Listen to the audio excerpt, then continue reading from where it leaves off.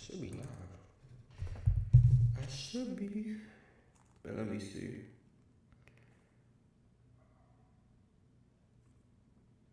Alright, hold on.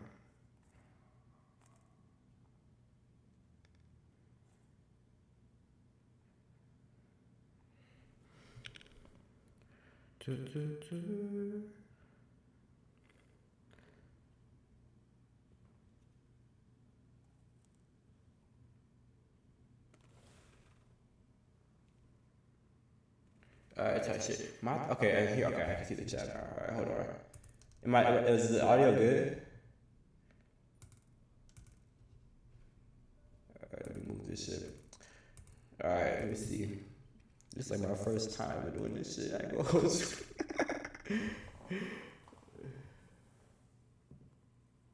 You don't hear me?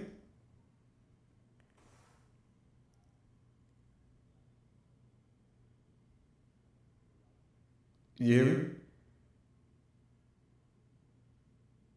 Echo? Alright, hold on. Alright, hold on.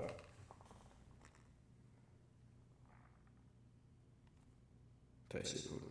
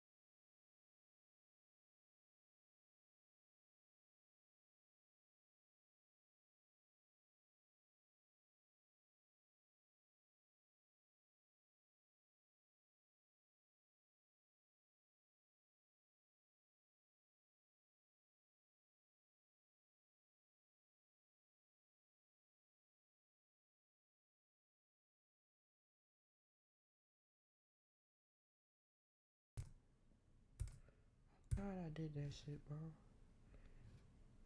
This shit is disabled. This is the main mic. And there's no other. Okay, there's audio properties. Okay.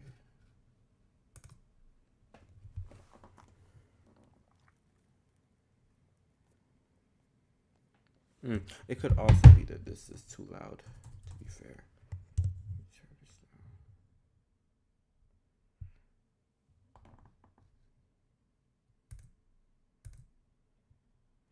Alright,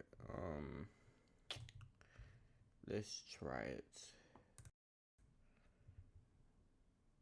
Is this better? Okay, alright, hold on. Is this better?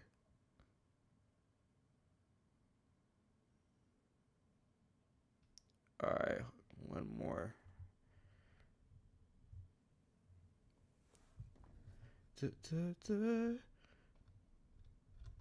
Alright, let me know if this is better. I think my shit was just too fucking loud. Okay, alright, perfect. My fault. This is my first time ever doing this motherfucker. Reveal me. But what's up, y'all? 2,000 subs is crazy. I started this bitch in like motherfucker October. I had like 5 subs. I was like, man, if I don't get 1,000 subs by the time I graduate, bro, I'm quitting this shit. So 2,000 is crazy. I appreciate y'all. You know what I'm saying? Yeah, like a lot has happened. I don't know if y'all peeped it. Like, I was telling my boy that's on here as well, but like Sepp and Chuck actually did respond to my like debunk video, but they did it in like a live stream type shit. So, and I don't know if that's like the current strat for niggas. Like it's just like, all right, let's just debunk this in a live stream for like 4 hours and pray I don't I don't edit this shit. But I'm a very competitive nigga, so it's like that's not gonna stop me. So I'm already working on that. You know, we going I'm gonna cook them up again. It's gonna be fun. So stay tuned for that. But my next video is commissioned. It's gonna be Sakuna versus MCU Avengers. So stay tuned for that. But yeah, before I get started, I want to introduce my boy. You know what I'm saying? I don't know what name you want them to feel me know you as, but.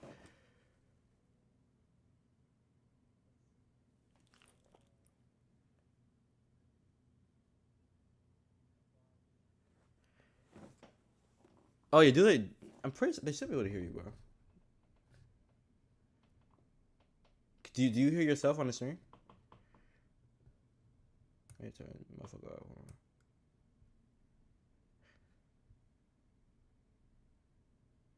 Do you hear yourself? Oh, what the fuck? Hold on. This shit is bugging out. Yeah. Oh yeah, you can't hear. All right, hold on. Give me 1 second. The MC Avengers are cooked. Hey, we'll see. They got a lot of wank on YouTube though. I ain't gonna hold you.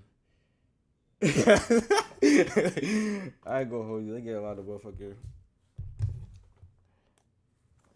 They get every motherfucker is motherfucking faster than like planetary.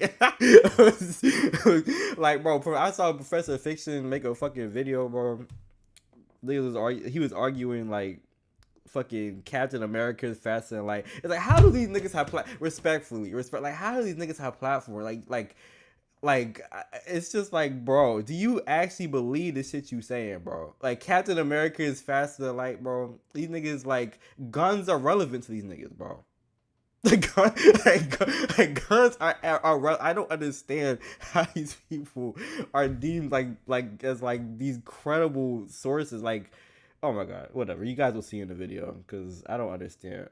The consensus for MCU scaling is like everyone is like planetary and like faster than light. It's like, what movies are you watching, sir? But hold on, let me get this Discord shit figured out. Audio from call isn't on through. What do you think of Demon Slayer being lightning timers? I don't buy it personally. I could see why people argue that it's not as crazy as JJK being lightning timers. That shit is fucking fried. But I don't personally buy it. I generally have more conservative opinions, I'm realizing, compared to people on a lot of verses. Because I value consistency. You know what I'm saying? Shit gotta make sense. So, like, I personally don't have them that fast. But I definitely don't think they're, like, street level or anything like that. Because that shit crazy. You know what I'm saying? If you could say that word. Oh, shit. I can't say that shit. Oh damn, bro! I be watching like mad people's, like, black people's stream. They be saying that shit. Oh god, all right. Oh, this is gonna be a hard adjustment for me, but I don't want to get my ass bare. Lord, I already got my fucking AdSense motherfucking fucked up for some reason, so I gotta get that fixed. So I don't want to get bare. I appreciate the shout though. You my new favorite power skiller. Hey, thank you, dog. Appreciate it. You gotta debunk all the trash Sakuna versus Maryland videos. I will definitely do. I'll do that. You gotta like point out one specifically because there's like so many. You know what I'm saying? Hold on. Let me try to get this Discord shit figured out while I'm reading the chat. You gotta debunk all the personal take on UG versus Denji. Denji should win that. Should be too fast for UG. Do you have any familiarity with Fairy Tail? I'm trying to get this Discord shit because my friend knows way more about Fairy Tail scaling than I do. I do know that the shit on YouTube I see is fried though, because I watched some of Fairy Tail. Bro, there's like this nigga. Oh, I can't say nigga. There's this dude in my comment section that was like, he was like my hero head, so he was like just on my head about, oh, you lowballing my hero, they're massively faster than like, bro, blah, blah, blah. And I was like, all right, bro, relax, like that don't make no damn sense. But then I look at his channel because he was talking crazy. He was like, oh yeah, you stupid, like, you don't know how to scale, that's why you're not gonna get no subscribers, blah blah blah blah. I go on his channel, this dude is scaling Natsu to like multiverse, so I'm like, oh, here we go.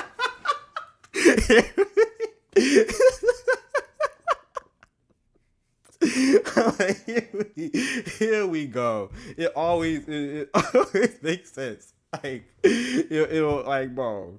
Oh my goodness, bro. I damn you don't want to make another My Hero video again because My Hero is like second to Bleach as far as like if you say anything, bro, the comment sections are going to drown your ass out. Oh my god, like that My Hero video, it was just constant. Oh, bro, you don't know how to scale, buddy. Travel speed is different than combat speed. Mind you, Ida literally blitzes people with his travel speed. I don't understand why this was ever like a argument. This is not like a this is not one of them instances where it's like travel speed is completely isolated when Ida's whole thing is using his travel speed in combat, bro. Like, what we talking about? Yeah, multiversal Natsu is like, this is the person talking crazy to me? Like, this is... Oh, he burnt all these timelines. He destroyed these timelines. It's like, you people do not care about consistency, bro. I need you to sit down with the mangaka of Fairy Tail. I forgot his name. But I need you to sit down. I swear to God, if that dude says, yeah, Natsu, I think he could destroy multiverse, I will cash app whoever, whatever amount of money they want. Because I swear to God, you people do not care about portrayal at all, bro. Yeah. So yeah, nah, I'm trying to get that fizz right now. I'm just multitasking. Hold on. How to get this hard? They don't like to build internal consistency at all, bro. And you can see it's so obvious, bro. Like all these scalers, they have like 1 feet. Like all their videos, it's like 1 feet of like, oh yeah, this character dodged the laser beam, they're faster than light, and then they move the fuck on. They don't talk about like the like, I'm just too meticulous with this because I'm thinking like, okay, does this make narrative sense? Is there like a consistency like in number of feats that actually makes this happen? As what are the contradictions? How do I reconcile the contradictions? People do not take this into account. They just don't. They go with the most impressive feat they could wank and then move on from there and don't care at all about if this shit actually makes sense. Like, it's so annoying.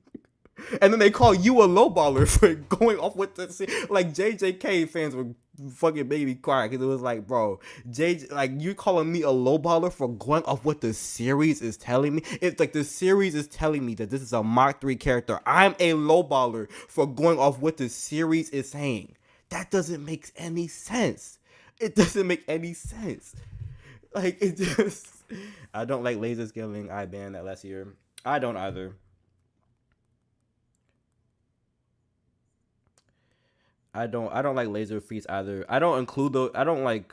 But if I'm making a debunk video, it's like hard to like be like, yeah, I just don't take laser timing feats seriously because it's like that's not a debunk. Like that's like a personal thing, but it's like I can't say I debunked your argument by being like I just personally don't take laser timing feats seriously. So even with My Hero, it was like I debunked the consistency of it. I didn't say like, oh, I mean, Stars and Stripes, this random laser. How is this light speed? Because that's not a debunk. Because people are not gonna buy that on YouTube. They're always gonna take everything like ultra to the extreme. So you have to kind of steel me on that, but it's very annoying.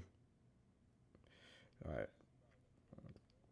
Dude, Fiction argued the boys like has like late like the boys fucking Homelander is like light has light speed like reactions or whatever, and then has like what country level power. How do these people have platforms? How do these people have platforms? How do these people?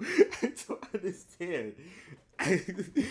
Like, yo, what show are these people watching, bro? It's God.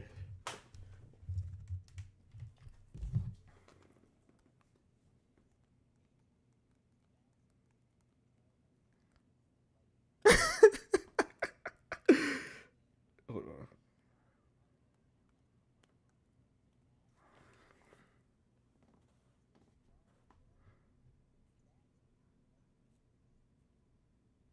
Like what, bro? Yeah, like it,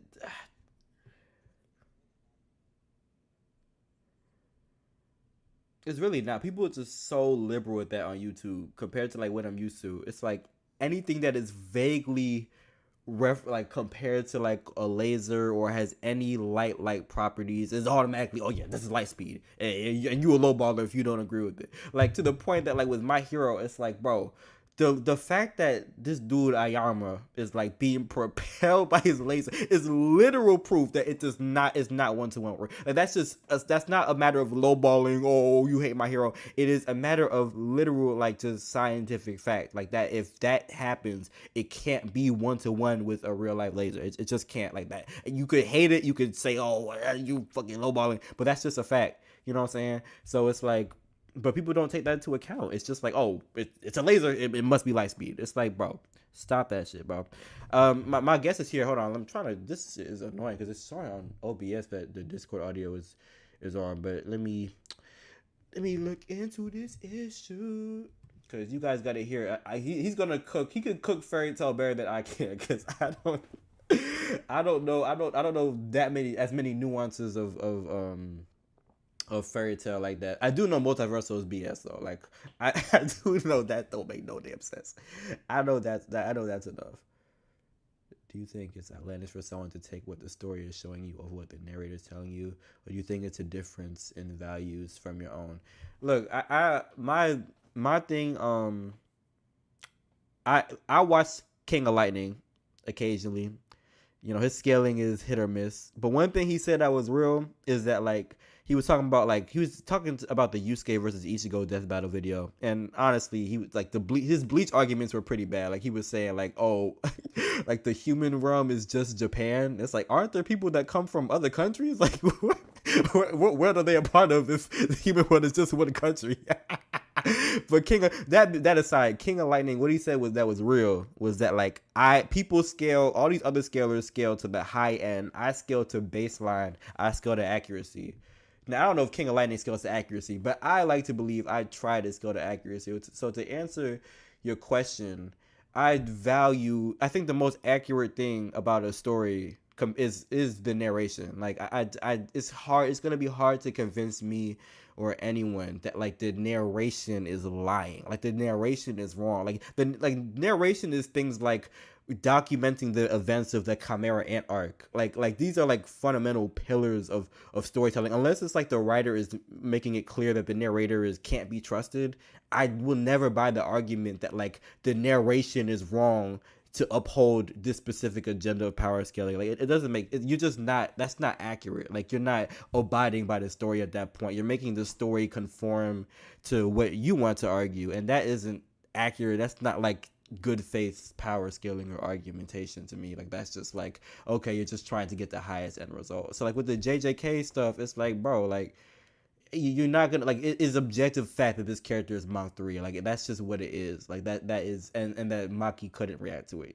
That is a fact of the story, much the same as any narration in any story, unless explicitly established otherwise. It's just fact, you know. Like if the narration says that like Luffy's height is 5 feet, whatever, that's not, you can't be like, well, actually this pixel scale shows Luffy is taller, so that's a lie. No, bro. It's telling you what it is. It's the same thing here, bro. Like, and that's why it's like, the JJK is very clear cut to me. Like if the narration is telling you that, bro, and that would apply to One Piece. If One Piece was like, bro, if there was a chapter tomorrow that dropped that said, bro, Luffy is only light speed in combat, it'd be like, bro, like, okay, I give up. Like, what am I supposed to say at that point? Like, I give up. Like, yeah, Luffy's only light speed because that's what you're telling me. You know what I'm saying? Like, but this shit is pissing me off. Has to actually include the voice chat audio sources application, split application. That doesn't work. I'm assuming that game bar. Find what they had to say. Damn, how do people? Alright, hold on. Let me see what. Let me try to do this again.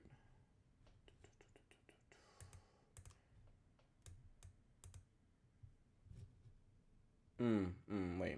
I may have the solution. Input, output device.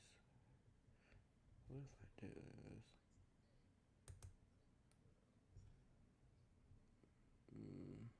Or input.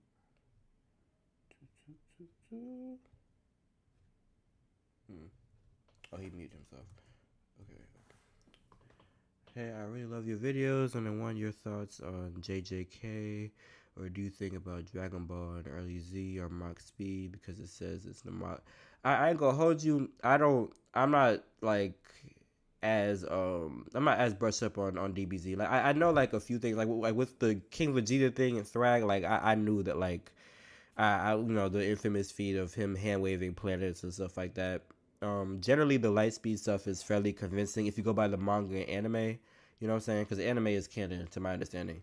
Now just in the manga it becomes like a bit weird to scale DB speed to me, but the anime has like enough to argue it. So I don't know if I'd argue that their Mach speeds in early Z.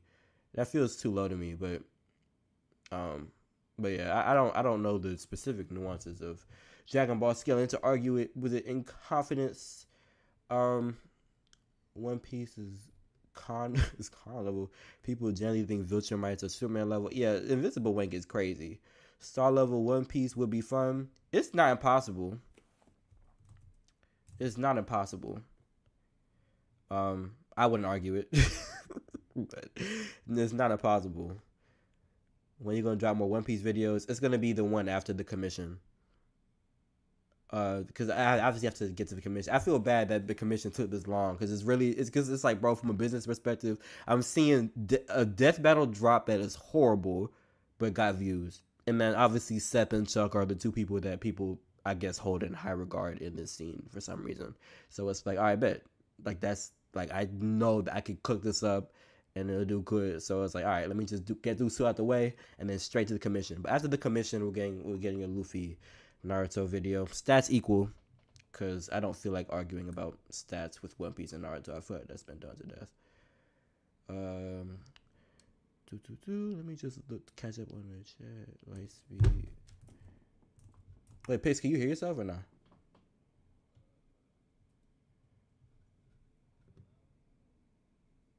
Okay.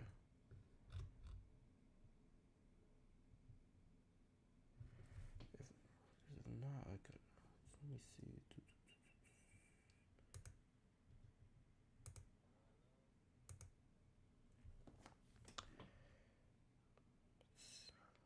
Fuck! What in the hell? Hold on. Let me look into this. Yeah, hold on. You fuck with Jeff Sauce? Yeah. I saw Jeff Sauce's reaction to my shit. I don't watch. I'm not really like into the Dragon Ball side of things, so I don't really watch much of his content just because I'm not like I'm not really a big Dragon Ball head, but I mean shoot, like he seems solid. Me and him actually been DMing on Discord about we planning on we got plans in store for Seth and his sidekick Chuck the Cyber Cuck. So and by the way, oh my god, that pissed me off. In the stream, they was trying Seth and Chuck was trying to cook. It was like, oh damn. Like they no because they're not even that. They was trying to roast me at the beginning. They was like, oh, I can't understand what Eazy is saying. He sounds like this. He sounds like that. And then the chat is saying, oh no, Seth, why are you roasting? You're gonna get banned again. Oh no, Seth is unlocking his curse mark. He's roasting. And it's like, first, not only is the glaze crazy, but it's like, Seth, bro, like you should not like keep it about the scaling, because if we talking about roasting, like I only need to bring up certain allegations to end that conversation. I'm gonna leave it. I'm gonna leave it at that, Seth Diddy. But come on, bro, don't get to roasting me. And Chuck roasting people for how they sound. Like, bro, oh my,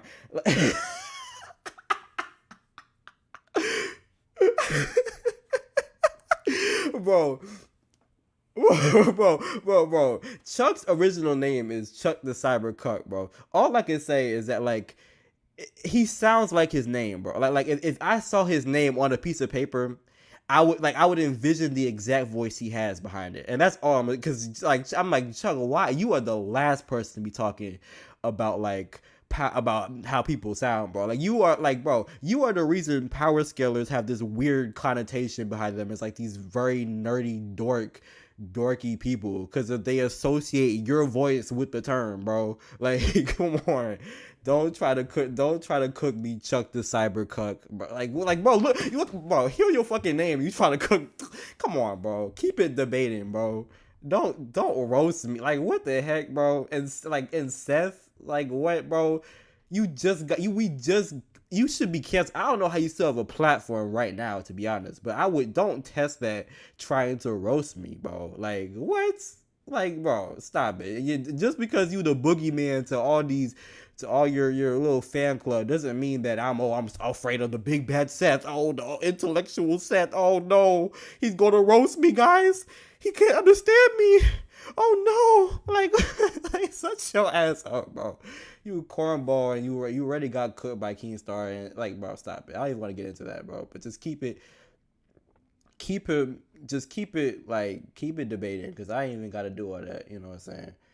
People, bro, I will show screenshots in my upcoming video debunking them, because it's like, bro, there was someone in the chat that said debating Seth is like fighting Prime John Jones.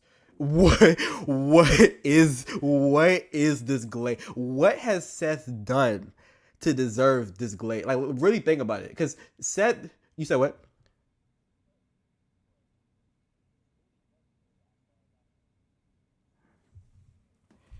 He could King of Lightning, but like, bro, King of Light, okay, like I guess he beat King of Lightning, but at the same time, Seth, it was like a life or death debate, because Seth was arguing, oh yeah, Dragon Ball Light is faster than real life Light. It's like, oh, what the hell are you talking about, bro? Like you barely, like you have to resort to these horrible arguments to beat King of Lightning, and you did, but it was like, okay, other than that, who has he debunked? Kuro the artist, who admitted he doesn't know how to freaking power scale. This is who Seth, and mind you, Seth had to 2v1 him. He got Seth, it was him and Chuck, and they quote unquote debunked Kuro, even though Kuro, like I said, admitted he doesn't know how to scale. He was just making a video, and even then, like, it was like he was missing a lot of his points, because Just a Robot came on, made his own video, and was like, Seb, you just don't understand what is being argued here. So okay, so if you take away Kuro, what else is he debunked? Like Death Battle? Like everyone's debunked Death Battle. I've debunked Death Battle. Like what? Why does Seth and Chuck get so much glaze? I genuinely don't understand it. It's not like I feel like Professor Fiction and Tyler are better than the people that Seth has debunked, respectfully. Like, I don't think Seth has debunked someone as, I'm not here to glaze Professor Fiction and Tyler, by the way, but I'm just being real. Like, they have more experience than Kuro, you know, like, and they've debunked Death Battle, so they're better than Death Battle. So like, why does Seth and Chuck, oh, they're the faces of the YouTube debunking? Like, why? Kuro because Kuro made that video, oh, Ben 10 beats Goku, and you know it said, it's like, oh, you mentioned Goku, the fucking bat signal appears, and now it's like, oh shit, let me call Chuck. You know what I'm saying? You dare insult Goku. Dare insult. So that's why. So of course that's what Seth tried to get in there and argue against it. But it's like, again, Kuro is not a scaler, bro. He doesn't care about this. So it's like, okay, you could debunk him. Like, it doesn't mean that you're this goat of like, debunk Goji Chronic, because Goji debunked Chuck. Goji fried Chuck. Goji rolled Chuck up and smoked him with the Metro Man invincible thing. Smoked him.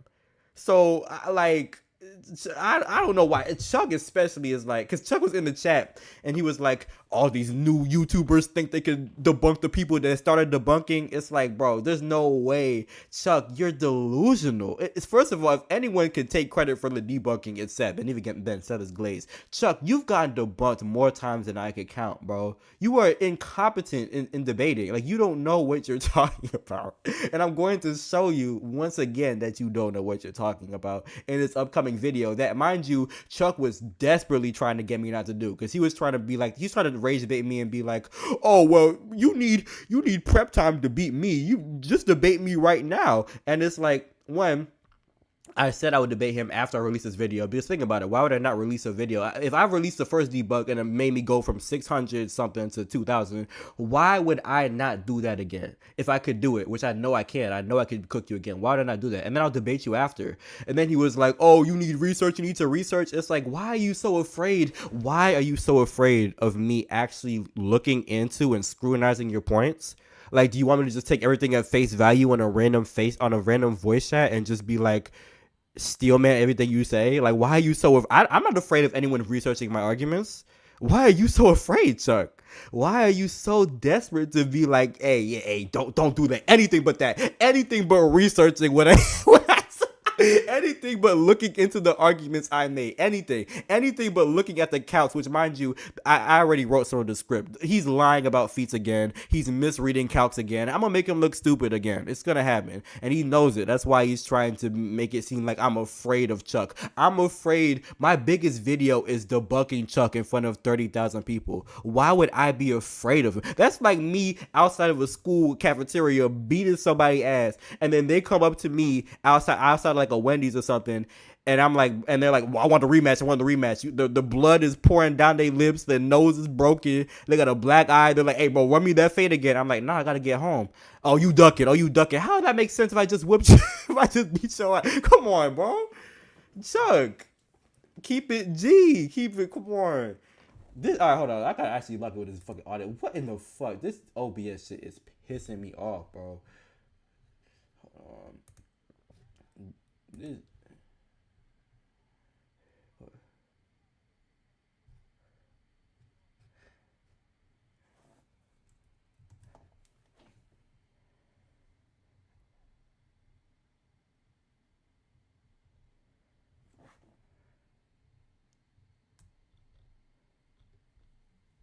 Yeah, like that don't make no kind of sense, bro.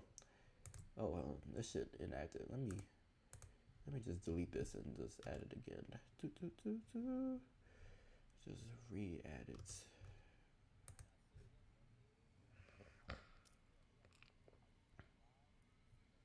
Yeah, Class the Bleach debater, right?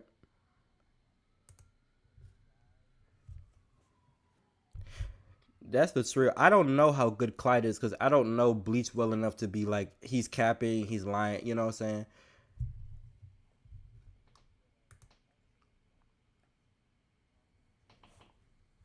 Probably better than Chuck. Way better than Chuck. Chuck is so bad. Oh my god. Oh my god, bro. Because you have to watch the stream. I'll send you the link, bro. Because in this stream, there was one point where even Seth is like, "Oh damn, he's calling you a liar, bro." He's calling, and then Chuck is like, "No, no, no. I promise, it's not." But like, bro, he was because it was about the solar flare thing, and it was like, bro, you're literally wrong. And he was trying to save face and be like, "Are you seriously trying to call me out for saying that solar flares and super flares are the same thing? Super flares are literally just stronger solar flares, bro." It's like, bro, no, they're not. Solar flares and super flares are different things. Explicitly, these are not the same thing. You repeating the same wrong argument I debunked and showed evidence of why it's wrong, as anyone who has any basic knowledge of space couldn't fucking comprehend. That doesn't mean that you're right, bro. Like, Chuck is an idiot. I'm sorry. I don't like saying that, but like with Chuck, it's true. He's an idiot. He is dumb. Like he's at a level where it's like he just doesn't understand basic science. He just doesn't. He's citing all these things like, oh, you know, the inverse square law. You don't understand the inverse square law. Easy. If you understood the inverse square law, then you would like shut that shit. Shut that shit. Yeah, oh yeah, the stream is, well, there's a reason you can't find it, because for some reason it was, honestly, I was pulling Seth's nails to make sure he kept the stream up because he almost didn't keep it up. But I was like, bro, Seth, please keep this up so I can download it and debunk it myself. But his live stream is called hold on, it's on his second account, the one with like 48K with like the Eazy profile picture. It is the Minato taking out 1000 Shinobi is super tough. That's the name of the stream. And if you go in like the comment section, there'll be a timestamp for when they supposedly start debunking me or whatever. But it's so funny because Chuck and Seth are like, oh, Eazy's just gonna drag this for a profit. He's gonna drag this just to make money because all he cares about is money. Mind you, the only reason these two people even reacted to my video was because they bribed they were like, bro, I'm not gonna react to Eazy unless you pay me $200. That's what they literally set up the donation to where it's like they're not, and I was like, bro, donate so they could do it. But I'm like, I'm not even mad that like you want the bag. Like I'm not, because it's a business. You know, I understand that. But it's like, bro, you can't come at me for doing this. What you did is worse, to be honest. You talking about you're not gonna react to what your fans want you to react to unless they pay you $150. You know what I'm saying? Like that is more. Even your own chat was like, bro, how are you always begging for money? Like you broke when we're always giving you money every week, every stream. So it's like, how you gonna come at me for doing this? Come on, bro. But yeah, it's on that video. Clyde probably does have weird arguments. I know for damn sure outside of anime, Clyde for sure has weird arguments. But that's neither here nor there. As far as anime, I don't know Bleach. I don't know, and that's all he talks about is Bleach. So I can't cook on that. But I do know Chuck is an idiot, and I know Seth doesn't. I know Seth is like, Seth has this weird thing. You know what I'm saying? And it's clever. It's something I notice with YouTubers. It's like, if you're not confident on your arguments, what people do is like they'll do this whole low end, mid end, and high end thing. So instead of committing to one argument, which I always try to do because I'm not scary, I'm like, I am firm on my stance.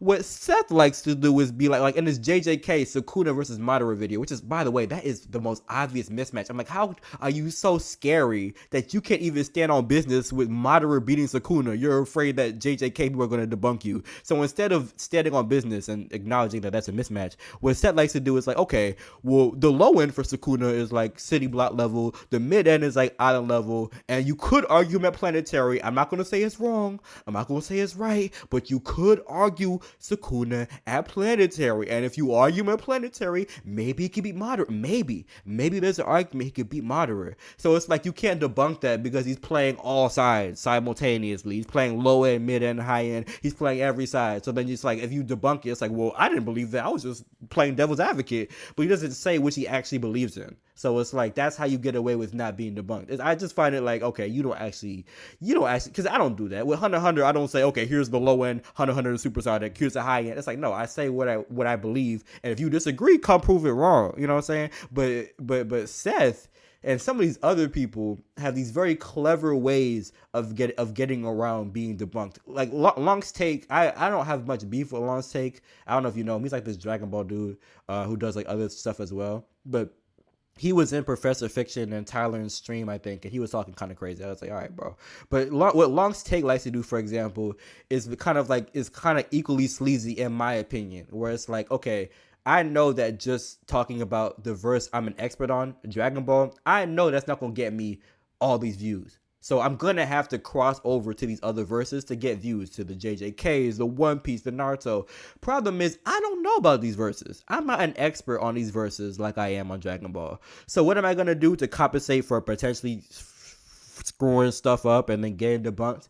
I am going to create a mismatch. I am going to create a mismatch. So it's like, okay, there's like a Dragon Ball video where it's like TN versus like the Bleach verse, and he lowballs Bleach to like planetary and makes these weird Bleach arguments.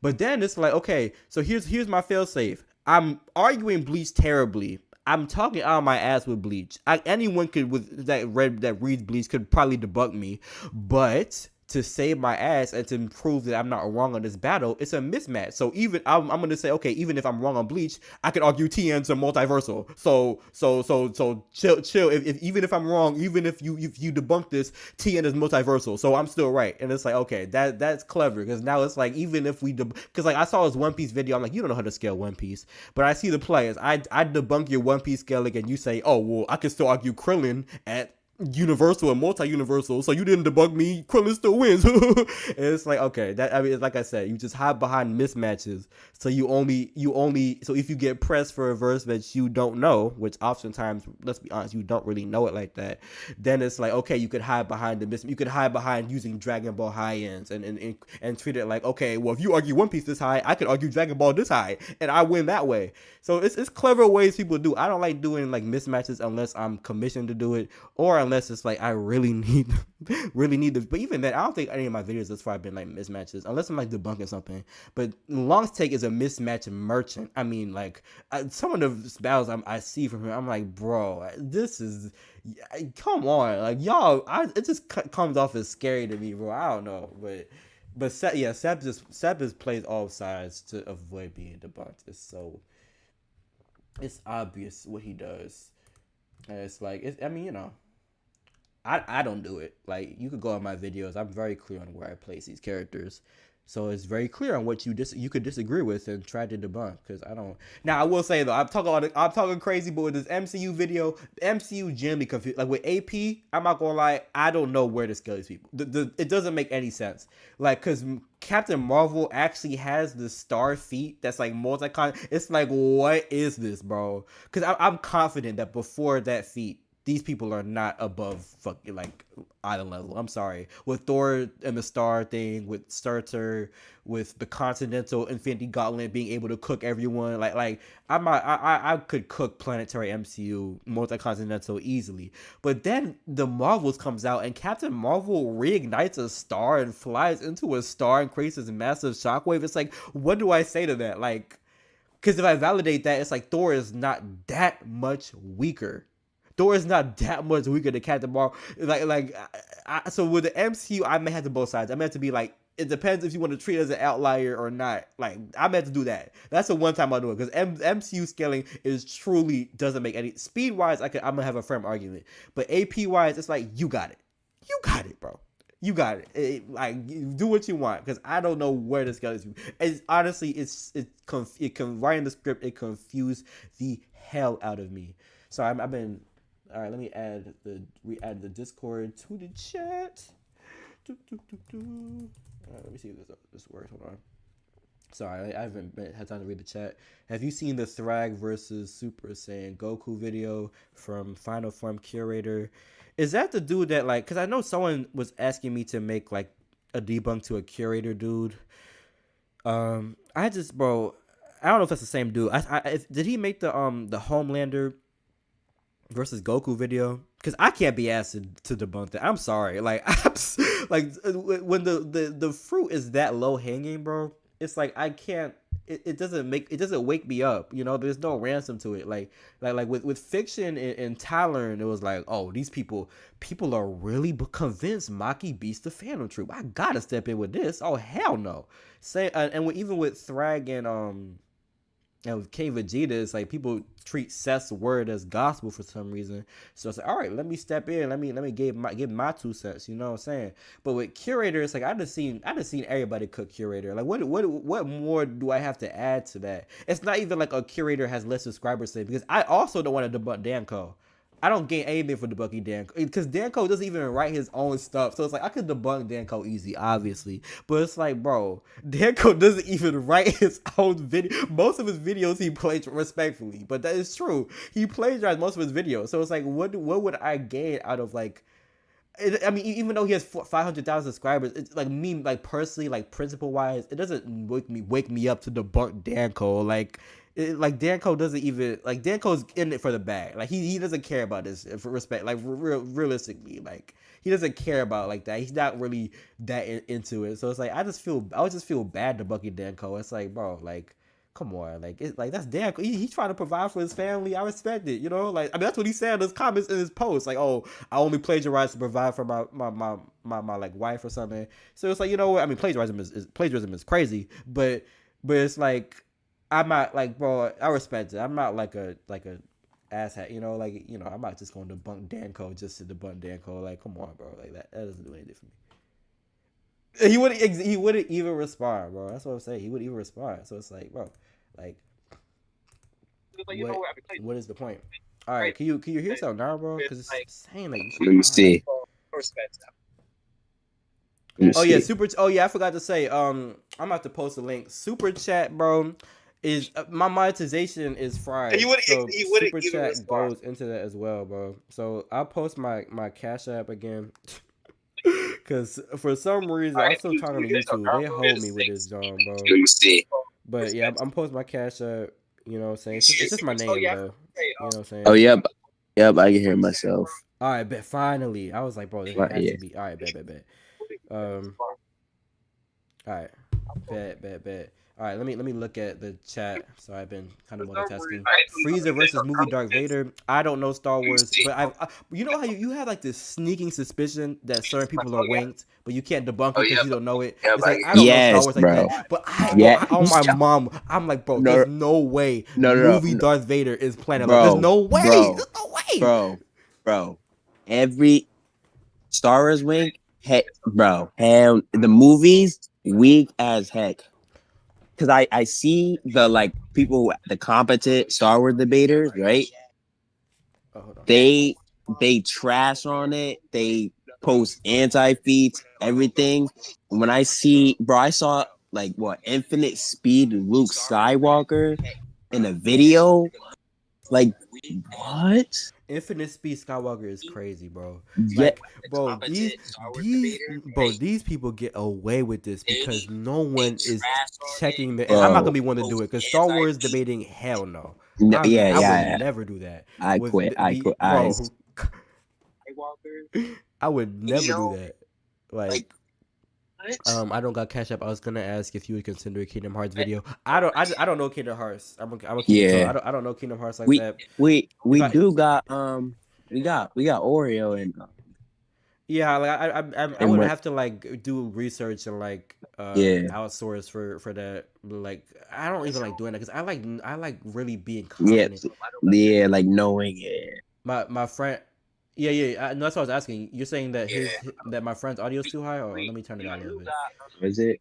Yeah, I know, but I control like um your audio as well in OBS. So let me because it's not loud to me, but it could be loud to them on the stream. So let me just turn it down a little bit, and they'll tell me if it's better. But yeah, I don't know Kingdom Hearts enough, and like I said, I don't like outsourcing too much. Like um I would if I was commissioned to do it, I may do it, but I don't know, bro. Like I like knowing stuff so I could like defend it in earnest. You know what I'm saying? Yeah. Lonks is kind of cool. Definitely disagree. Lonks is cool. You know, like I don't have beef with Lonks, but I just peep like the tactics personally. Like you know, like I don't know. Maybe it's just a me thing. I just don't respect it. Like you constantly making mismatches. Like come on, like that's easy. I can make mismatches. Anyone can make mismatches, and then it's like no one can debunk. No one can like not even debunk you, but no one can like take issue with what you're saying. It's like a mismatch, but like that's not interesting to me. But whatever. I mean, he's not.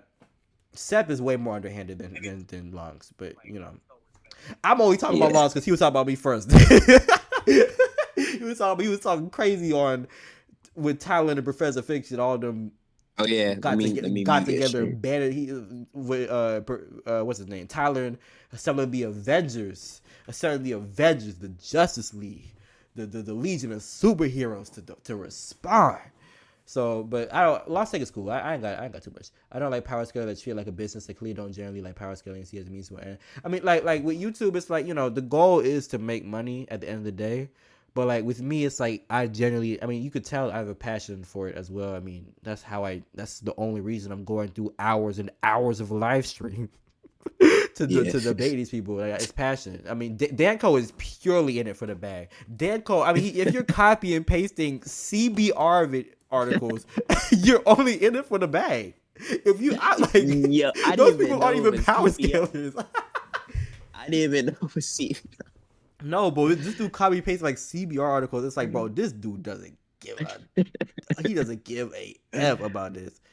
He doesn't give a like, bro. Final Form Curate, yeah, Curate is trash. I just can't be asked to debunk it without commit. I'm sorry, like it's just no. I don't really gain anything. The whole Kyoko Sugetsu, it's inescapable, was weird from Clyde. Is that weird? Like the KS is inescapable. Like for anybody in the. I don't know the context of the statement he's talking about. Like, he just said KS is inescapable is a weird take from Clyde. I know Clyde, like he says, it's like thumbnail. It's like just purely thumbnail. He doesn't. I don't think he will argue it. Like shoot, some I don't know God tier Marvel character can't break out of it. I don't think he'll argue like that. Yeah, like. Wait, let me see. You ever seen who's Key? Yeah, who's Keys? I don't know. I do not. I'm not gonna lie. I avoid One Piece scaling like the plague on YouTube because I just feel like I'm always leave the video like, damn, they don't know what this. Yeah, they don't know what they're talking. Like, how do you feel about the lightning feats in JJK? Inconsistent, trash. Honestly, some of them are. It's either you can't prove the attack is lightning speed, or it's inconsistent / debunked by the Maki shit. I'll say this. Kashimo, I would argue that he has a literal lightning speed attack, but I don't skill anybody to it because it's like it like literally blitzes you. Yeah, that's like, what I'm saying. It doesn't like blitz everybody. It blitzes you, so it doesn't even. What are you skilling that to? Exactly. Like the other metric is the EMA. What you call it? EM waves that he shoots out at Sukuna, and then it's argued that he dodges. Yeah, which I would say it's flawed. Yeah, shit ass. I ain't gonna hold you. The other person on stream is my boy. I don't you didn't get a chance to introduce yourself because the oh yeah. So yeah, y'all gonna call me Maji. That's my nickname. Yes, sir. Maji knows like a lot of he knows a lot more Bleach than I do. He knows Fairy Tail on top of like One Piece, Hunter x Hunter, Yu Hakusho type shit. But, Naruto, Bleach, Fairy Tail. I'll just say it right now. I'm a Fairy Tail hater though. So hey, me too. Seven Deadly Sins. You can speak, and bro, I'm gonna say Seven Deadly Sins ain't been popping in a minute, but I haven't heard anything. I know. Well, I've been seeing some crazy new takes on Seven Deadly Sins because they got the spinoff series. Oh, for real? Yeah.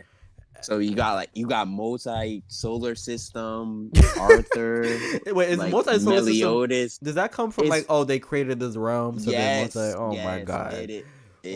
I blame Naruto fans for this, by the way. Yeah, I do. I blame Naruto because it all started with Kage created dimension, solar system, potentially universal, depending on how you scale the size, whatever. It's like, bro, please stop.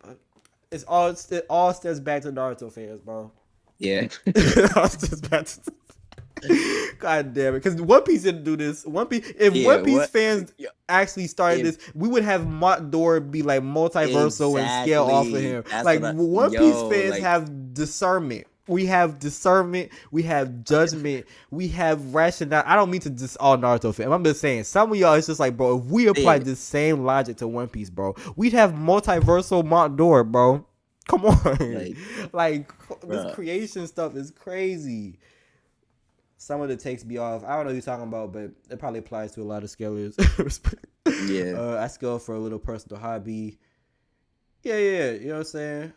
Would you ever react to Dead Bird? Some of these people y'all be saying, I don't know who they are, bro. I don't know who that. I've never heard of Dead Bird. Dead Bird. Ain't One Piece Continental. They're a little bit. They're more than a little bit above Continental, but But you know that's like not. It's not crazy. Well, it kind of is, but it's not the craziest thing. Some people argue island level One Piece, so it's not the craziest thing, but it's above. They're quite a bit above Continental. All right, so I got Captain One to hold on. Captain Marvel flies FTO to rescue Tony. Also, Captain Marvel flies to a snail's pace to get to the gauntlet. Yeah, like it doesn't make sense, bro.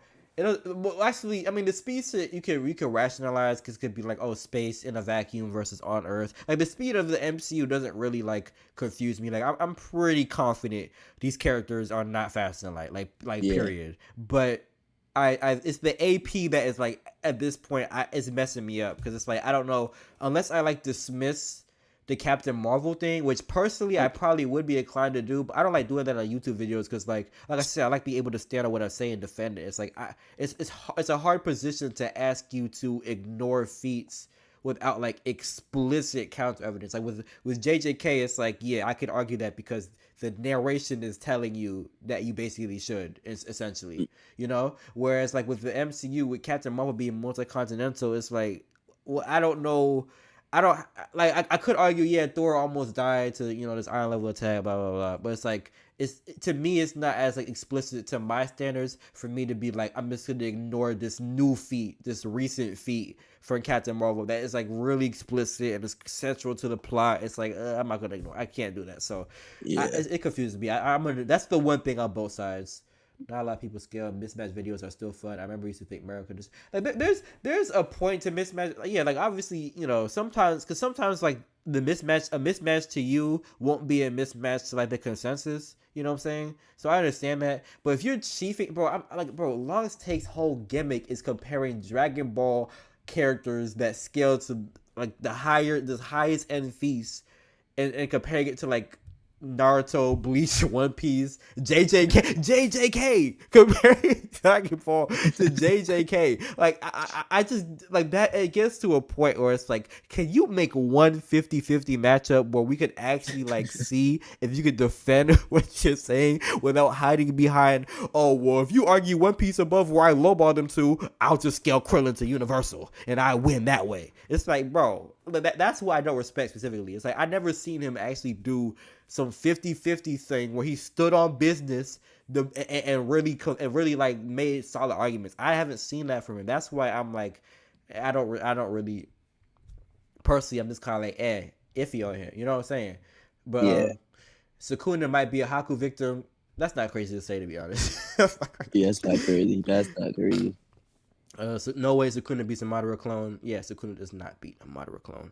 He does not. Seth and Chuck are bad, but I saw a video today with the guy saying that 3 Mil Goku is even 40 tons. Yeah, there are people that are even worse than Chuck, if you could believe it. It's hard to wrap my head around sometimes. I don't know if you've seen the Fire Emblem power scaling. I have not. I don't know Fire Emblem like that. Lost Take sucks is Dragon Ball GT scaling, honestly. I don't know Dragon Ball. I don't doubt that he doesn't know what he's talking about. Weird question: is using chapter episode titles a valid method of scaling? I mean, you have to justify it. You know what I'm saying? I mean, it depends. It's an author by author, case by case. Because it's kind of like a similar thing where, like, would you scale attack names? I personally would use attack names to scale characters when it comes to, like, Toriko, where it's like, oh, this author is ultra explicit. And, like, the attack names are super literal. In Hunter x Hunter, where it's, like, generally speaking, it doesn't stray away too much into hyperbole. You know, like, I could see the argument that Killer was lightning speed because it's Hatsu's called speed of lightning, and, like, the intent is kind of clear there. But when it comes to, like, I don't know, something like One Piece, like, I wouldn't use attack names to scale. Like, I wouldn't. So so to answer your question with chapters, it depends on, like, is the author has a tendency to use, like, hyperbolic figurative titles, or they, like, ultra literal in their writing style to where it's like, okay, if it's titled this, and that should be indicative of where they should scale. What do you think of Longstein's video on Barda versus Viltrumites? I didn't watch it. If y'all want us to react to a video, by the way, we could do that. You know what I'm saying? I'm not gonna be like Seth and be like $150, and until you give me 150, I'm not doing anything you tell me. I'm not doing anything you tell me to unless you get 150 in my account right now. Oh my god! And they call me the bag chaser. Oh my god! Yeah, Oh Seth. yo. Oh Seth, please. But yeah. Just let us know what video you want us to do about, or just react to, because again, Maji knows verses that I don't know that well. On top of the verses I have debated on, so like if it's Bleach, we can react to that. If it's fairy tale related, in fact, hold on, I low key wanted to see your reaction to this fairy tale, because this dude was talking crazy to me. Hold on, let me see if I can find it. This fairy tale dude was talking crazy to me, and I watched this video. I'm like, oh hell no, who does this dude think he is, bro? I believe in lightning speed JJK, but I'm not gonna hard argue it. Well, if you're going off the anime doesn't have the contradictions that the manga has at this point, to my understanding. So it shouldn't be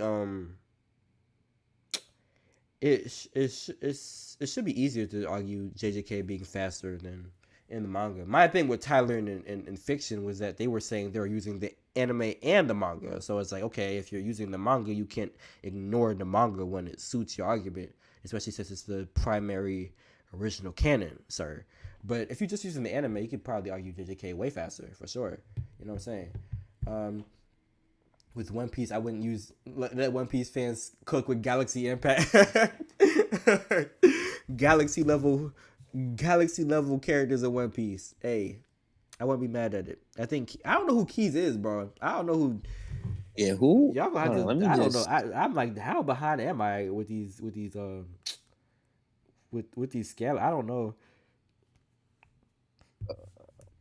I've mainly been paying attention to like the TikTok scaling scene. That Who should is be. Keys? I don't know who Keys is, but Pix, you remember the debate on TikTok with like, oh yeah, these One Piece characters can skywalk, so they scale above 8K's guy. Yes. Yep. Yep. Yep. It's like, um, it's like, bro, and the crazy thing was like, look, I love One Piece, but I mean, I could be objective. That argument doesn't make the most sense. Yeah, it But it was, doesn't. but It doesn't. TikTok debaters were getting That's what I'm fried saying. by Like, it because they were like, oh, well, Skywalk, because you're again, the argument was that 8K's guy against Moderer. I guess Moderer was hyping up that guy was kicking the air to simulate flight. So it's like, oh, you're so strong you could kick the air and create a shockwave that allows you to fly. That's not verbatim, but that was like basically the interpretation of what he said. And then the One Piece argument was like, oh well, people in One Piece do this all the time. CP9, Sanji, Skywalk. So if that's a high tier feat of strength in Naruto that only the top tier taijutsu master can replicate to the point that another top tier in Madara is shell shocked, then surely that means that anyone who could do Skywalk in One Piece scales above AK's guy. yeah, And it was like, oh, I don't know if I can get behind this, bro. But yeah, then the people on TikTok, instead of debunking the fact that just scaling to Mike Guy's ability to walk on air doesn't mean you scale to his strongest AP exactly. feats that are named attacks. Instead of taking that route, they instead try to lie about Skywalk and be like, well, Skywalk has nothing to do with strength. It's like, oh, come on. Now you Yeah, setting yourself up to get cut because you're lying about the verse. Oh, wait. You talking about key issues? Oh, it's funny. When I was in like high school, bro, I had a debate with like a key issues person on like what was it, on like part one Sasuke versus DCEU Wonder Woman. I was debating for Sasuke because they have Wonder Woman at like massively faster than like multi-continental, blah blah blah blah blah. I was like, oh hell, the same Wonder Woman in the Wonder Woman movie I saw struggling with like with way weaker attacks than multi-continental. I mean, of course, you'll argue that like, oh yeah, this tank is like upscales or whatever. But I was like, yeah, bro, Sasuke should fry Wonder Woman. But of course, I debated in the key issue server, so of course the judges were all people that agreed with the key issues debaters. So of course, I quote unquote lost because everyone voted against me because I was the only one that disagreed with live action Wonder Woman being over continental, faster than light, etc. Which, mind you, the Flash movie explicitly oh debunked. yeah, The Flash movie yeah, destroyed any argument for Wonder Woman being faster than light. Like it was so beautiful to see. DC the key issues doesn't make videos anymore like that, at least from what I've seen. So I've had the chance to debunk them in such beautiful fashion as I've been wanting to. But of course, if I was commissioned to do that, I would do it. But yeah, no, I've key issues. I'm aware of key issues. I didn't know they did anime videos.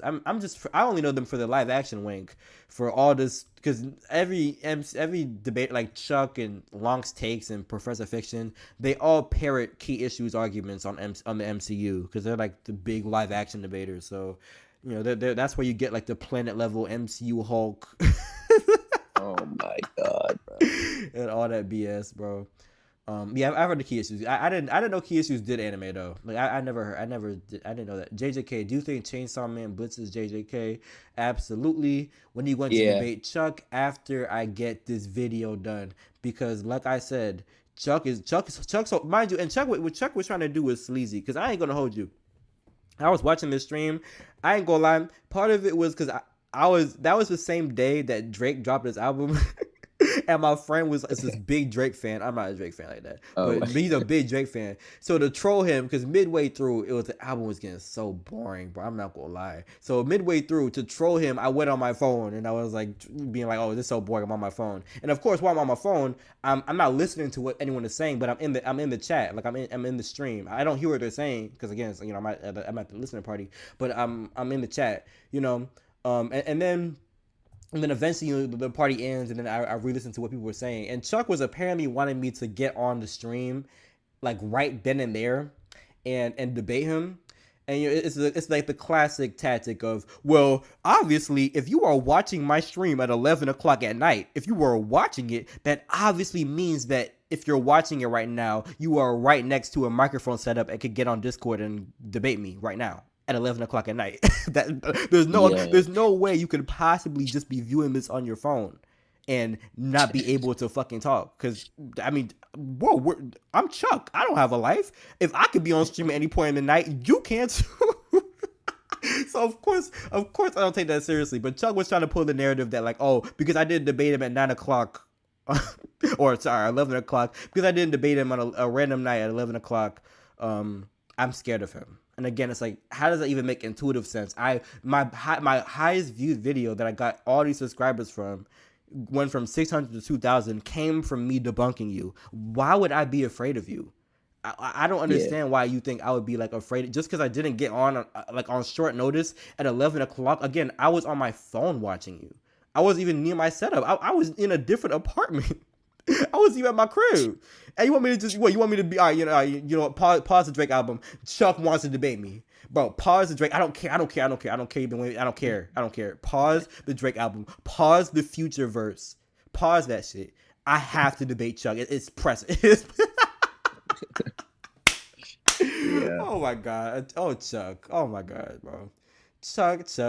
But yeah, I'm gonna debate Chuck after I debunk him. And I don't want to hear anything about Chuck being like, oh, he just wants the clout. He just wants the money. Because again, you wouldn't even react to me without begging your followers to give you $150. I could easily be like, all right, you know what? I'm not even gonna respond to Chuck. Yeah, he responded to me. Go watch the stream, but give me $150 and then I'll do it. No, I'm doing this for the love of the game. I'm doing it because I want to cook y'all. You know what I'm saying? So, and like I said, I respect it. It's a business, but don't get on here calling me a clout chaser, calling me money hungry when you are holding your chat hostage for $150 just to do what all of them are asking you to do, which is react to me. Like, if you need money to react to me, bro, like come on. After I debunked you, you scary, bro. You scary. I'm not Yeah. scared of you. Like I said, I'm gonna get this video. I'm gonna cook you. I'm gonna get views. I'm gonna make this benefit myself because that's what a smart person would do in my situation. And then I'll debate you after if you want to do it. In fact, that's what I was talking. I don't know if you know Drip Sauce, but this is Dragon Ball debater that was also cooking stuff. And he reacted to my video on stream, and I talked with Drip, and Drip was like, "Bro, we should debate Sep and Chuck." And I was like, "Yeah, after this video, bro. After I drop this video, then we could set up the live stream debate because I'm not gonna make a third video. Like I try Yeah. to do 2 rounds. I'm not gonna do a third video. I'll do a live stream at that point. We could debate to just to shut these people up. But yeah, to answer your question, I will debate Chuck after I destroy him again. like, like I know I will. I think it was upscaling from Blue Beetles. Oh, they talking about key issues, dumbass arguments. Let me see if I can find this fairy tale video because I truly think it's hilarious. And I'm a petty person. I don't forget who talks crazy to me. I was like, this is the first person that really tried to get in with me because it was because I wasn't arguing My Hero at Faster Than Light and Continental and oh no, how dare you. So let me find his video because I was like, bro, this is who's telling I can't scale multiversal. And they always what I hate about these power scalers on YouTube, bro, is that like they always hide behind some of the most like annoying jargon. Like Seth does it. They always do this. They cite these niche fallacies they know 99% of people don't know anything about, and they cite it in debate, and they know it. They know that like 9 times out of 10, the person that's watching the video is not gonna know what what John Cortain third law fallacy, whatever. Like they're not gonna know what that whatever fallacy is. Like they're not gonna know it by name because 99% of the time the average person isn't reading a book of fallacies and memorizing it, but they know that. And with the way I try to write my videos, I try to be as accessible as possible because I think that is the mark of actual like good argumentation. If you could understand what I'm saying and you could find it logical and agreeable, I've done my job. Seth Yeah. and people from Seth's school of debating are ethos merchants. What I mean is they are hiding behind, they are banking on you not knowing about these fallacies they're pulling out of their ass.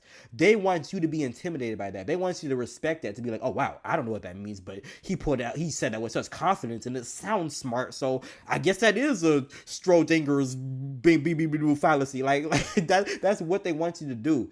If you can't explain how a fallacy, the intuition of a fallacy, like if you can explain a fallacy in the principle of it and why it's actually a fallacy and in an accessible way that people understand, and your argument is literally just, okay, this is just a XYZ fallacy, moving on, you're not a good debater. You're just hiding behind ethos. Yeah. You're banking on people not actually knowing anything and just respecting the fact that you named this old big word without actually doing it. And that's why live debating Seth and Chuck will be annoying and probably a waste of time. Because what Chuck is going to do when he's back against the wall, which it will be because he sucks, he will then try to be like, oh, well, you're doing this XYZ fallacy. And I'm going to keep it 100. I don't know the name of all these fallacies. So I'm going to be like, what does that even mean? And he's going to be like, you don't know what that means? You're not even a good debate. How do you not know what that means? And it's going to be like a whole thing where I'm like, okay, explain it. And he's not gonna be able to explain it. It's gonna be a whole thing. The point being, bro, all of these people from like Seth and Seth's school of debating just hide behind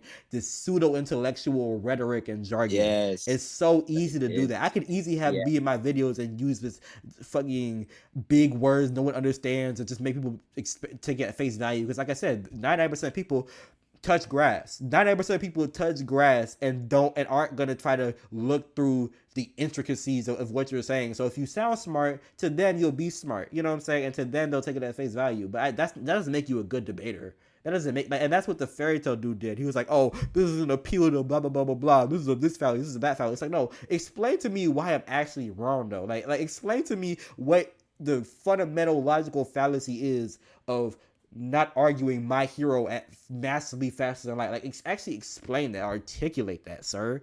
Don't just drop these big words on me, expect me to concede. Exactly. Come on. And that's why when it comes to Discord debating servers with the judges, I avoid that, bro. I avoid that. No, that's a waste of time, bro. I'm telling you. And people treat that as like, oh, if you don't do it, you're ducking. But that's not real debating, because think of, like, it's never productive, right? Like, to me, the mark of, my opinion on it is, like, to me, the mark of good debating at this point is, like, if we both take time to interrogate each other's arguments and cook up our best work, because 9 times out of 10, your best work is not on the fly, especially with argumentation. It's checking facts. It's research. It's mulling things over. You know what I'm saying? So that's both of us at our best. And if one person wins, okay, I beat, in this scenario, we're both at our best. We both have time to cook up the best that we can. That's how we determine who's better. And in live debating, it is so easy, and Seth is good at this. It's so easy to control the narrative and control the conversation, even when you are blatantly wrong. Like, one of Seth's favorite tactics that I'll destroy in my next video is basically trying to deflect the onus of clarity, I should say. So it's like, okay, Seth was in his video, and I'm gonna show the clips in my debunk, because like I said, he's trying to do the Thailand where he gaslights us into thinking that he didn't say what he said. But Seth in his video was like, bro, Invincible is so lowballed, because I mean, you guys are on their ass for destroying a planet by flying through it. But in Dragon Ball, could you imagine if Vegeta flew through a planet? Could you and destroyed it? When Beerus and Champa destroyed planets with punches? Bro, that is insane. So think about it. Like, in Dragon Ball, that's insane. So why are you lowballing the Invincible feat? That is what he was saying, bro. So naturally, I exposed that for being the stupid argument it is, and being like, first of all, both of these feats are completely incomparable to the Invincible feat, because the Invincible feat required 3 people and a destabilized core, and they almost died in the process. And your example is a hypothetical where Vegeta is doing it solo without help and without a destabilized core, destroying a planet, and Beerus and Champa punching planets off, not bull rushing into it 3 other people with a destabilized core. The point being, you are citing 2 feats that are way above the Invincible feat to defend the Invincible feat. That is fundamentally a flawed and stupid analogy. And then Seth's big response to that is, oh, he's taking my rhetoric too literally. That is verbatim what he said. He's taking my rhetoric literally. Oh how my am I god. taking it? So okay, so what is the figurative meaning of what's the figurative meaning? Like what this is what they do. Like instead of taking accountability for saying something stupid because they said something stupid, what they do is they deflect it to being like, oh, you just didn't understand me. You just took it too literally, bro. Because obviously when I said that, I didn't actually mean what I said. I meant something entirely different that I didn't even say in the first place, and it's your fault for not picking that up.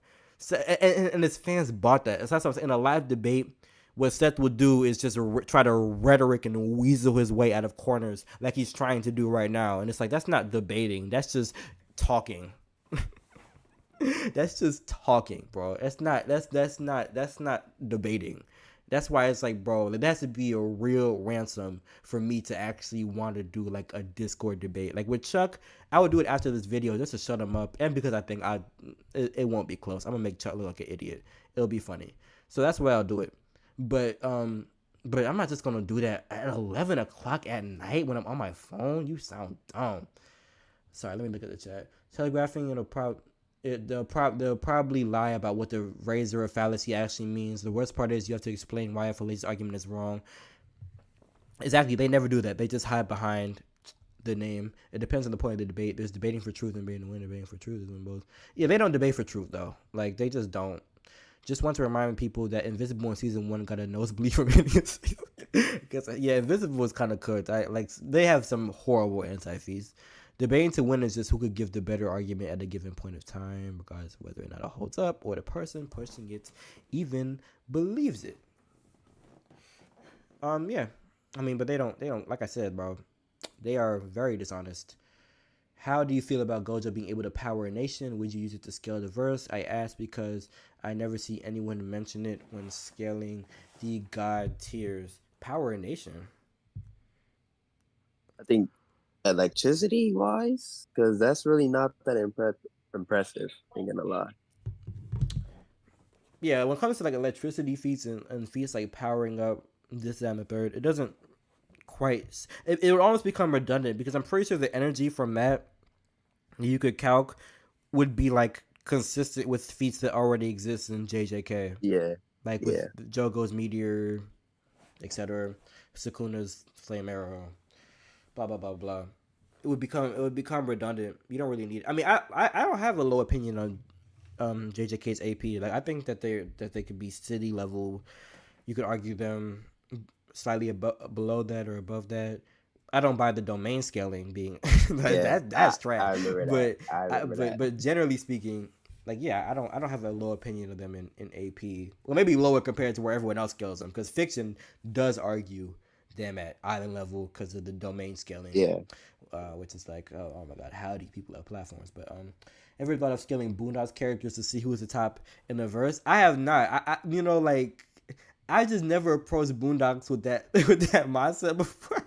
But if that's a video you want to see, I could do that. You know what I'm saying? I don't think it's been done before. I haven't seen it, so I'd be down to do that if you want to see that. Man, let me actually do what I'm saying. Pull up this video. I don't know where it is. He may have. Is Natsu actually? Is this the multiversal one? No, it's not. Oh shoot! I can't search this person up because he doesn't have that many subscribers. I can't pull him up. Oh fuck! I don't feel like searching that shit. Yup, because I only remember him because he responded. He responded to me in that video, in one of my hero videos. It was either the Metro Man, My Hero 1, or the Reze Bakugo. If you go in the comment section, the person I'm going the back and forth with, he should be there. I'm gonna find it. Yeah, and one of his main videos is Natsu's multiversal. It's like, oh, but I can't scale. Give me a break. You be the perfect person. Yeah, I'd be willing to do that. Kind of related. And now gets stupidly strong from scaling to power into arc maximum electricity. Yeah, facts. It can get higher than large mountain to island level. Because with Art Maxim, he was going to vaporize Skypiea, just like he did the islands, and like vaporize. We gotta talk about. We gotta talk about it now. Facts. Yeah, I was gonna say vaporize Skypiea would be way above, large mountain, even island level. So at its highest, like that's usually what people use to argue continental, One Piece, etc. Seen it calculated to island and country level. Oh, I have not seen this before. Let me see. Gojo Power in the Nation. I've never seen people bring that up, so I'll be curious to see if it holds up. I might as well screen share me searching for this. Hold on. Have you seen Debunk? Oh wait, is he the one? Oh yes. This is what. Yes, thank you. This is who we're gonna react to. I'm sorry, I'm pivoting really fast, but no, this is because I've been meaning to do a video on this, but it was like, bro, I can't be asked to make another video on my here. Like, you got to give it some time because I feel like I'm repeating myself a lot, and I don't like doing that. But I feel like it'd be fun to react to this video right now because Debunk is pure rage bait, bro. This dude is trash. This dude is trash. Hold on. Let me all right. Let me add this. Okay, sources. I think it's window capture. Okay, and then I do. Yeah, that boy is bugging. Okay, wait, which one is it? Is it Chrome? No, it's not Chrome. All right, let me do it. New. Open guest profile. Okay. Hold on, let me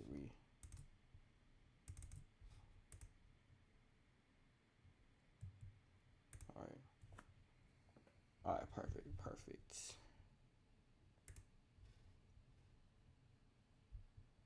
All right, I think y'all should be able to see my screen now.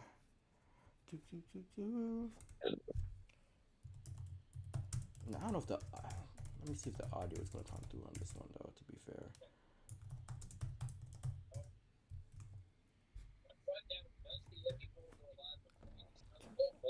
Yes, this one is trash. Let me see if I could.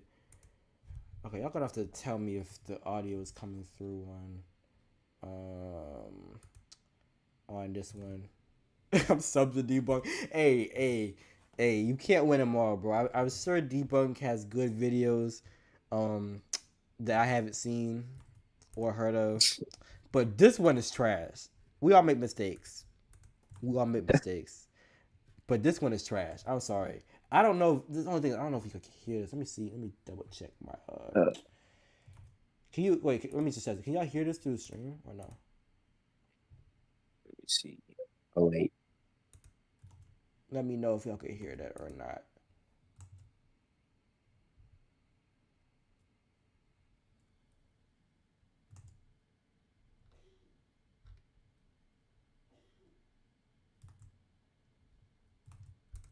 Can I hear it? I heard something.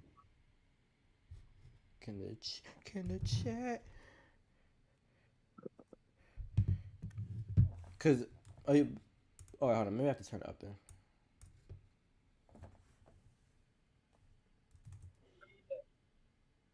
Can you hear? Okay, yeah, I know I gotta do it. Hold on. Give me a second. All right, bet. Let me Where is it? All right, there we go. Okay. Oh, debunk 2. Okay.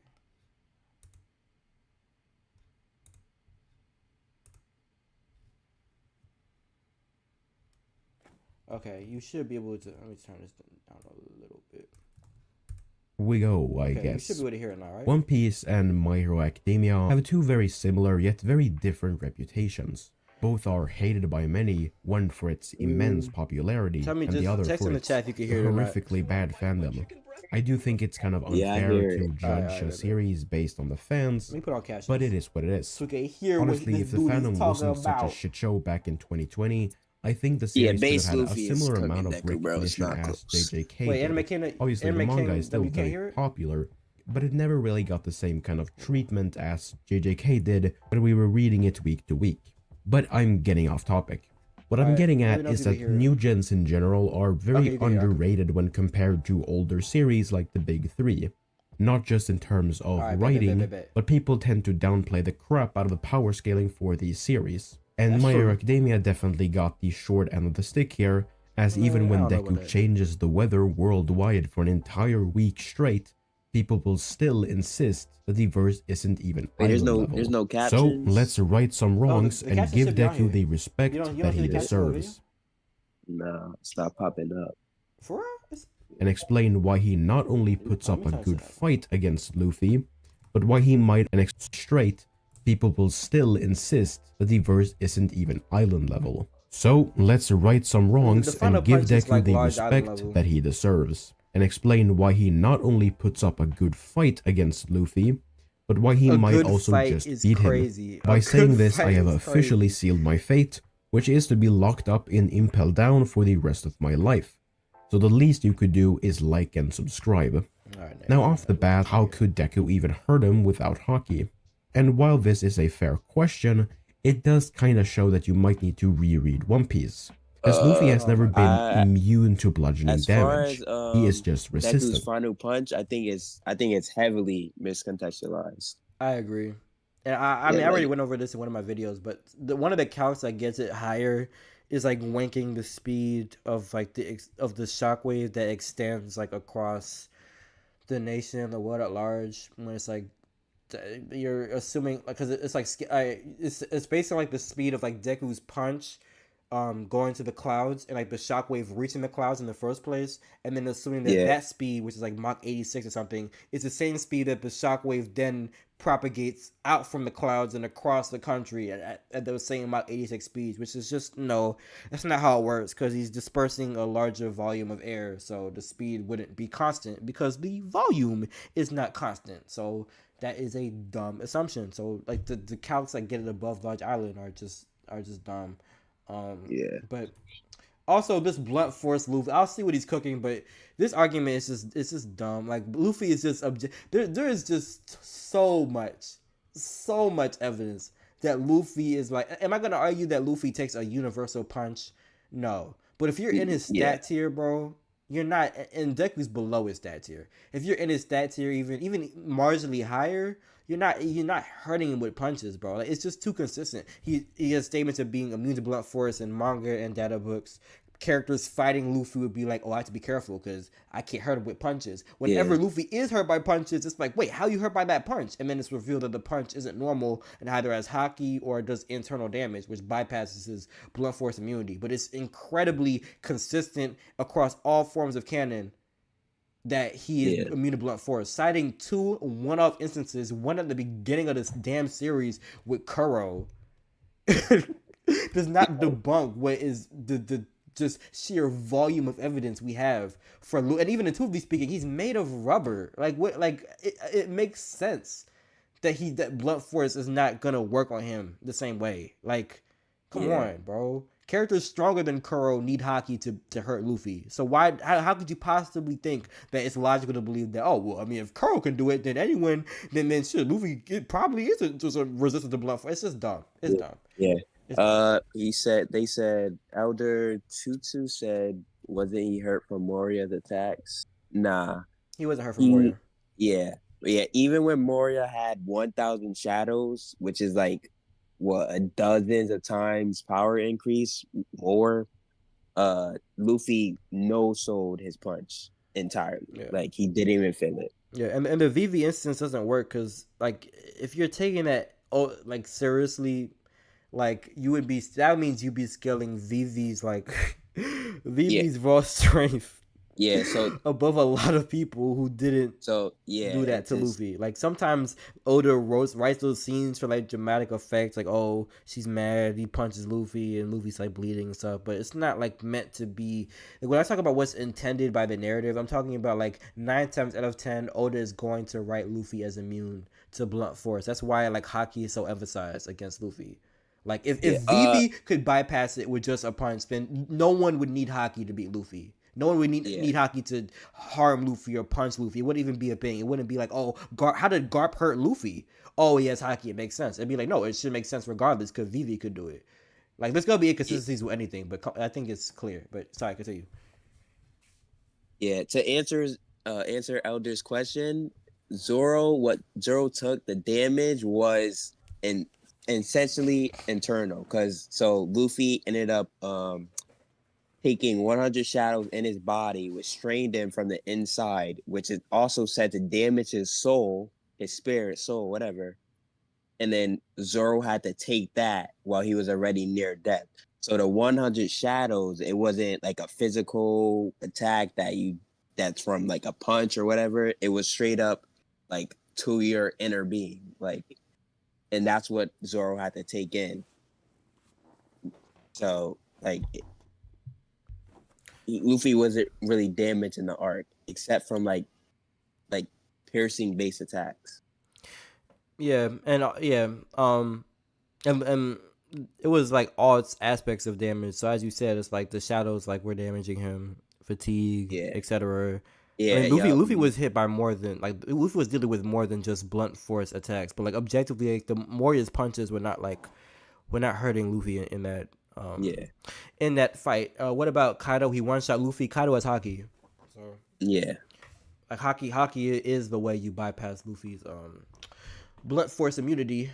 The scan with Kuro about him let it hurt Luffy. The Raw say Luffy just bit his tongue by accident. Oh, yeah. That's what that's what I was also gonna mention. So like, if you wanna, all right. So let's use in Water 7, Kobe kicking Luffy, uppercutting him with a kick. So you could just write that in as, okay, maybe Luffy just bit his lip there, because we already have a canonical explanation of Luffy taking damage from blunt force attacks, and that's by biting his own lip. So you don't have to take every instance as an inconsistency.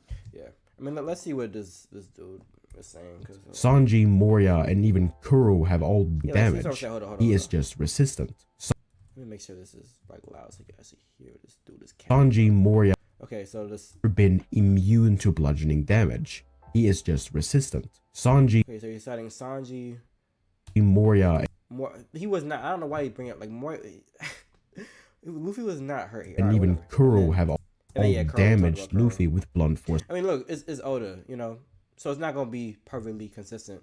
But when it comes to debating series in general, I would like to believe that the goal is to strive for what is most accurate. And you tell me what is most accurate between like a scan with Kuro where it was he's biting his lip, Moria, which again he was not hurt by Moria in that instance, and Sanji where it's like, okay, Luffy's bruised, whatever. Compare that to, again, series long across multiple forms of canon, manga, data books, manga, Luffy's immune to blunt force, punches don't hurt Luffy, manga, exact statements, not verbatim, on top of the narrative things where like Luffy is fighting characters and characters are being like, oh bro, I gotta be careful. Bluno was like during their fight in Enies Lobby, he was like, oh bro, I gotta be careful about Luffy. I don't know if my punches not gonna work against him. Garp hits Luffy. How did Garp's punch work against Luffy? Punch is not supposed to work, and then it's revealed to be haki. Jinbei hits Luffy on Fishman Island. How did a punch hurt Luffy? And then it's revealed to not be a normal punch. The intent is stupidly obvious. Like, you'd have to be very disingenuous to say that, to take these two instances or these three instances over that level of narrative consistency. Like, I don't. And then again, it's like, if you take that at face value, if someone like pre-time skip Sanji can bypass Luffy's blunt force immunity, how does it make any sense people would be surprised that Garp could do it or that Jinbei could do it post-time skip? It wouldn't make any sense. Why would anyone need haki in general to punch Luffy if pre-time skip Sanji could do it in Water 7? Every series is gonna have inconsistencies. Every series is gonna have weird showings that contradict what we should know to be true. But it doesn't mean that you just go with them. Like, not here. Like, it's very clear that Luffy is resistant to blunt force. This is just not, and the Kuro thing is just like, as has been mentioned, it's just blatant cap. Ooh, blatant cap. Attacks. Right, just like actual rubber, Luffy doesn't sustain much damage from blunt force trauma, but any force applied to him still has an effect. Any force applied to him has an effect is just wrong. Like, even like in the first chapter, Alvida hits this dude and he's like this won't work on me, and he's not affected. Still feels pain. But any force applied to him still has an effect. He still feels pain and very clearly gets worn out from getting hit too much. So as long as Deku is strong enough to compare to Luffy, he should have no issue at least damaging him. One Piece scaling is pretty strange to me, as there is only really one impressive feat in the entire series. And we're already capping. Alright, sorry. But people seem to think that the verse is consistently very powerful. The feat in question is Whitebeard generating earthquakes that... So he thinks that the only impressive feat in One Piece is... the only impressive feat in One Piece is Whitebeard tilting the oceans? Yeah. Jesus. Like, I mean, this is just wrong on every level. The feats in Wano alone show that this is just not the case. Like Bajring Gun could get to multi-continental moon level through two different ways. You could either use the kinetic energy, as in on panel, Luffy's Bajring Gun moves a certain distance during the attack, and we don't have to calc stack. We have to be like, oh, Luffy's faster than light, so this island-sized punch is blah blah blah blah blah because it's kinetic energy. No, because that's calc stacking. Just going by how the distance it crosses on panel and the size that it has relative to Onigashima and all that, the kinetic energy would be multi-continental. And then on top of that, the crater it creates from Kaido colliding with the ground, which is the same size as the one that Law created against Big Mom, would also make it multi-continental moon level. And that's just with Wano. And then you have there's so many other so many other feats. Like Enel not only has Arc Maxim, which would vaporize Skypiea, which is upwards of continental, and he scales to the raw energy of that. He also has then the feat on the cover story of just one-shotting people and machines that in turn could withstand the explosion on the moon that covered a massive expanse of the moon, which would also be multi-continental. And then the continent splitting feat with Chinjiao and Sai that like everyone relevant upscales massively above.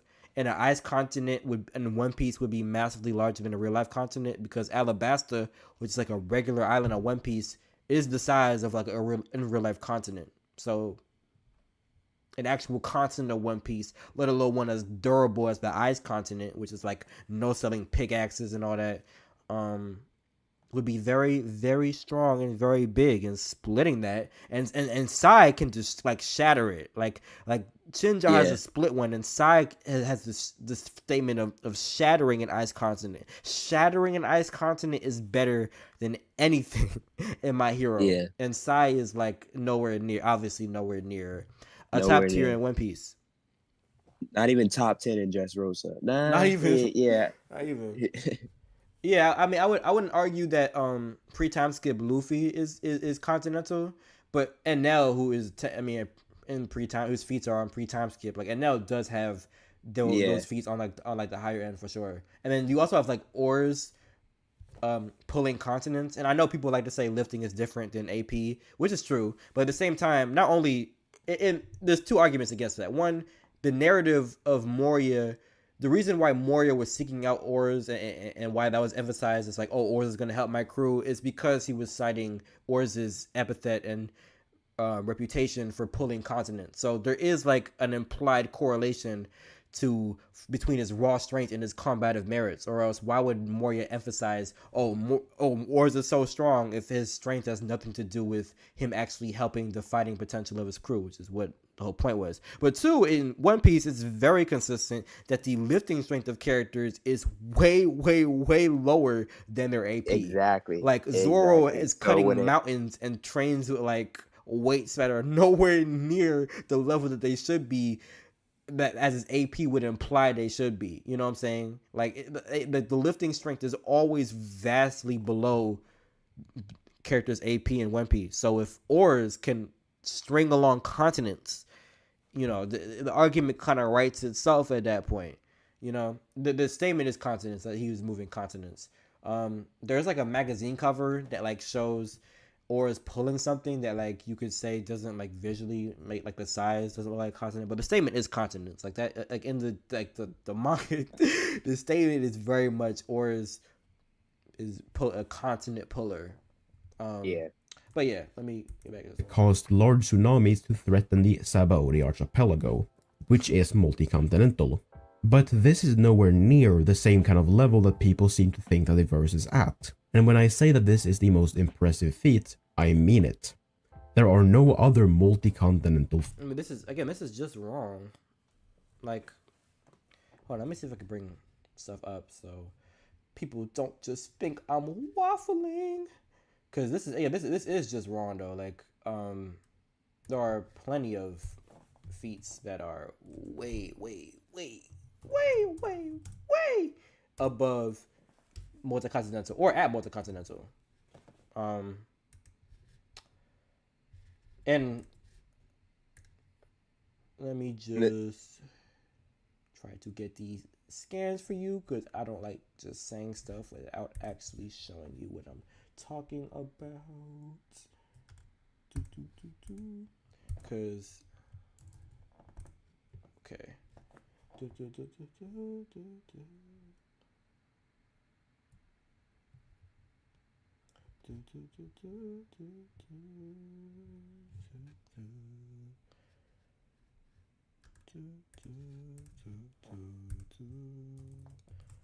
Okay, hold on, where is it? Okay. Feat number 1.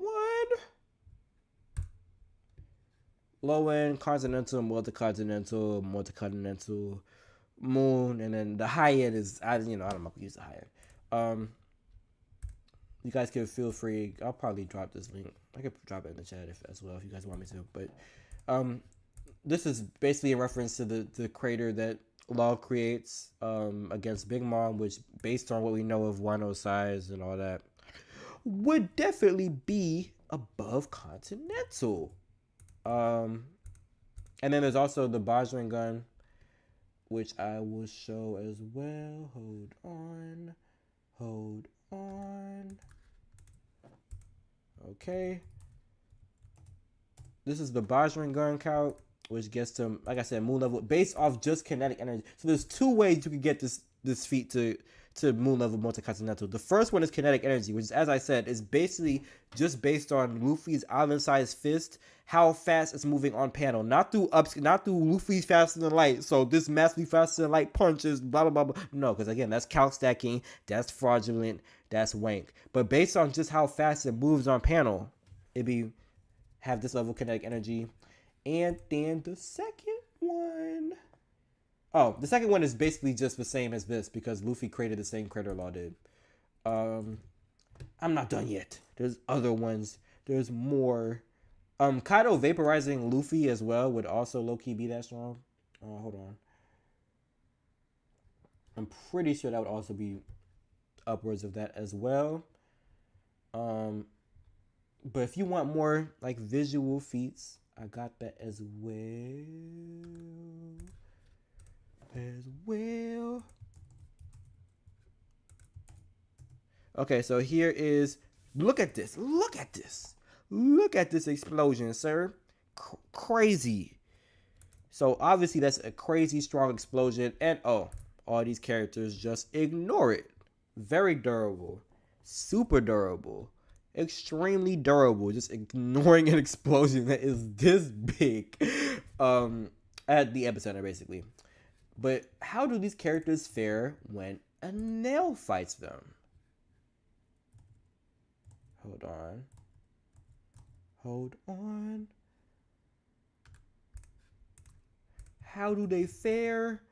The answer is they get one-shotted. They get one-shotted. Like, he destroys the machines and one-shots them. I mean, come on, like, that's the only feat that's more than continental. So, like, shut up, bro. Come on, like, yeah, do better. And there's more. Like, this, I'm gonna keep going because I really just wanted to hammer this home. There is so much more. There is so much more. I'm not gonna go through this entire calc, but even like Akainu and like Aokiji's feat on Punk Hazard is calced at multi-continental.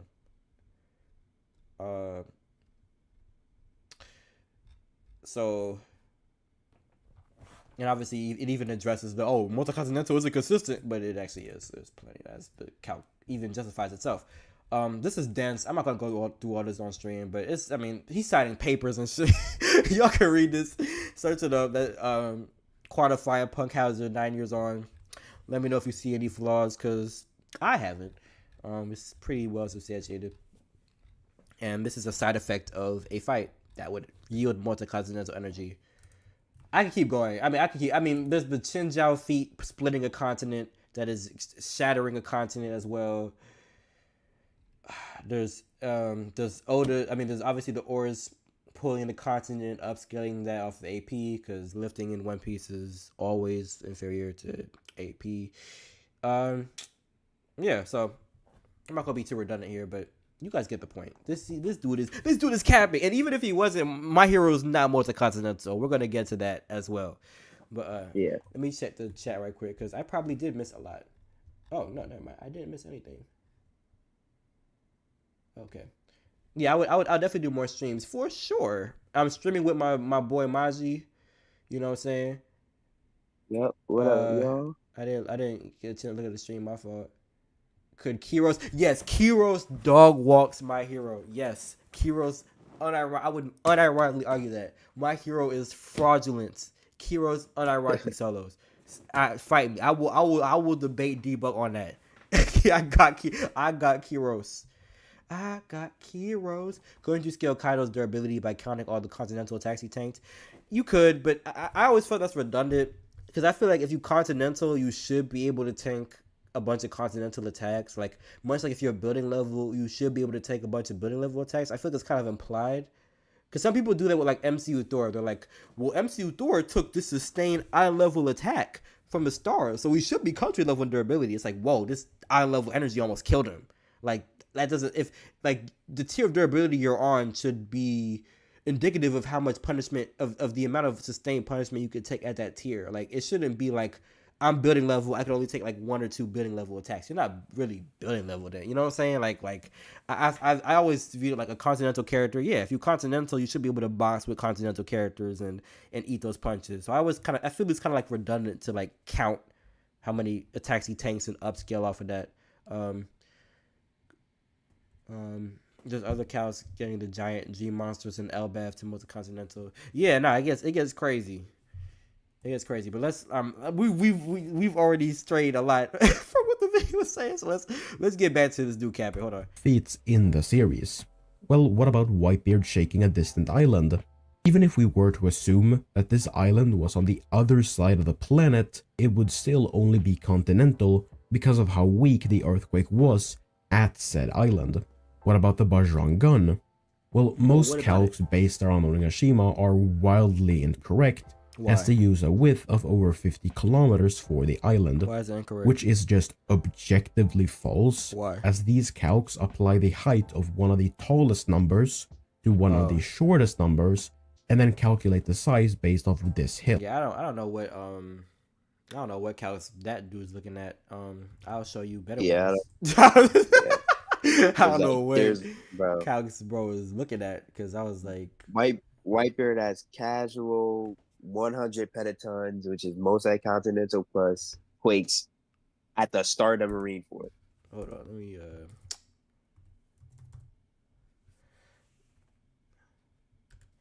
because Onigashima's size scaling is gonna come down to Wano comparisons. It's not. I don't. I mean, Pix, have you seen? I mean, sorry. Have you seen like what he's talking about, like scaling off of the height of the yeah. Because I've never seen. I don't. Yeah, that's what I'm saying. I'm pretty sure it's just based off of just comparing it to Wano, and certain I guess okay. Yeah, I guess that's one of the metrics that he's doing, but that's not the main one at all. Yeah, I haven't seen that. Yeah. There's better ways to do that, but continue. But Nangi isn't as tall as Urs. he is consistently portrayed as being just above twice as tall as Jack, making him around 17 meters tall. So how good does it feel to save on your commercial? I'm pretty... Hold on, let me double check something. Let me make sure I'm not just... Because I've never seen that. Like, no one... I've never quantified Onigashima based on pixel scaling off of the numbers. Hold on, I mean... Yeah, that's like... I've never seen that. Like, I don't know what he's talking about. That's like versus battle metrics that they did before. That's... Hold on. It's the simplest. Based on crater.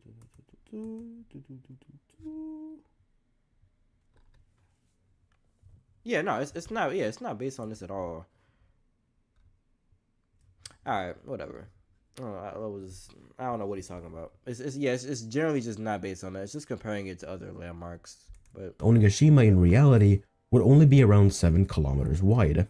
7 kilometers is crazy. 7 kilometers is crazy, but all right, whatever. Going with that, the Bajrang gun isn't even worth talking about. Well, no, I can't just go because then you're gonna be like, oh, the Bajrang gun gets small as hell. All right, let me hold on. Let me actually show y'all how people actually quantify Onigashima, because he's pulling some devious lowballing right now. Hold on, let me log in, because 7 kilometers is crazy. I don't even know. Like, the problem is no one even uses the count he's talking about, and I don't know where he's getting 7 kilometers from. Into the thick of it. Into the thick of it. Into the thick of it. Yeah, we'll get to multi-continental Deku. Hold on, bro. Yeah, we're gonna cook that, but hold on. Pix, if you remember more faster than me, because I'm trying to pull up specifically so I can show them how we quantify Onigashima size. Because like I said, the pixel scaling is crazy. You could I got you. Post it in our call chat if you find it before I do. And then I'll share it to the people to show how this dude is capping. In the meantime, I look at the chat. How is it that low? Even assuming, like, it doesn't make sense. I feel like you're underselling Deku's AP. But okay, with the strongest outlook, look, with the strongest smash, the calcs that I explained this in the video. The calcs I've seen at Multi-Continental with Deku have the same flaw. It's the speed of the shockwave that is propagating across the nation, that is dispersing the causing the weather patterns, whatever, etc. The speed of that is and when you argue that is how you get to these high end numbers. People arrive to the conclusion that because there's two shockwaves. There's Deku punching the air. I need a visual for this because I I need the visual so you guys understand what I'm saying. Hold on, maybe because. Let me see if I can find the panel I'm talking about. Okay, all right, this is close enough. I mean, look at this. All right, bet. All right, so there's 2 shockwaves here. Hopefully y'all can see my cursor here. There's 2 shockwaves and the speed. There are 2 different speeds at play here. Like, it's very nuanced and specific, and the devil's in the details type shit, but it matters. So there's this initial shockwave velocity, which is Deku's right here, nowhere near the clouds.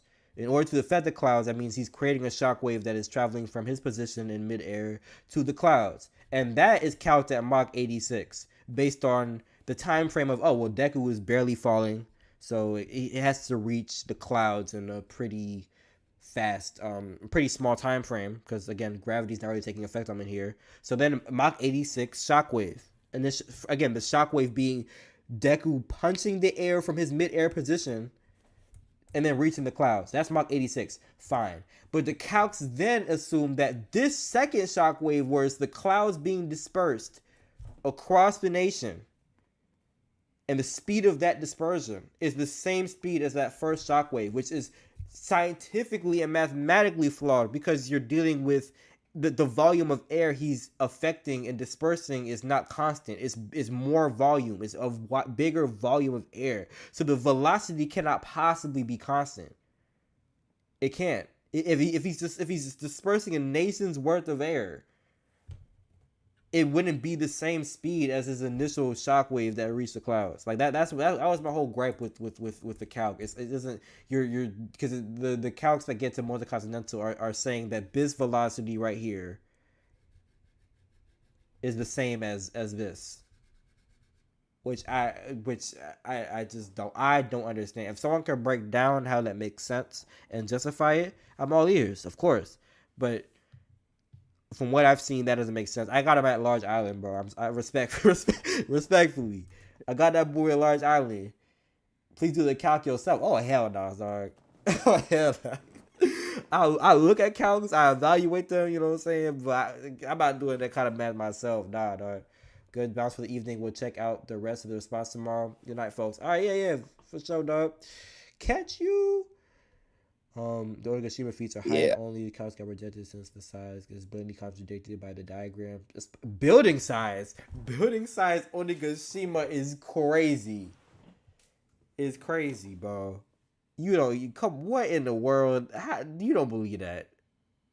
Level Onigashima. Come on.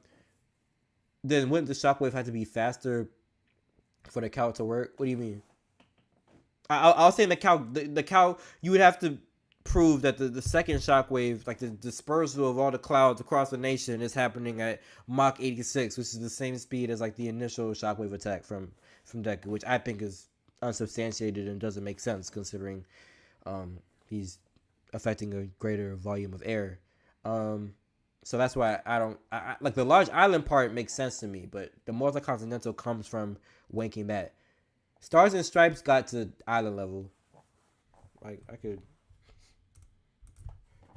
from the shit I saw anyway. I mean maybe I'm bugging, but from the shit I saw, that shit was island level. Hold on. Wasn't like the nuke shit? I don't know, it was something like that. It'll probably come up. Was it this one? No, that's just, oh yeah, this one. Yeah, this one was eye level. This was like the nuke punch that created that crater. And this one was also large island level. Maybe there's another one I didn't see. Large island. Yeah, it's consistently island level, large island level. Unless we're talking about another one that... You're talking about like the cloud dispersing? The cloud, when she claps and shit? It's 7 floors tall. Is this a genuine argument? All right. After I, because I don't want to keep sidetracking from this video. After we debunk this dude, I'll get back to. I don't know if you're trolling or not, but building level on Nagashima is crazy work, dog. But, I know. The thing is, I know this argument. I've dealt with this argument, and it's not easily provable on that side. I'll just say that. All right. Well, let me get back to this and then we'll spin the block on you. But even with a ludicrously large island, the attack is still weaker than the Sabaody tsunamis. I know exactly what he's talking about. Don't get me wrong here. I'm by no means trying to downplay One Piece. I'm just stating a fact. Based purely on feats, the verse sits at low multi-continent. Even if we steelman the Wano debunks, which are bad, and we'll get to that after this because that's a whole can of worms. But even if we steelman, Onigashima is 7 kilometers or building level, so Bajran Gun is not multi-continental. Actually, the Onigashima size doesn't matter because the Mount Fuji, the hold on. I know I said it. Move on, but hold on. Let me check that shit too. Hold on.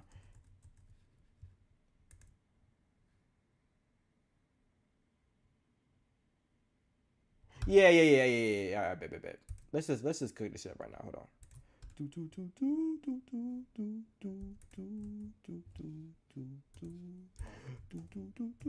Okay, so as I said, I don't know what if you just getting in the stream, this dude was saying that Onigashima is counts based on pixel scaling, like the numbers or something, and it's like, oh, not everyone is as tall as Oars or something, so it's like inconsistent. No one does that. Like the reason Onigashima is big is because of, again, as you'll see, the relativity between Wano, and Wano specifically, the size of Wano is quantified through consistent, like, hold on. Through this. Arrows transmitted across Wano are transmitted beyond 1,000 ri, or beyond 1,000 miles. So we know that that is how big Wano is as a baseline, which is consistent with this other statement on Bazrangan being felt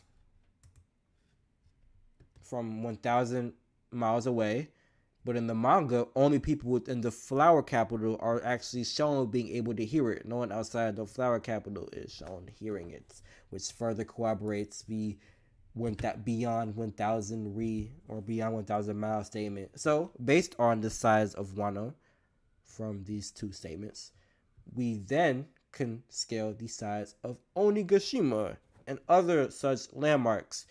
So, and once you do that, it becomes clear that building size Onigashima, or even 7 kilometer Onigashima is wow. is crazy, is wild. But like even if we ignore the Wano feats, again, I already showed, bro, this is multi-continental in itself. These random ass characters ignore it. And oh wait, damn, I had to exit out of that. Hold on. Oh yeah, there we go. Ooh, wait. And then they get like one-shotted by it now. And then there's the I might as well just pull it out. Hold on. And then there's also the Qinzhou splitting the ice continent, which is drill. So yeah, I'm not gonna go. I'm gonna let the video play. But the point being, this dude is capping. It's not just Whitebeard. Oh, Whitebeard is the only reason One Piece multi-continental. Like, no, bro, it's not. But even if he was, my hero isn't multi-continental. But let's get the video continue, because I'm yapping. Now you could make an argument that based on like a chapter title and some other statements, you could assume Whitebeard had the ability to shake the planet itself. But since we have no reference for how intense the shaking would have been, we can't really like accurately calculate it. Yeah, fair enough. But if we assume that it would have been pretty moderate shaking with light damage to structures, Whitebeard would be on the slightly higher end of multi-continental. This is also assuming that the One Piece Earth is like as big as our own, by the way, which is just not true. It's just not true. It's just not true at on any feasible level. But you know, even by this argument, like I said, you'll see Deku is nowhere near this. But let's go. But again, this is purely hypothetical. And yes, all of these calcs are taking into account that the One Piece planet is much bigger than the Earth. Oh, I stand corrected. Okay. I mean, how much bigger though? How much bigger? I ain't gonna be a dickhead, but I'm just saying, like, that matters. If you did take that into account, what are you taking into account? But whatever. Other attempts to upscale the verse kind of just fall flat when you look at them for more than 5 seconds. Like, okay, good. Nice black hole you got there, Blackbeard. Too bad it can only barely fragment a small town. So much. You're just not gonna be able to argue that, like, at this point, bro, you can't argue Blackbeard. I don't want to spoil it because I feel like I this is relevant to the Luffy versus Naruto video. I don't want to get into it too much right now. But all I'm gonna say is, you not, because I'm bringing up I'm going in depth on the Blackbeards because I'm tired of people. I'm tired of this being some taboo talking point. But I'm not gonna get too much into it. It's not, whatever. For infinite gravity. Blackbeard's on the but Sengoku said Whitebeard could destroy the world, so he must be large. It's not just this statement, but there's other statements that Whitebeard could do that, but it's not just Sengoku. Carry. Not only can world mean a plethora of things, and you would actually need to show. Yeah, bro, Whitebeard can destroy society. Whitebeard can destroy society as we know it. I always hate these arguments because it's very disingenuous. Like, I'm not gonna argue Whitebeard is what it is, like planet busting necessarily, but I don't find this to be a convincing argument. I just don't argue because it's not consistent with where I scale them. But the argument that, like, oh yeah, he's talking about One Piece, the world in the political sense. He's gonna destroy One Piece, the One Piece world politically. He has the raw power to destroy the political architecture of the One Piece. Like, be serious, bro.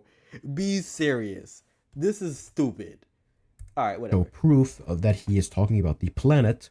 no proof that he's talking about the planet. Mind you, it is emphasized numerous times in Marineford that Whitebeard has rank. Like, it is even stated by I forgot the Marine woman's name, but she's like, there's nowhere you could go across any ocean that would make you safe from Whitebeard. Yeah. That's a statement that is said about Whitebeard.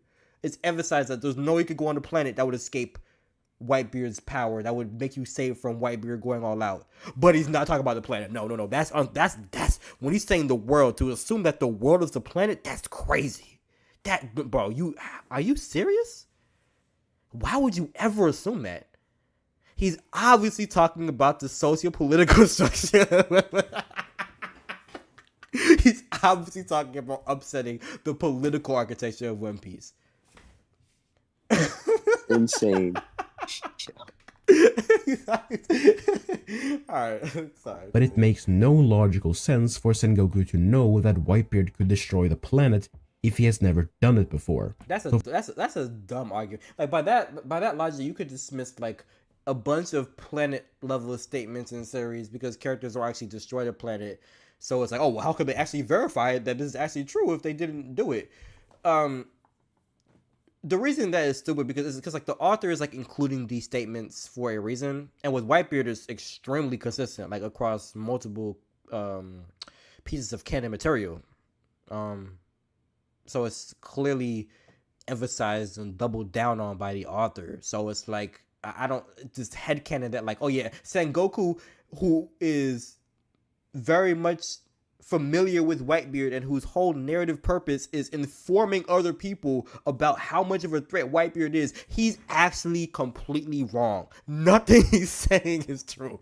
Not Oda writing Sengoku to inform the audience about Whitebeard potentially being able to destroy the planet. That is not to heighten the tension, to heighten the stakes, and to hype up Whitebeard. No, it is Sengoku lying. It is Sengoku lying to everyone and nowhere near true. And that's why Oda put it in there.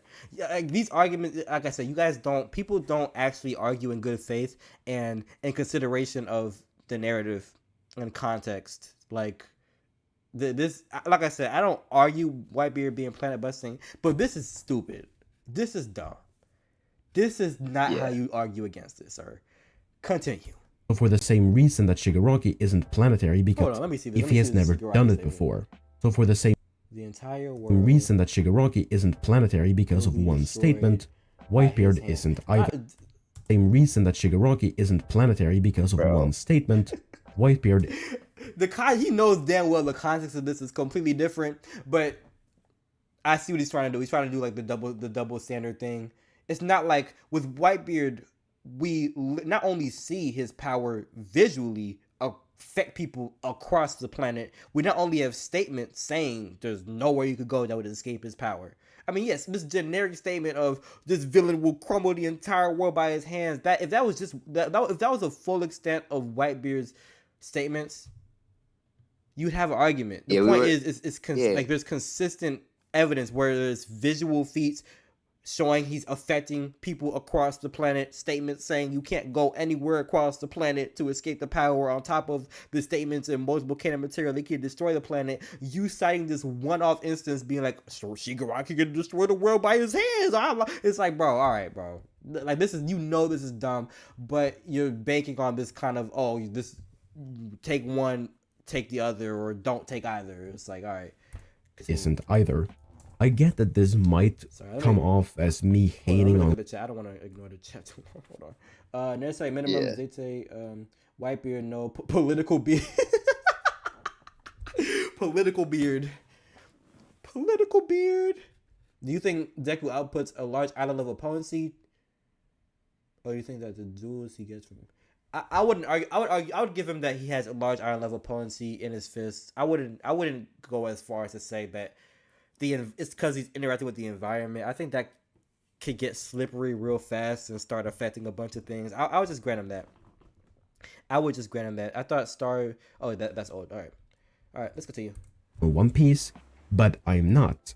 And if you think I am, maybe you need to take down the One Piece glazing a notch or two. Maybe you need to reread the series, sir. Come on. I just needed to explain that the verse isn't as consistently strong as some people think it is. You didn't even say like why it's inconsistent. Like I don't like I don't. All right, whatever. Like you ignored every other feat that's at that tier, which I've shown, and then you showed Whitebeard's feat as multi-continental. I don't know what. And mind you, that was like a dying old Whitebeard. It's not like this is like Goldie Roger or anything. So people would scale to and above this. But all right, whatever. Continue. It's still definitely a strong verse, but there aren't that many feats that actually scale that high. That's wrong. Unlike the AP scaling, the speed scaling gets downplayed to an oblivion by a lot of people. Okay, this mainly comes true. from the One Piece isn't FTL crowd. Okay. Where people will use arguments like Sanji kicking a laser was pointed out as impossible, so Luffy can't be Lightspeed, hence the same statement was never made about him. But I think Luffy can't be Lightspeed, hence the same statement was never made about him. But hold on, is this so even Luffy can't be Lightspeed, hence the same statement. Wow, that was a freaking laser. I mean, he kicked the laser though. Like when I read this, I interpreted this as like, how is he literally kicking away a laser, as opposed to laser is so fast. How is it? Because again, the speed interpretation doesn't make sense because they've been dodging lasers since exactly. It's not about speed at all. Not at all. Like what? Huh? Why would Frankie be? What? Why would his reaction be based on Sanji intercepting a laser when he's seen that before? What is going on? Yeah, I mean, to be fair, this creator is agreeing that this is stupid, but this argument doesn't make sense regardless. It was never made about him, but I think people take this the wrong way. Kizaru isn't saying that moving in tandem with a laser is impossible. Yeah. It's the fact that Sanji managed to interact with and split the laser that was seen as impossible. All right. Oh fuck, bad. But yeah, we get it. We understand that. Many times that lasers cannot be blocked or interacted with, and that they bypass durability to some extent.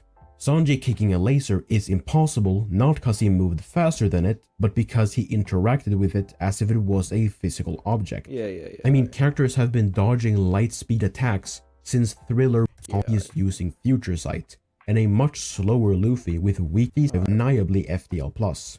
As I've explained in previous videos, Gear 2 and Snake Man should be around 10 times faster than Base, Bounce Man, and Gear 5 Luffy. This means Gear 2 and Snake Man should be MFTL or just around 100 times faster than Light. Just like AP, attempts to upscale the verse beyond this don't really work. Generally, the arguments are based around stacking multipliers from Luffy power cliffing himself. But these arguments fall flat as they require Gear 4. No, because it's based on the 3D2Y feat, but whatever. This is respectable. Bounce Man to be faster than Gear 2. Which is just flat out wrong, as I've also explained in previous videos. Unlike One Piece, MHA is a bit more consistent for its top tiers. A bit more consistent. Let's see the consistent multi-continental My Hero scaling. My last video is all about My Hero Academia scaling, so go watch that one for more context. I'm not watching that shit. But in short, we have feats like Deku splitting Dark Knight's ship in half. Oh, this is great. This is great. We're already off to a fantastic start. The beauty of this is that I can just go to my own video to remind myself of why in the hell this was just so damn stupid. Because I never understood Jesus Christ. Hold on. Christ. This is hilarious. This is actually so hilarious to me. Hold on. LOL. But hold on. Let me find. I'm not going to play myself talking. I'm just going to play myself on mute because the scans are what matters. I'm pretty sure it's this one. Yeah, because that's why Hailing from I cook everything. Hold on.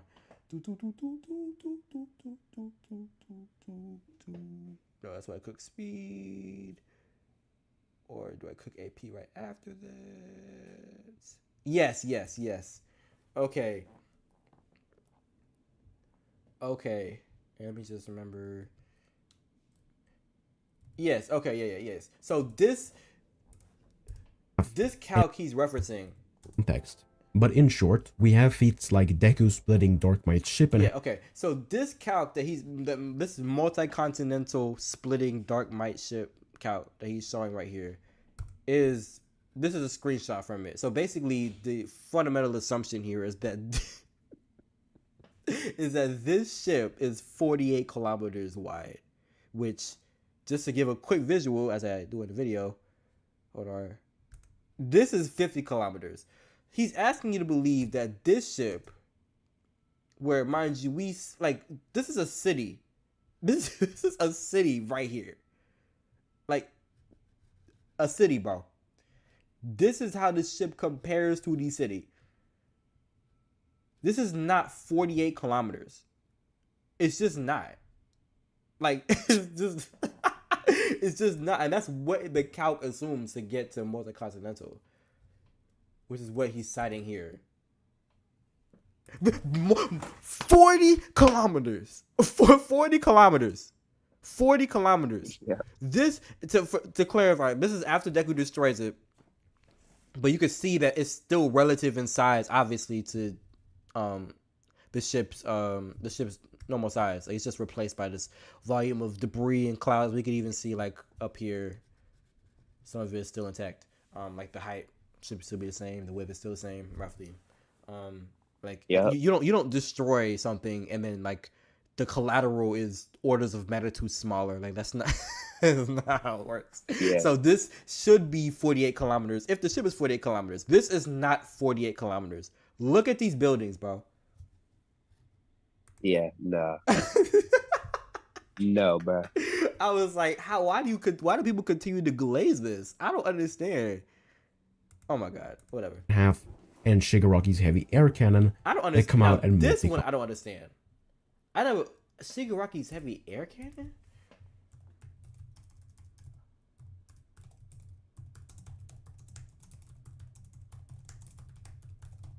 Somewhat. My fault. Gigantic ass air cannon. Reddit calcs. Ugh. All right, let me see.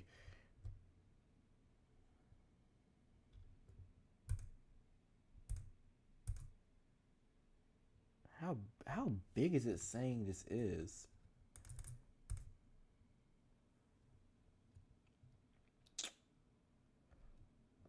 Cloud height is it saying that the air cannon length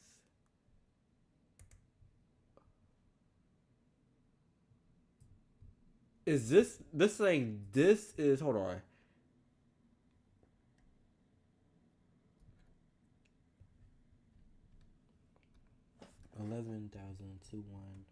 Okay, hold on. Okay, so this is 11.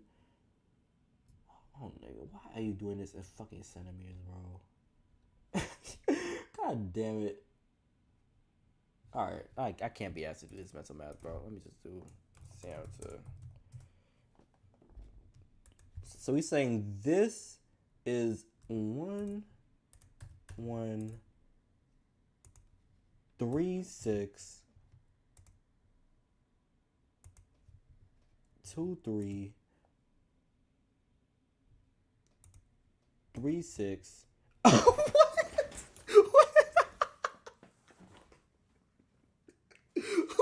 Hey, boy.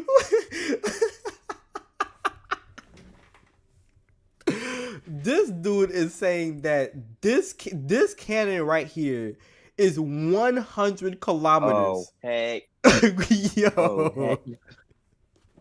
Yo. No. Look at the ships, bro. Look at the ships. How? How? Bro, I hope the chat see this shit, bro. No How? way. I'm gonna leave this video up just so people can get a good laugh out of this. This is hilarious. 100. I don't know how this could possibly be 100 kilometers, bro. What? I think what they're trying to do is they're trying to like scale off of these clouds at like the bottom. Yeah, I see it. Yeah, but like that, like perspective matters, bro. Yes, you have this. What is that? The airplanes, the planes, ships. These are just normal ass ships. Like Stars and Stripes is standing on one of them, and she takes up like a good portion of the surface area. It's not like these are like kilometer wide ships, bro. Like, yeah. Hold on, wait, because.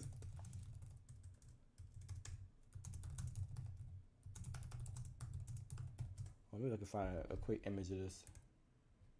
Oh fuck! What the hell? Oh damn! This is anime, but it's the same shit in the manga. Like this is how she compare. Oh, what the hell? This is how she compares, bro. Like these are not crazy big ships. So for this to be 100 kilometers, what are we talking? These should be dots. Yeah, heck no. Heck no. These should actually be dots, bro. Nah. This is you bugging crazy, sir. All right. Continental, with Shigaraki's feet actually being higher than the tsunami calc for Whitebeard. Wrap it up. And this Shigaraki still pales in comparison to Final War Arc Deku, who would be roughly 60 times more powerful, as incomplete Shigaraki was still only around as powerful as modern day All Might, while Final War Arc Deku had surpassed Prime All Might. But this isn't even the most impressive feat in the series, as we have Deku's final sky-splitting punch. Moon level, oh my god. I mean, I already debunked this. Like, this moon level, come on. I already debunked this. Like, again, the calc is just fundamentally flawed and makes dumb assumptions. None of these feats are multi-continental. Like, if this one, this is just city level. And this ship isn't even but as in big short, as a city. We have feats like Deku splitting Dark Might's ship. This is a sub-city size ship. Like, this is not even. This is like, maybe you could argue mount level based on the volume and the density, the material of it, and the way he destroys it. Mount level, maybe eye level if you really, but multi-continental. Get the hell out of here, bro. Yeah, this is not 40 kilometers, bro. This is the most agreed. This is. Yeah, I'll give that large mountain level. I'll give it that. This is hilarious. Nah, this is crazy. All right, whatever. Continue. Let me just skip past. Who would be roughly 60 times more powerful, as incomplete Shigaraki was still only around as powerful as modern day All Might, while Final War Arc Deku had surpassed Prime All Might. But this isn't even the most impressive feat. It's an outlier, and is still pretty consistent when you take into account that this Deku is at bare minimum 130 times stronger than incomplete Shigaraki. Even with lower ends for the sky-splitting punch, it's still multi-continental, and still outclasses Whitebeard creating a tsunami at Sabaody. No, it doesn't. Yo, you're live with Anderson Paak. Today, we're talking pro money moves. And regardless of if you go with the Sky Splitter or the Air Cannon as the basis for Deku's scaling, he still ultimately outclasses even the hypothetical high multi-continental end for Luffy. Hell, you could go even lower and base the scaling off of large country level feats, and Deku would still be stronger than a purely feat-based Luffy. Speed-wise, Deku will still be stronger. First of all, it's wrong because Bizring Gun is way better than this, but also is and base the scaling off of large country times 150 is multi-continental. Hold on, that don't sound right. Wait, that don't sound. Right at all. Wait, maybe. Wait, huh? Hold on. That don't sound right at all. Okay, 300 teratons. Times one. Oh no, yeah, he's capping his ass off. He's capping his ass off, bro. That's barely over like one 2 orders of magic, like 2 expert. Come on, bro, you capping. This times 150 is not multi-continental. That's wrong. What are you talking about? Am I bugging? 380 ter. Hold on. Maybe I'm bugging. But that. Take the is quick maps. Where is it? No, lock. Scroll down. Yeah, no, he's right waffling. there. He's waffling. Wait. Oh wait, it's 150 times. Yeah, one. Okay, times 3. Okay. Hold on.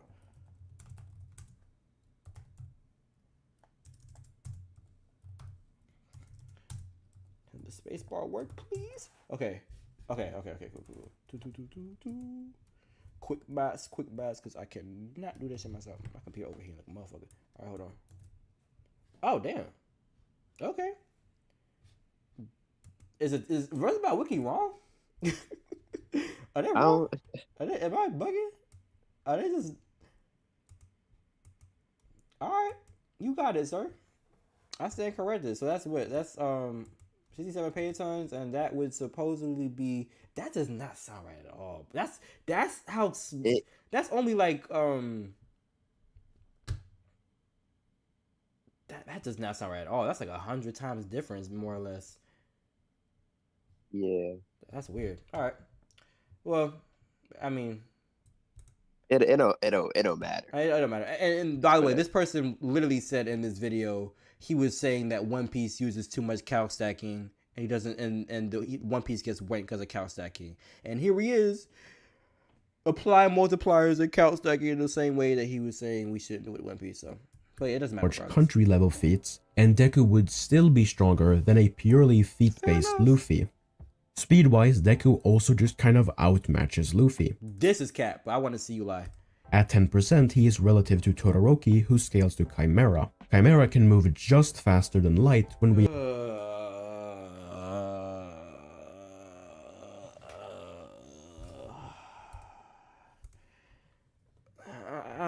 like I said, I've already debunked this in my video. These lasers have properties that contradict them being one-to-one with light speed. Even if you do argue it, it would mean that Mina is light speed or relativistic, which doesn't make any sense and is contradicted by Ida's showing later on in the series.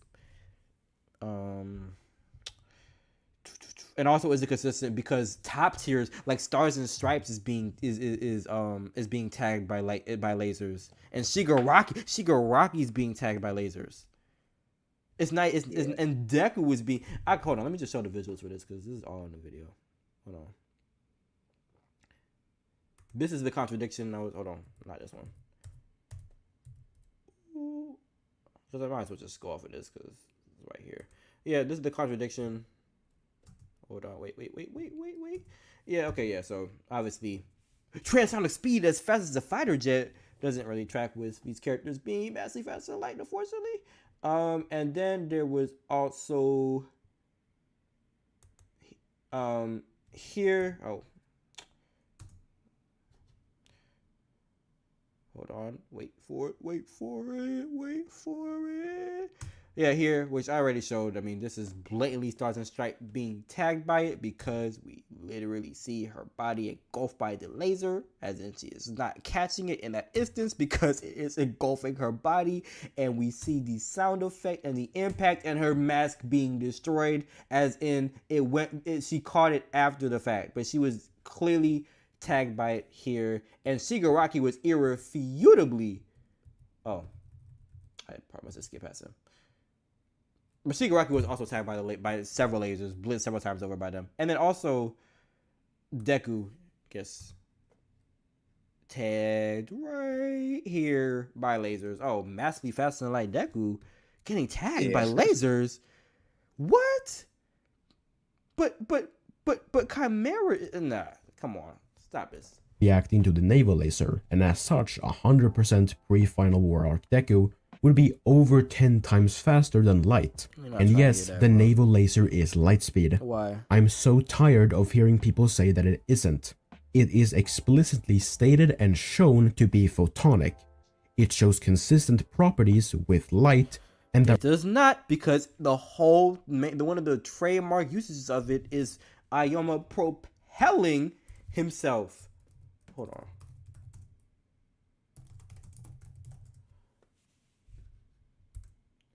This is not how lasers work, friend. Sorry, this is just not how lasers work. It's not, bro. You can't do the it has consistent properties argument and then just ignore it. This is a fundamental contradiction to how lasers work. Yeah. This is just, it does not propel people with like, what are we talking about? What? There are no contradictions. What? No contradiction. This is just not this is not how lasers work. This is fundamentally goes against how they function. He's using it as propulsion. He uses it as propulsion. Like, what? To it being light speed in the entire series. 45% Final War Arc Deku is on par with Prime All Might, and Prime All Might is either 60 times faster than pre-Final War Arc Deku. Alright, I don't feel like going back, but I could have sworn this dude was like, in the earlier sections, One Piece, you could get even higher if you use multipliers, or stacking, but that's just wrong. But now you're being a multiplier merchant. Or some unquantifiable amount faster. Again, watch my last video for more context. This either puts Deku at... One Piece has multipliers too that you're ignoring, by the way. Exactly. Bro, the Hody Jones multipliers? Yeah, Hody Jones shit. Are you kidding? Like, Hody Jones' multipliers are way, way, way better than this. Like, it gets to like thousands of times. Like, bro. Hundreds of thousands. Hundreds at of thousands. Like, bro, come on. Hundreds of thousands of times. My fault. It's like, bro. If we do it multipliers, you gotta go both sides. Don't just stop at like, yeah, gear second is like 10 times and gear fourth is, I guess, maybe not. It's like, no, bro, there's better multipliers you're ignoring if we're just gonna resort to just multiplier stacking all these feats.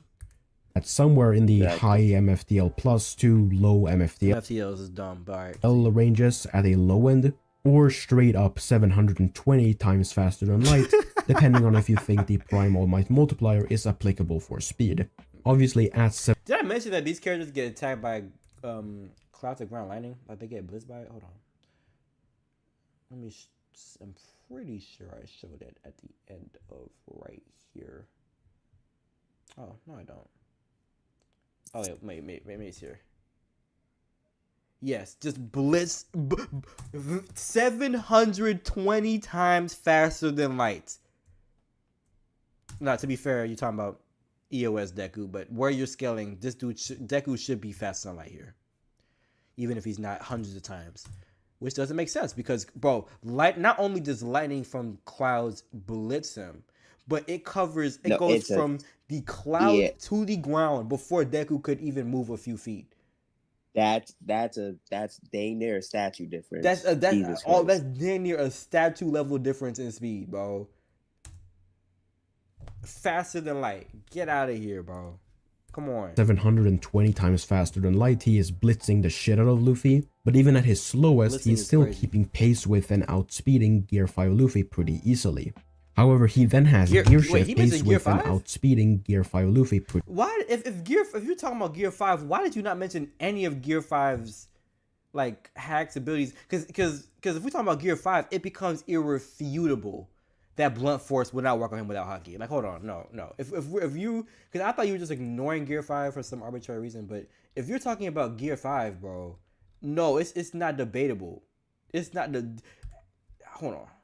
It doesn't become debatable that blunt force attacks will work. They won't. They won't. Oh, what the fuck?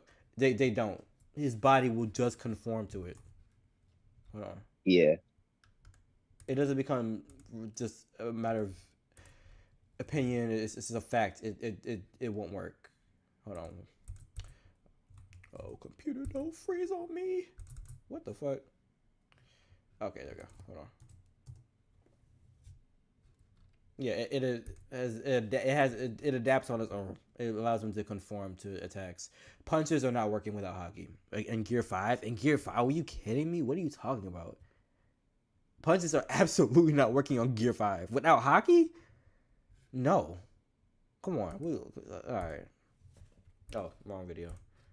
Pretty easily. However, he then has Gear Shift, which makes him fast enough to perception blitz someone of equal speed to him, and as such would pretty easily be able to outspeed even Snake Man. Observation hockey also has these kind of like upscale potential where it's like it works against people vastly faster.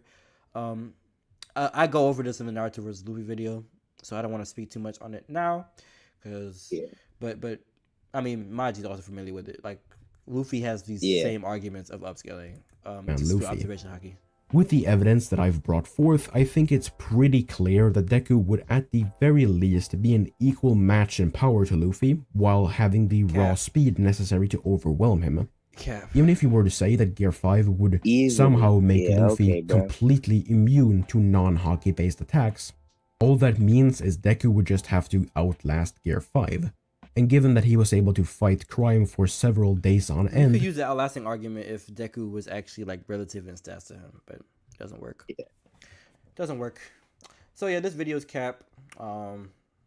Save me the time of actually writing a script to that. Let me look at the chat. Sorry, I didn't see y'all. Let's hold on.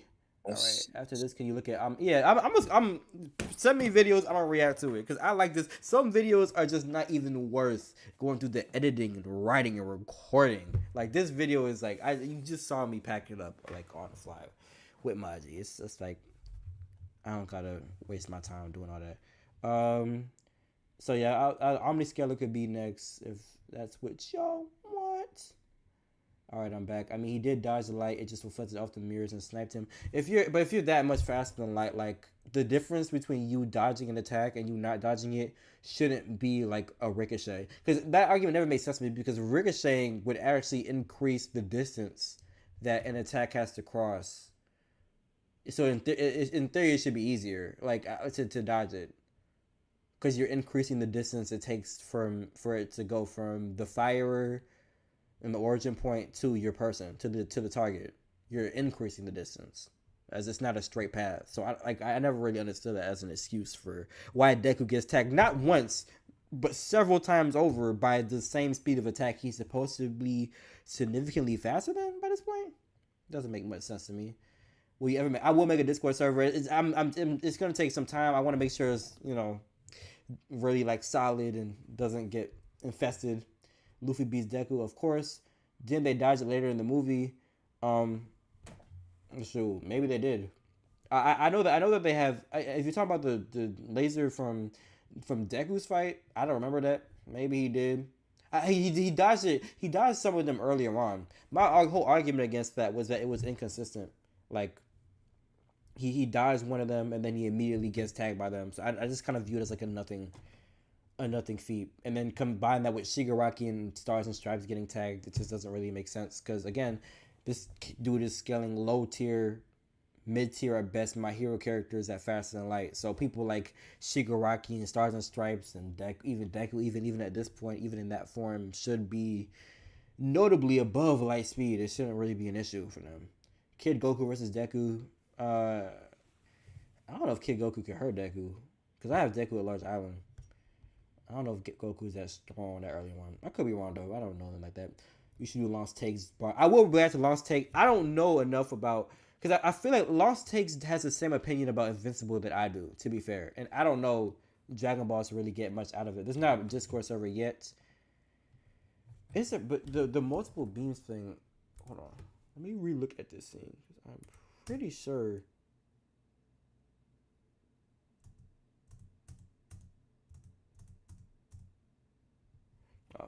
Covering up the feed. But there were always multiple beings. Like the point being, it's like I don't understand how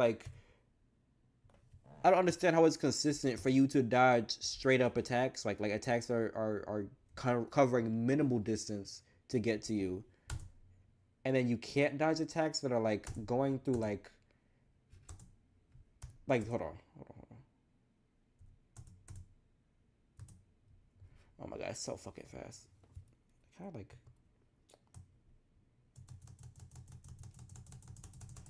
Trying to stop on that specific frame. Hold on. Okay. Oh fuck. But you see what I'm talking about? Like it's.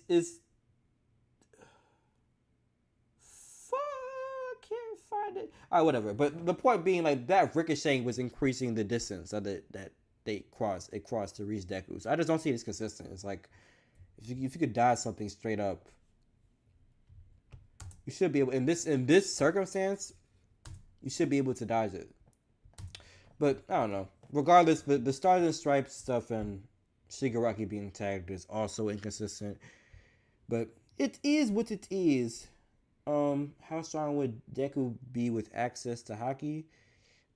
He'd be able to beat some lower tier Logias, but I mean, I don't really have him fast enough to be relevant in One Piece. TBH, if Kid Goku's moon level, he destroys Deku. What do you think lightning speed is? Mach 300 is like the it's typically what people talk about. Like, it's like, you know, like if you're dodging a lightning strike, 9 times out of 10 is the Mach 300 figure. Like, the return stroke is what gets way faster, but people rarely, if ever, scale to that in fiction. Okay, and if I recall, all right. What video should I react to next? I got a lot of I don't know if to do this in the chat who keeps asking me to do this, but I guess I could do it anyway. What is it, the comic curator?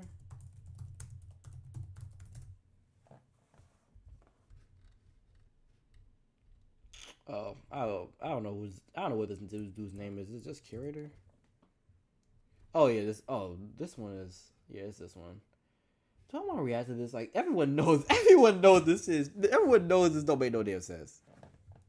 Everyone knows this don't make no damn sense, bro. I heard you. Copy, Maji. Everyone knows this doesn't make sense. Is there other videos y'all want me to react to? Because it's like, bro, do I really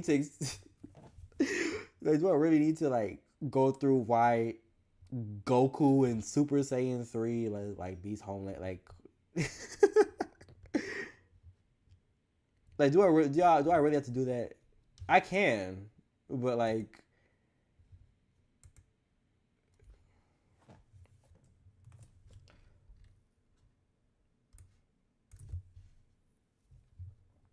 surely there's other videos. Yeah, put them in the chat. I'm reacting to anything.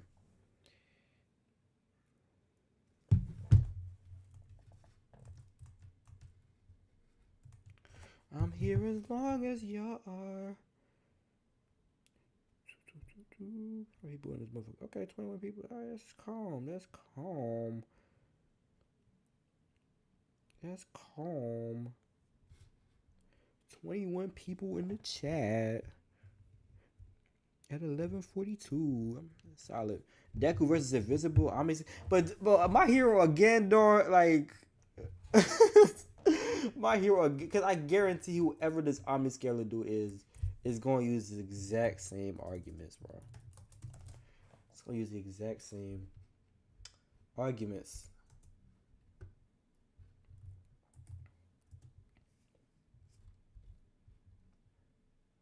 What if Deku was... Oh, that's not him. Is this the right name? Omniscaler? Salad saying MCU Thanos. Okay, I can react to that. It'll probably be wank on both sides, so it won't just me be slamming my hero. Because... Alright, yeah, let's do it. Gardeners. We are farmers. Bum, bum.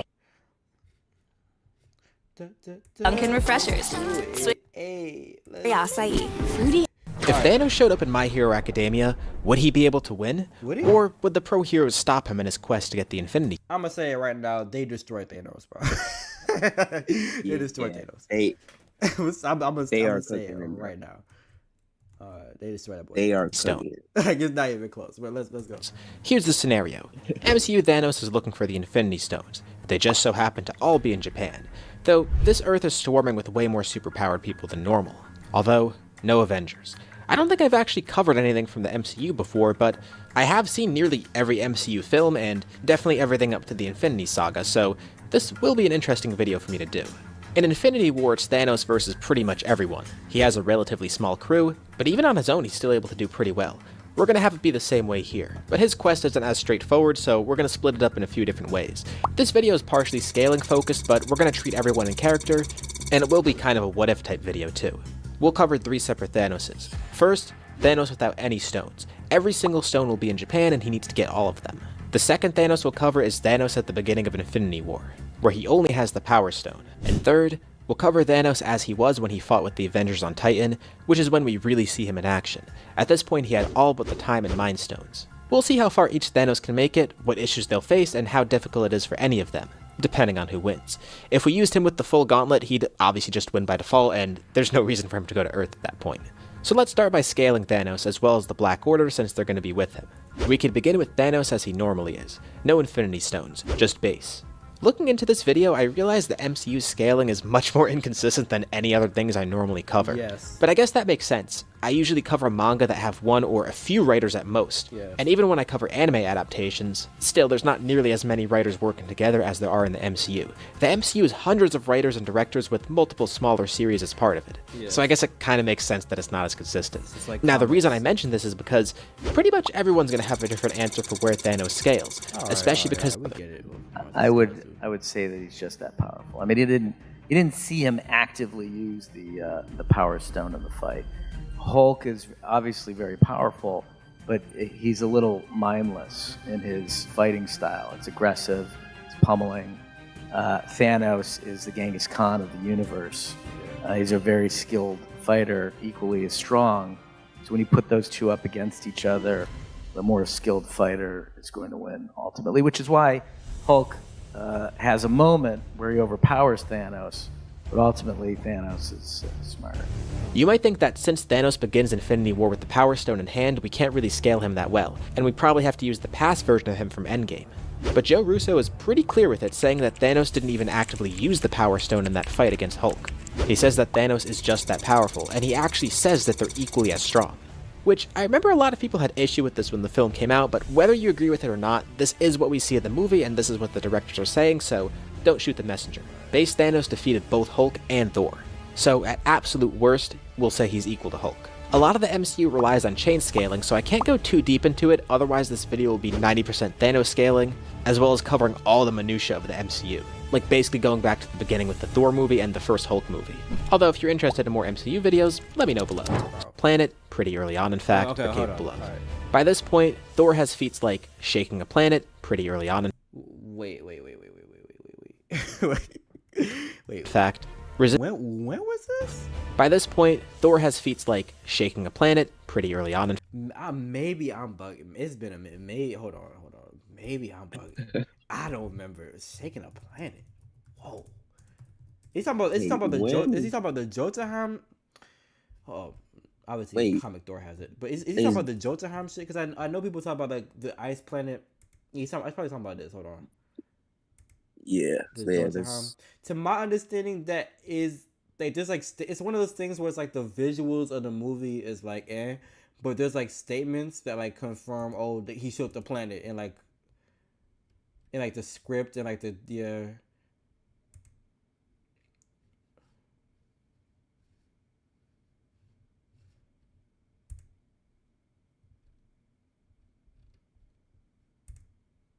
scale of the canyon is 100 times that of the Grand Canyon. Shook the planet with the force of his blow. The planet shook from the force. It shook. All right. I mean, yeah. All right.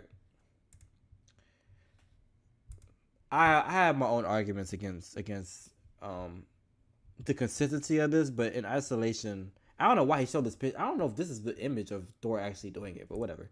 In fact, resisting a small country level's worth of power from a star in Infinity War. He almost died. He almost if you can't pretend like these two things are consistent with each other. Like, oh yeah, he's planetary. You know, he almost died to this small country level attack. But these, like, come on, these are two different levels of power. That's one of my gripes with the way the MCU was scaled. But continue. Pretty early on, in fact. Resisting a small country level's worth of power from a star, shaking a planet, pretty early on in fact. resisting a small country. Although, to be fair, I guess sinking a planet isn't necessarily planetary. So maybe you're arguing that this is only country level. So fair enough. Yeah. Country levels worth of power from a star in Infinity War, creating storms that can cover an entire country, taking on Hela, and resisting being dragged across the Bifrost Bridge, taking on the energy of a dimensional travel system here. On the What is that? What is that? What tier is that? I don't know what. the other hand, Hulk has cracked some of the Bifrost Bridge, he scales above Iron Man's Unibeam, he could easily cause earthquakes by just thrashing around, he's able to contend with Thor and Iron Man's Unibeam. On the other hand, Hulk has cracked some of the Bifrost Bridge. This feat is not impressive at all, by the way. But he scales above Iron Man's Unibeam. Why is you didn't explain why that's impressive. He could easily cause earthquakes by just thrashing around. He's able to contend with Thor, and he grows even stronger with rage. These might not sound as impressive on the surface, since the best of these are like country-level feats, but with some chain scaling and without going too far into it, these two are comfortably and conservatively anywhere from continental to multi-continental. What? What? Wait, you just you just described the consistent country-level feats. And you cited an instance where Thor again almost died to small country level energy. But they're all right. Again, I cannot stress this enough. We're going to be more conservative with our estimates here because there's so much variation. Thanos beat both of them after the events of Ragnarok, not simultaneously, but in succession, which is still impressive. Thor got off-screened, but Thanos didn't have any apparent damage, so it doesn't seem like he had too much difficulty defeating him. And then we blatantly seeing him take on Hulk, without using the Power Stone, even though he had it. So, using these two, I feel comfortable putting Thanos at a conservative multi-continental in base. As for speed... Wait. I feel like I must be bugging. Easily cause earthquakes by sound as impressive on the surface, since the best of these are like country-level feats. The best of these are country-level feats. But with some chain scaling and without going too far into it, these two are comfortably and conservatively anywhere from continental to multi-continental. How? Wait. How? What chain scaling are you talking about that gets country level to multi-continental? Like, hold on, cause let me see if I still have it up. That is. You can't just brush past it. That's a significant difference, brother.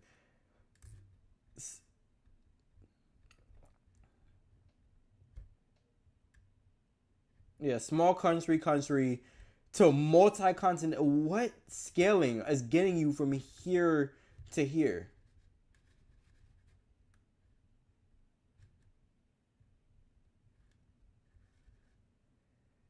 Maybe you're thinking maybe like the high end of. If you get like 100 teratons, like what? How are you getting from 100 to 760 to pay? Like you gotta justify some of this, especially with the Thor instance, because Thor again, like the star feat. I don't understand people keep using it. Like it's not like that was an instance where he almost died. Like he was getting destroyed by that level of output, by small country level output. So how could you be multi-continental? You have to at least explain it a little bit. Again, I cannot stress this enough. We're going to be more conservative with our estimates here because there's so much variation. Thanos beat both of them after the events of Ragnarok, not simultaneously, but in succession, which is still impressive. Thor got off-screened, but Thanos didn't have any apparent damage, so it doesn't seem like he had too much difficulty defeating him. And then we blatantly seeing him take on Hulk, without using the Power Stone, even though he had it. So, using these two, I feel comfortable putting Thanos at a conservative multi-continental. So the only scaling you're actually telling us here. All right, catch it up. Hold up. My boy just had to dip, so let me just adjust certain things. All right, cool. Let me just see. Let me just set the chat. Like y'all see what I'm saying, right? Exactly. He's just not explaining. It don't make sense. Like what is going on? Base. Like how? What mechanism makes small country level feats multi-continental? What mechanism? You could upscale a tier above maybe, but I don't understand how. As for speed, the MCU's speed is also kind of contentious. Right. I see people usually pretty split on this, and I can get both sides of it. There are ways to get characters to like massively hypersonic, but at the same time, you could easily argue they're like makes no sense. Subsonic at best. Yes. considering the prevalence of guns and conventional weapons in these movies and how they're still immediate threats. At least to a good portion of characters. A good majority of the characters don't really have any crazy speed feats after all, and a lot of these characters are fighting around the same speeds usually, with the exception of speedsters, obviously. And the speedsters in question, like Quicksilver, are like consistently just supersonic. Like, come on, like, all right. We'll place him at like subsonic, though again, I know the MCU speeds are pretty contentious, but I've always thought they'd be around this level, and I'm kind of glad that people are coming around to that. For what it's worth, though, even if we did yes, subsonic. Yes. I could maybe see supersonic, but yes, no mass. As long as it's not lightning speed faster than light, yes, he's cooking. Scale him in. Thank you. Oh my, I was worried. I was like, based off the AP, I was like, oh, we gonna have to sit through this dude trying to convince me that MCU characters are faster than light or hundreds of times faster than sound, and he didn't. All right. Say he was at the highball of massively hypersonic. That wouldn't even matter here, because there are a ton of My Hero Academia characters that scale to that level, and even well beyond that, so regardless, he's getting outsped. As for the Black Order, they're below him in power, but they're all still pretty strong despite not having many feats.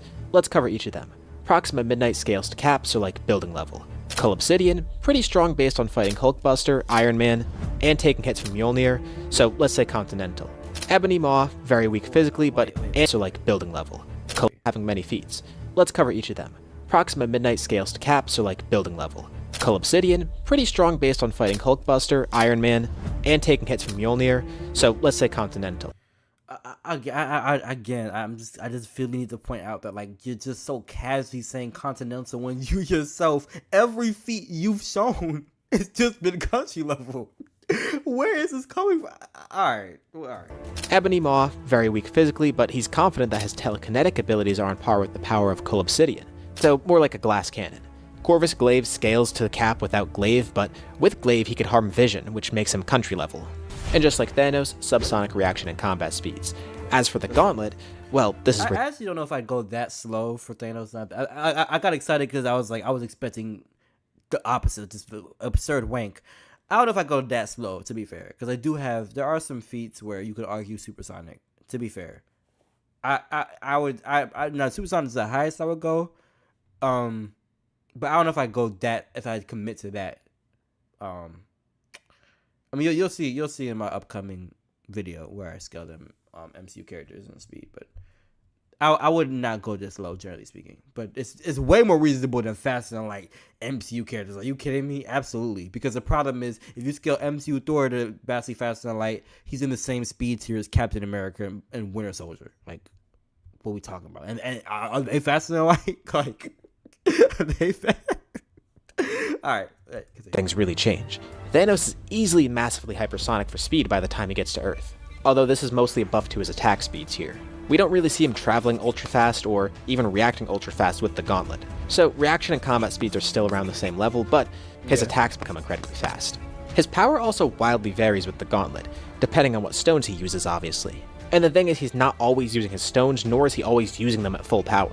The power of the Gauntlet could range anywhere from star to universe level, particularly with the Power Stone giving him that high-end power because of it being able to power the universe. But again, he's not always using the maximum power, and not every attack is going to scale this high.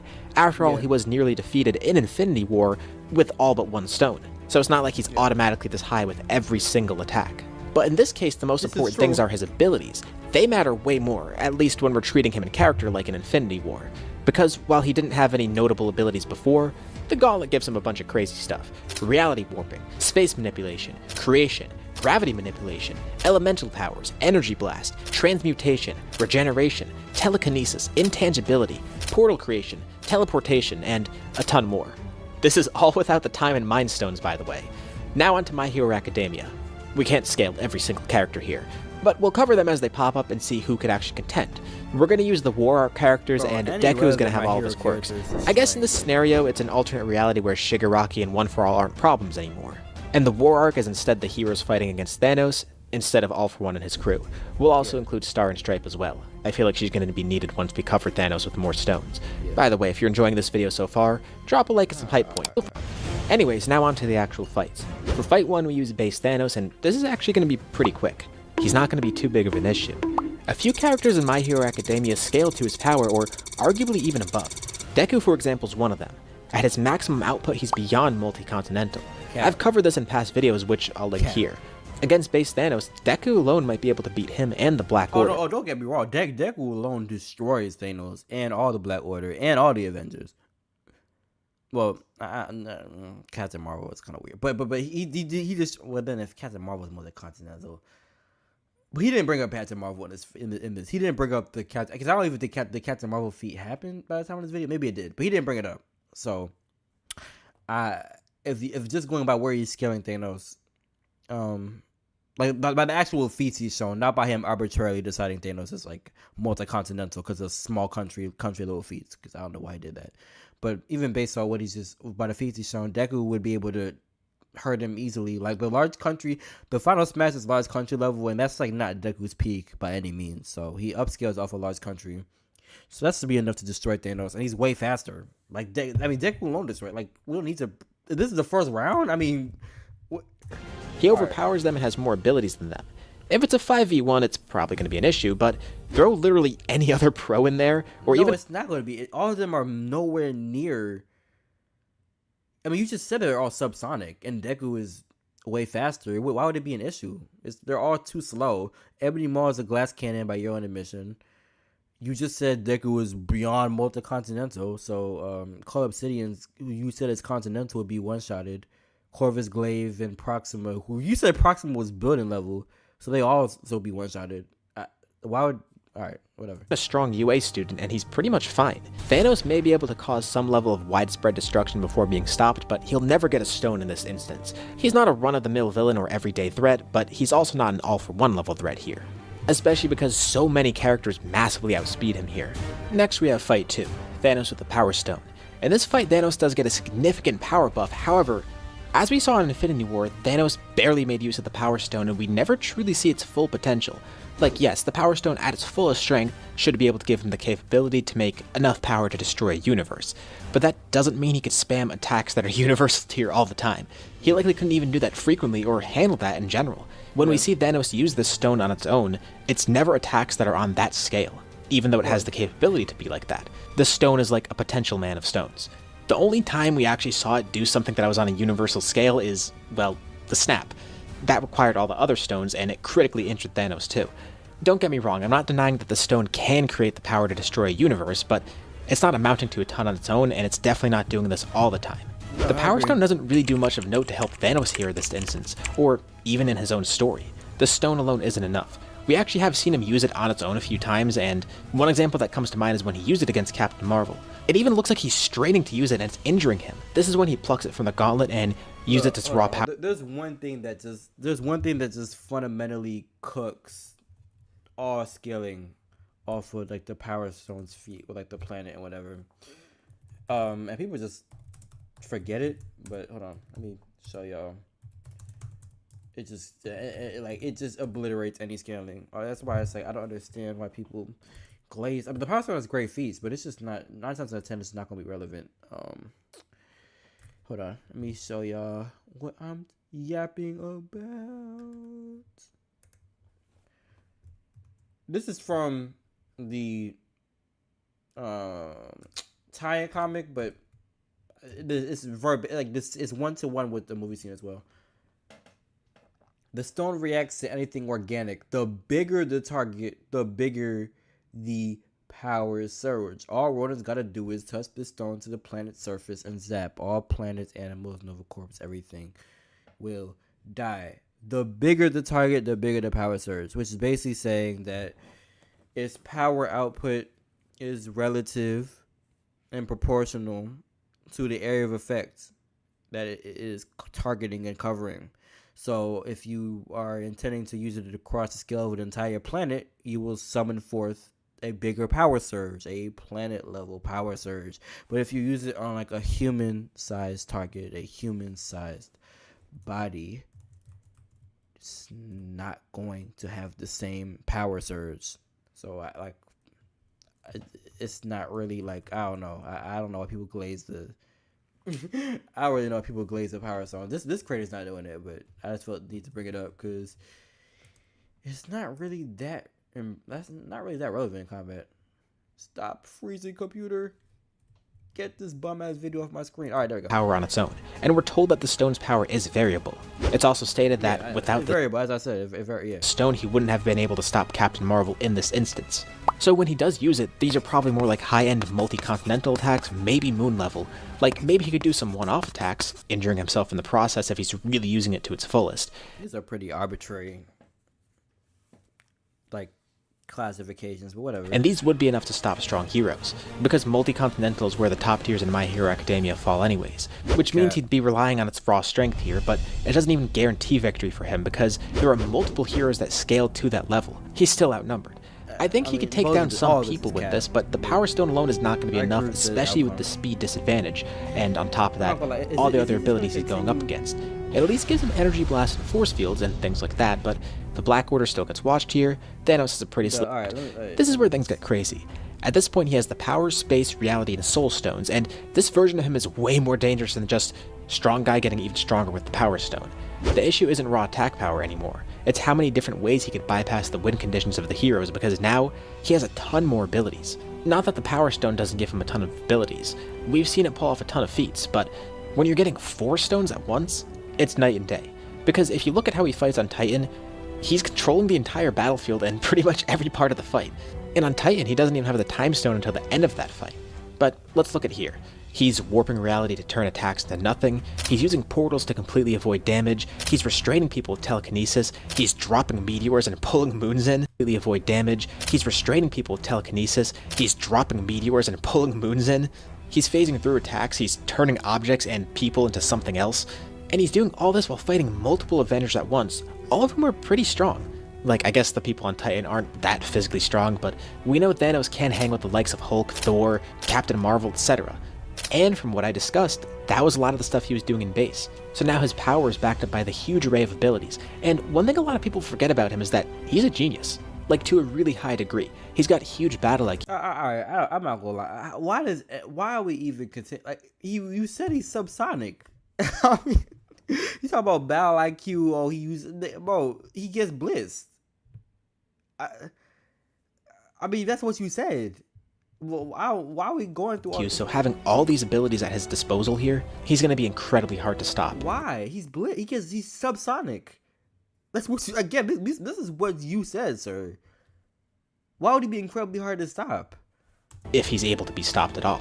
The biggest advantage My Hero Academia's pro heroes had before was numbers plus that scaling, as well as the array of abilities they had, but that starts to fall apart here. Deku, Endeavor, Bakugo, Todoroki, Star and Stripe, Armored All Might, yeah, they can all hit hard enough and actually deal some damage to him, but the problem is landing those hits. Thanos with the Space plus Reality Stone combo especially is just an— I have to be buggy. I have to be going insane.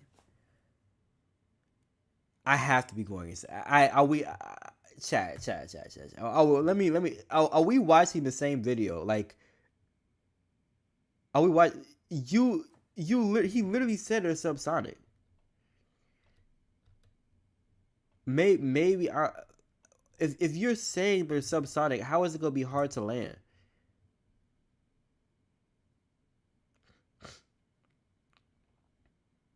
Like, what? That's why I don't understand. Yeah, they just like, why would it be hard to land? Again, this is where you are arguing these characters, bro. Why would it be hard to land? Like, why would it be unwinnable? All the scaling falls apart. He's a statue. We can't react. This is what you said. Nightmare matchup for this entire verse. Someone tries to blitz him, well, just throw them into a portal. No, bro, do you see how that doesn't make sense? It's a nightmare matchup for this entire verse. Someone tries to blitz him, well, just throw them into a... Okay, this doesn't make sense because it's not a passive... This is not a passive thing, as in it's not an automatic thing where you get close to him, a portal automatically spawns. No, it's something he has to consciously conjure up in response to an attack. He can't do that if he's slower, if he's too slow to react. If he's subsonic and these characters are massively faster than sound, or even light. I don't know. I forgot what you scale them, but it's one of those two. Massively faster. Able to blitz him. It's not on the table for him to create a portal to prevent himself from getting blitzed. I'm not even sure he's done this, to be honest. Like, I'm pretty sure this is also just headcanon. Like I've hold on, I don't know why I did that. I'm not gonna watch the entire fight, but just to skim through it, when has he done that? Like on in. I'm not gonna watch the entire fight, but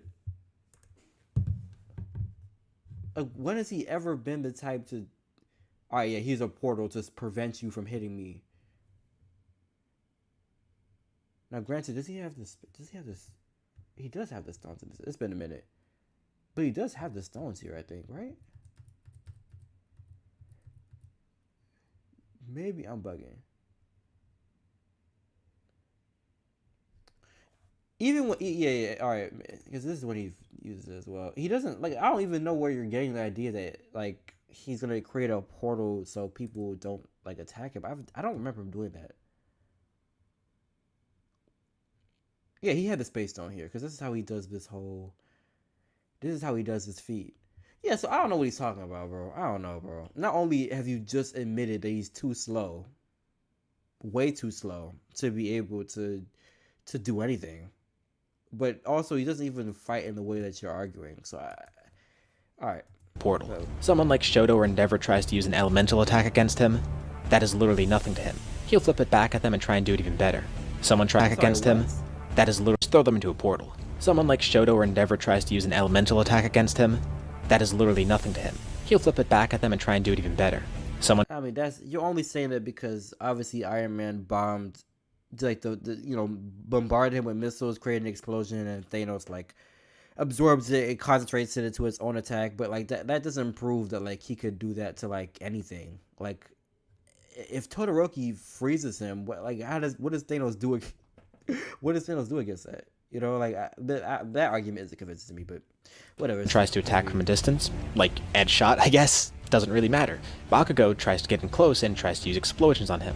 Nope, he just gets transmuted into something else. And unlike all of these scenarios require Thanos to be reacting to the My Hero characters. This is really dumb. I'm sorry, this is really dumb. You like if you're gonna argue this, you have to scale Thanos to be faster than Subsonic. A Subsonic character is not reacting to anything anyone here is doing. It's not like, oh, Bakugo gets close to me, okay, boom. Before you could land on me, I'm transmuting you. That would require Thanos to be faster. All right. Base Thanos, you can't just overwhelm him with numbers. We've seen multiple times that jumping Thanos doesn't work when he has multiple stones. He's going to be more than able to hold his own, and that's in the worst case scenario. Now, could My Hero Academia still win? Yeah, but it becomes very specific. No, it does not. How many views does this have? I'm sorry. The part is, it doesn't even make internal sense. Disregard where I personally have these characters. By where you are scaling them, it doesn't even make internal sense. The win condition basically relies on catching him off guard, having amazing coordination, overwhelm him before he starts chaining abilities, or utilizing hacks like Star and Stripes New Order, or something along those lines.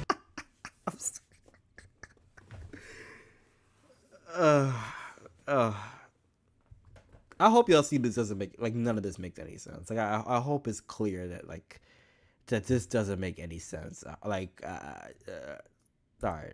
And yes, they have the numbers, but it's still going to be incredibly hard. For what it's worth, the Avengers did pretty well in all of their battles, and here, there's going to be more people together at once. And these people are way stronger on average than the Avengers. Though I think they still do have a pretty good shot. Pretty much as good of a shot as the Avengers would have had. Though, unlike them, it's not like they had the foresight of Doctor Strange to tell them that, oh yeah, this is all going to work and we do have a way to win here. Nor do they have the genius minds of people like Tony Stark or Bruce Banner to make time travel technology if they really needed that. Yeah, so I can't do it. I can't. So just another video.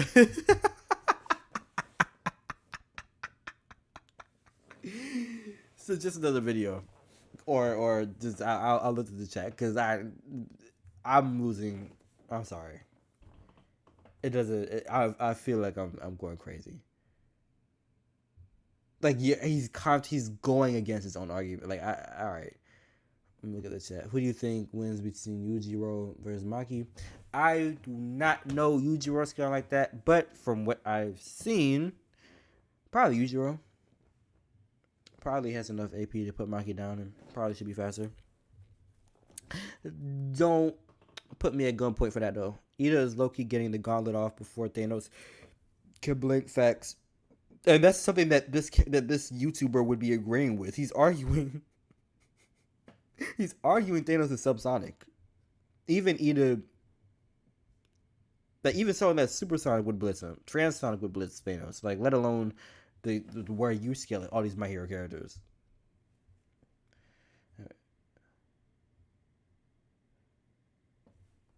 Dodge. Red laser. I mean, yeah, there are laser feats in the MCU. Like there are laser feats in a lot of works of fiction, but it doesn't make sense because the entirety of Age of Ultron, we watched him get statued by Quicksilver, who is for sure nowhere near light speed. Whether it's by author statements saying he's supersonic, speed of sound, speed of a bullet, visually moving relative to bullets in motion, and dying to minigun fire. There's no way you could get him to anywhere near light speed, and everyone he's a speedster. So he's not just faster, he's massively faster than everybody else. So it would not really make much sense for these characters to be that fast at all, really. Krullo versus Yuta. So I could do that. I could do the job right now. All right, let me see. But you want a video? So I'm not even going to speculate that. I'll make a video on Professor Fiction. There is a queue though. I ain't gonna hold you. There is a queue because I got a commission. I got this Naruto vs Luffy video almost done with, and I gotta put Seth and Chuck in the dirt again. But after that, I'll spin back on Fiction. I'll spin back on Fiction. Hold on. Launch take Bardock.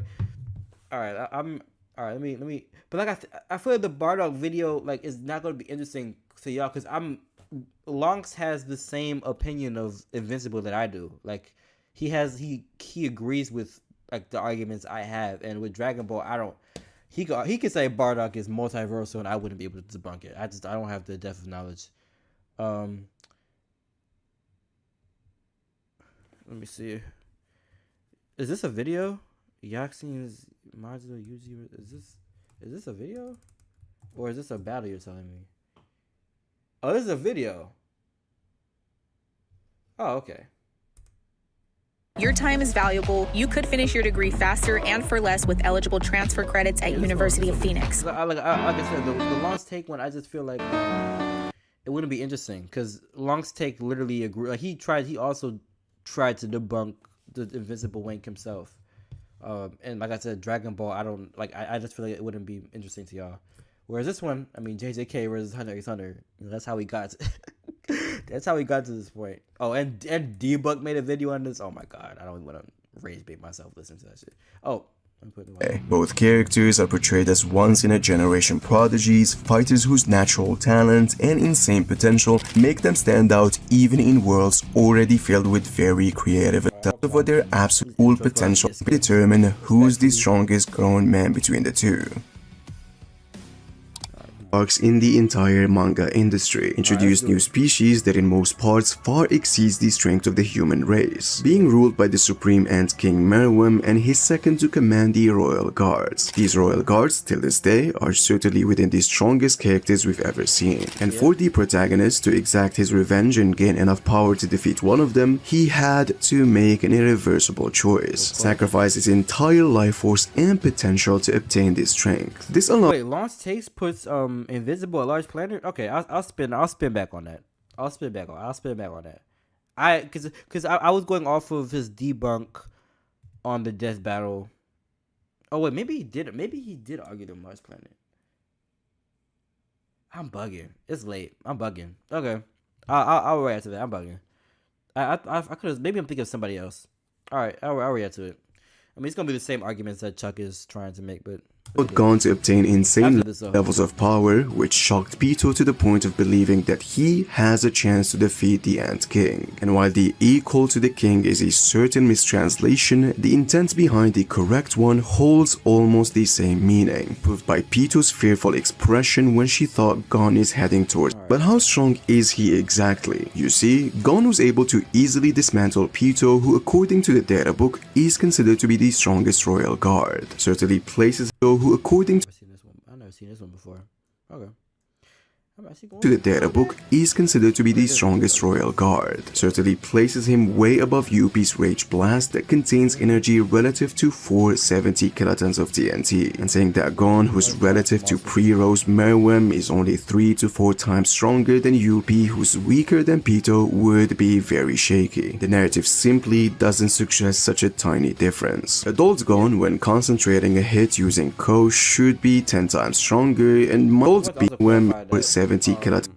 Like this, like I don't know if he mentions it. Him way above Yuppie's Rage Blast that contains energy relative to. He doesn't mention it, but what it doesn't get like done justice about stuff like this is that like Yuppie is no selling this like energy, because we know that like we consistently showing that like with then attacks, it's not a given that so you're not automatically immune to it. You have to put Nen defenses and allocate Nen to be able to endure the force or energy of whatever Nen attack you're creating, if it's on your person or if it's tagging you as well as the opponent. We see this with a 1-to-1 comparison. Genthu also has like an explosion, self-detonation type ability, and his whole thing is you have to allocate Nen to protect yourself, and that's how Gon is able to exploit it and attack parts where he doesn't need to protect himself, which does not have any number protection on it.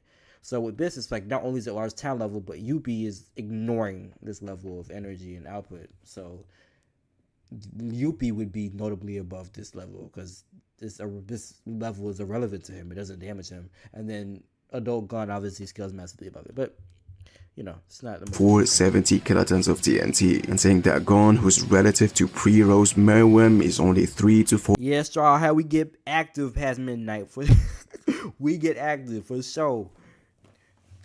For sure.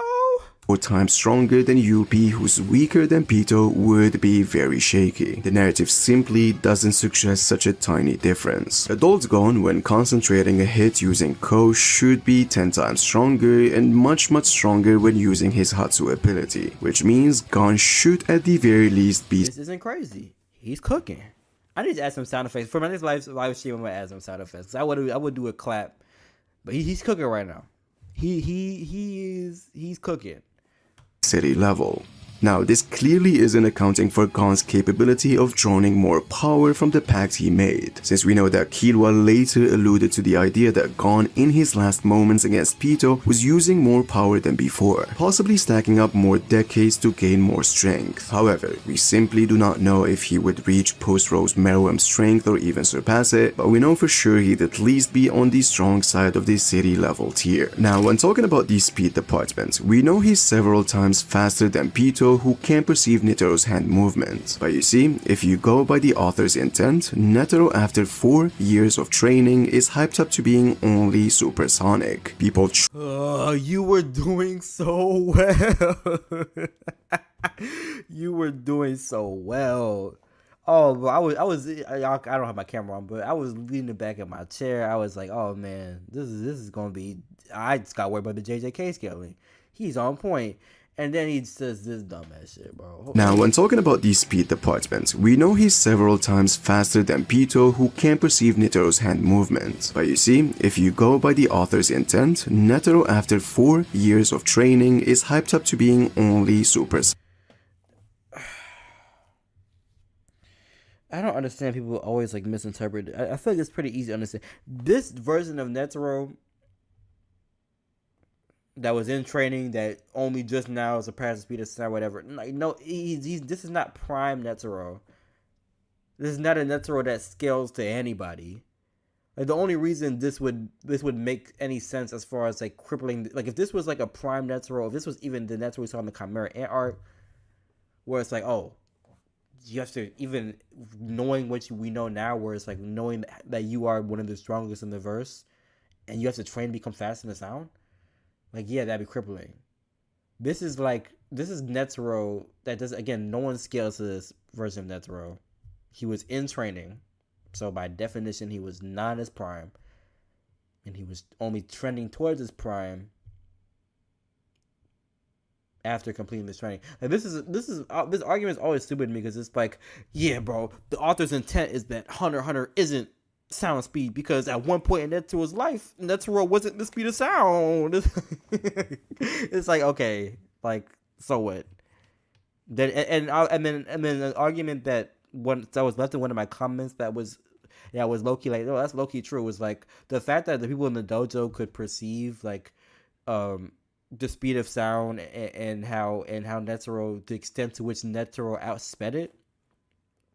But maybe just like perceiving the speed of sound and reacting to it and be able to comment that, even observe this taking place, in regards to the sound being outsped, shows that even these fodder nameless dojo characters can't possibly be subsonic.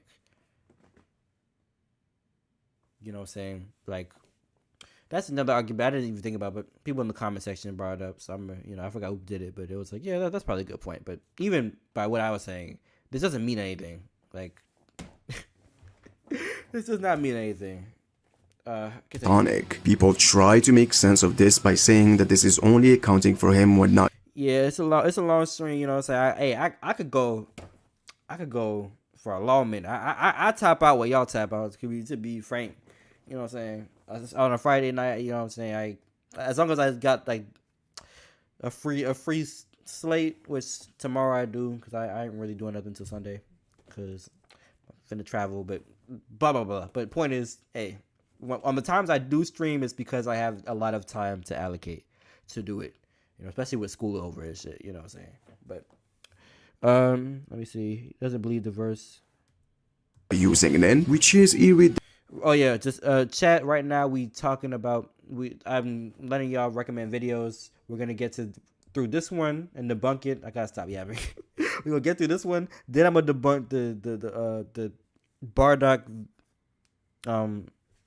Invincible video that Lonks did, because apparently he argued them large planet level. So we'll spin on that, and then any other videos after that. Ridiculous claim, since there are calcs of beginning of the series Gon and Killua casually moving at transonic speeds. Exactly. So why are you bringing this up? We also know that there are multiple characters who were able to react. Okay, so if you were showing one instance of a Netero that no one scales to being training to be fast in the sound, right, which like, mind you, it's like okay, yeah, people in fiction aren't born fast in the sound, so presumably at some point in their life they have to actually get that fast. If that doesn't prove its author's intent that every character is supersonic, is supposed to be relevant to. Like, that's not how it works. And if you're showing all these scenes of characters casually dealing with supersonic bullets and reacting to them and outspeeding them, how could you say the author's intent is that supersonic is relevant to them and that they have to train to surpass it? And not, like, are these three scans not intended by the author? Transonic speed. Is this not intended by the author? We also know that is this not author's intent right here? There are, like, is this the author's intent that these characters are barely supersonic? Multiple characters. Is this not author's intent right here? Catching bullets easily.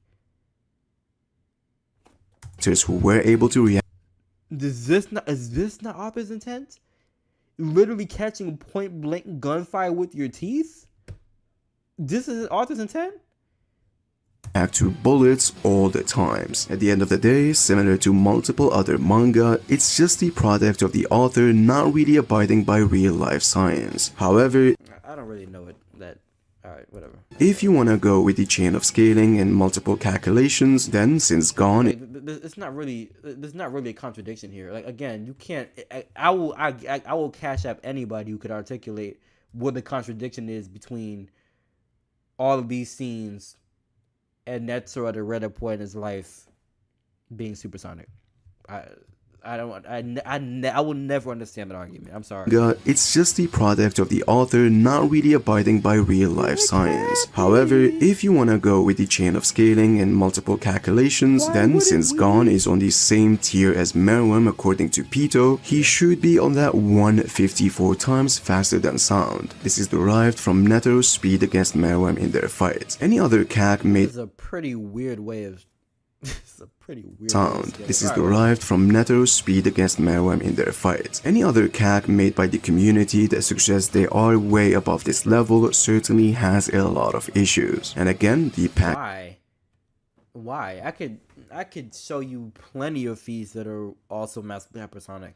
Poof and Yuppie, Poof and Yuppie flying to the epicenter of the Rose Bomb explosion, massively hypersonic. Pito's leap is massively hypersonic, and if it's not, it would definitely be by the multiplier of doubling her legs when under pressure, and especially so post-mortem. Like, absolutely. Poof statuing the shard, dragon shards from the dragon dive, massively hypersonic. I mean, Chi2. Well, I mean, I guess in the manga, maybe not. Anime is massively hypersonic. Manga, probably high hypersonic. But still, the point is you capping, sir. the point is this is cap. It's not like, again, it's not just one. Teammate can also amplify his speed, same as we said about his strength, but the amount of which it can is sadly unknown. And with all of this being said, can adult Gon compete with modulo Yuji? One shots. Oh. Add. Ooh, let me look at the chat.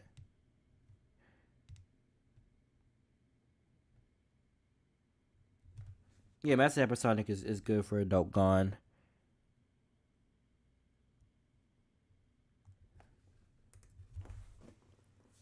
Oh, wait. Let me not mute this. Alright, cool. In Jujutsu Kaisen Modulo, we finally got to see a glimpse of how strong adult Yuji is. We know for a fact he's destined to be one of the strongest characters of all time due to multiple narrative indications, but his feats suggest he's on a level far beyond what anyone. Now, I'm gonna keep it tall. Some of these feats.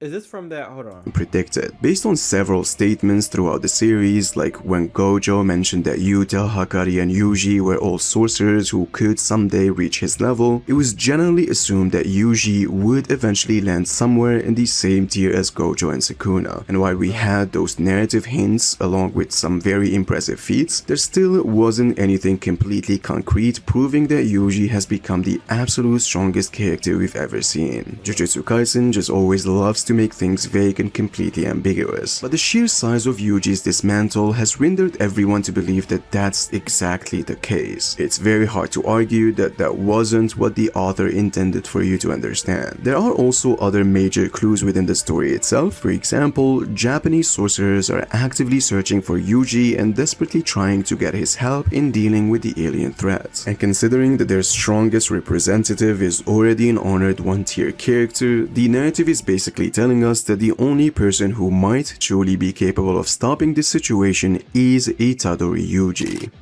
So what does all of this actually mean for Yuji's strength? You see, if you take most of the established Jujutsu Kaisen AP, DC, and speed scaling, then Yuji, narratively speaking, should be either relative to or way above any of them. In fact, if we focus on his dismantle feat alone, and try to calculate its range, the results land somewhere between large town to small city level in terms of destructive capability. Sure. And keep in mind that was Yuji actually throwing out an attack pretty casually, something that certainly rivals or straight up surpasses Jogo's maximum capability. And so we focus on, I mean, if you're going off of this, the low ball is large town, the mid ball is large town, the high ball is small city. Okay, so in large town to small city level in terms of destructive capability. And keep in mind that was Yuji actually throwing out an attack pretty casually, something that certainly rivals or straight up surpasses Jogo's maximum meteor that Sukuna himself. Okay, but what I want you to remember here again though is like, because Yuppie, he didn't show all of Yuppie's calcs and for some reason, but the high end for Yuppies is also small city level. These are basically comparable. So it's like, again, it's like Rage Blast is no sold by Royal Guard. as in like an attack that he's scaling. This is an attack that's actually coming from Yuji. You know what I'm saying? So it's like, okay, this attack from Yuji would be no-sold by, ignored by Yuppie and Royal Guard tier characters. So we're talking about adult Gon. It's like, it wouldn't be, unless there's more than this that you're going to go off of. But just going off of this, like, it's clear adult Gon has a power. Said that it would have damaged him if it landed. Another way to estimate Yuji's power is by scaling him above Sukuna's flame arrow, which has been argued to contain energy comparable to something like the United States Castle Bravo nuclear test. If you go with a much more generous interpretation, you could even push Yuji into island level territory, especially if you argue that he has for certain surpassed Gojo, who was once stated to have enough power to power up an entire nation. The island level highball comes from suggesting he'd be able to do it for an entire year, which is extremely shaky and isn't widely accepted in JJK scaling I'm glad that you saved me the time. Community. So realistically speaking, the most consistent conclusion is that Yuji falls somewhere around city to large city level in terms of Wait. Okay, wait. The feat that you just showed was large town to small city at the high end, and then you use the flame arrow. You didn't provide counts for it, but is that was Sukuna himself said that it would have damaged him if it landed. Another way to estimate Yuji's power is by scaling him above Sukuna's flame arrow, which has been argued to contain energy comparable to something like the United States Castle Bravo nuclear test. If you go with a much more generous interpretation, you could even push Yuji into island level territory, especially if you argue that he has for certain surpassed Gojo, who was once stated to have enough power to power up an entire nation. The island level highball comes from suggesting he'd be able to do it for an entire year, which is extremely shaky and isn't widely accepted in JJK scaling community. So realistically speaking, the most consistent conclusion is that Yuji falls somewhere around city to large city level in terms of attack potency and destructive capability. And I'm not gonna hold you. The counts I'm only seeing like city level. So for the flame arrow, so I'm assuming that's how he's getting this high. In fact, some of these are, hold on. Some of these are like not even, hold on, let me pull up on screen. Some of these aren't even that high. You people have to actually start like, please show the calcs that you're talking about. Because you can't be talking about Yuji's own feat, because you just said that was small city level. So I'm sorry, I'm actually paying attention to what you're trying to like say. So like this shit matters, bro. Like, how are you getting large city level, bro?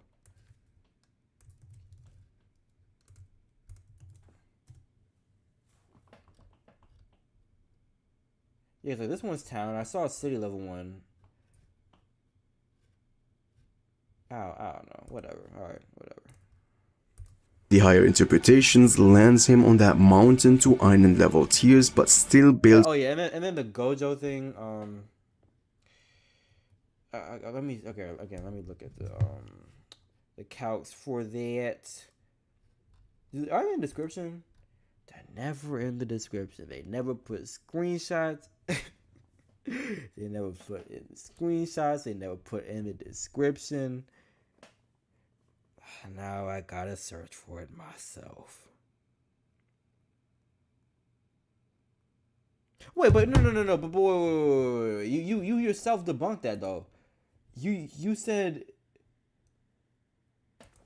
your test. If you go with a much more generous interpretation, you could even push Yuji into island level territory, especially if you argue that he has for certain surpassed Gojo, who was once stated to have enough power to power up an entire nation. The island level highball comes from suggesting he'd be able to do it for an entire year, which is extremely shaky and is okay. So the island level highball comes from a shaky argument, a shaky calc that you are admitting is shaky. Okay, so why are you in terms of attack potency and destructive capability, and the higher interpretations lands him on that fair enough, higher interpretation. Mountain. I don't know why I don't know why you're bringing this up if you just said it's shake. All right, to island level tiers, but still builds on a much weaker foundation. And personally speaking, I'd still stick with the former, since nuclear weapons are still considered a viable option. I jumped the gun, fair enough. Again, I don't know why.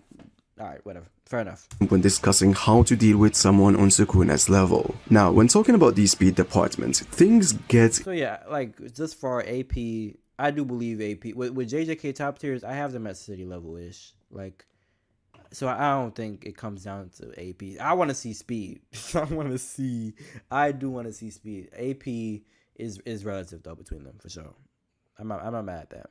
I'd edge it to Adult Gone, because, I feel like people really underestimate the upskilling he has with Yuppie, but I'm mad at it. A little bit tricky. It all depends on which meta you want to take. If we go strictly by what the authors... Shaky doesn't mean invalid. Shaky does mean invalid here, though. I mean, it should be invalid. If you're making... Because he's saying it's shaky based on the assumption that it's a year. Because that's an arbitrary assumption, is the point. Like, why would that be convincing? Like, why would I take that at face value? Like, why would I just allow you to just assume it's a year? Like, that's why he said it's shaky. You know what I'm saying? It's not like he said it's shaky for no reason. I mean, he provided the reason. I mean, if that's convincing to you, that's your prerogative. But I'm not here for, like, I'm not a fan of just assuming time frames. Like, especially when it highballs the feat to that extent.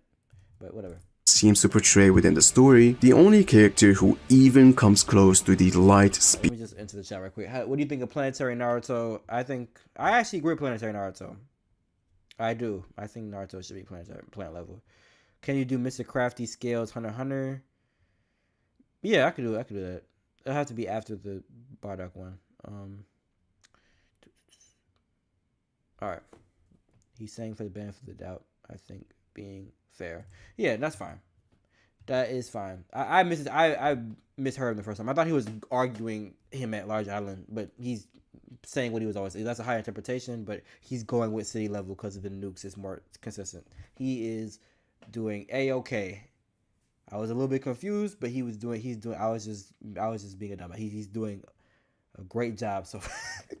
He's doing a great job so far. City level Adult Gone, city level UG, or large city. I don't understand why it's large city, but still, generally speaking, doing a good job. I was bugging. Let's continue.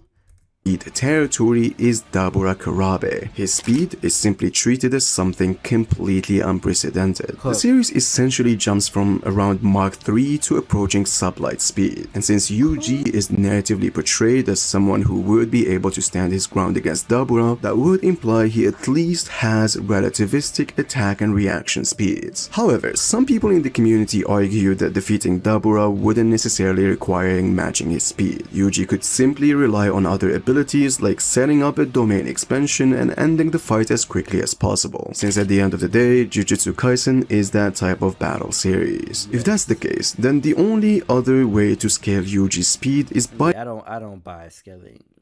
I don't buy relativistic, sorry. By comparing him directly to Gojo and Sukuna, and most people are already familiar with Sukuna's light speed meta when you factor in Kashimo's electromagnetic waves. Now, to be completely blunt, that type of scaling is still somewhat controversial, but since it's now widely accepted within the community and also considering Dabura's portrayal in the story, it's reasonable to say that Yuji should at least have relativistic attack and reaction speed. So, when everything is put together,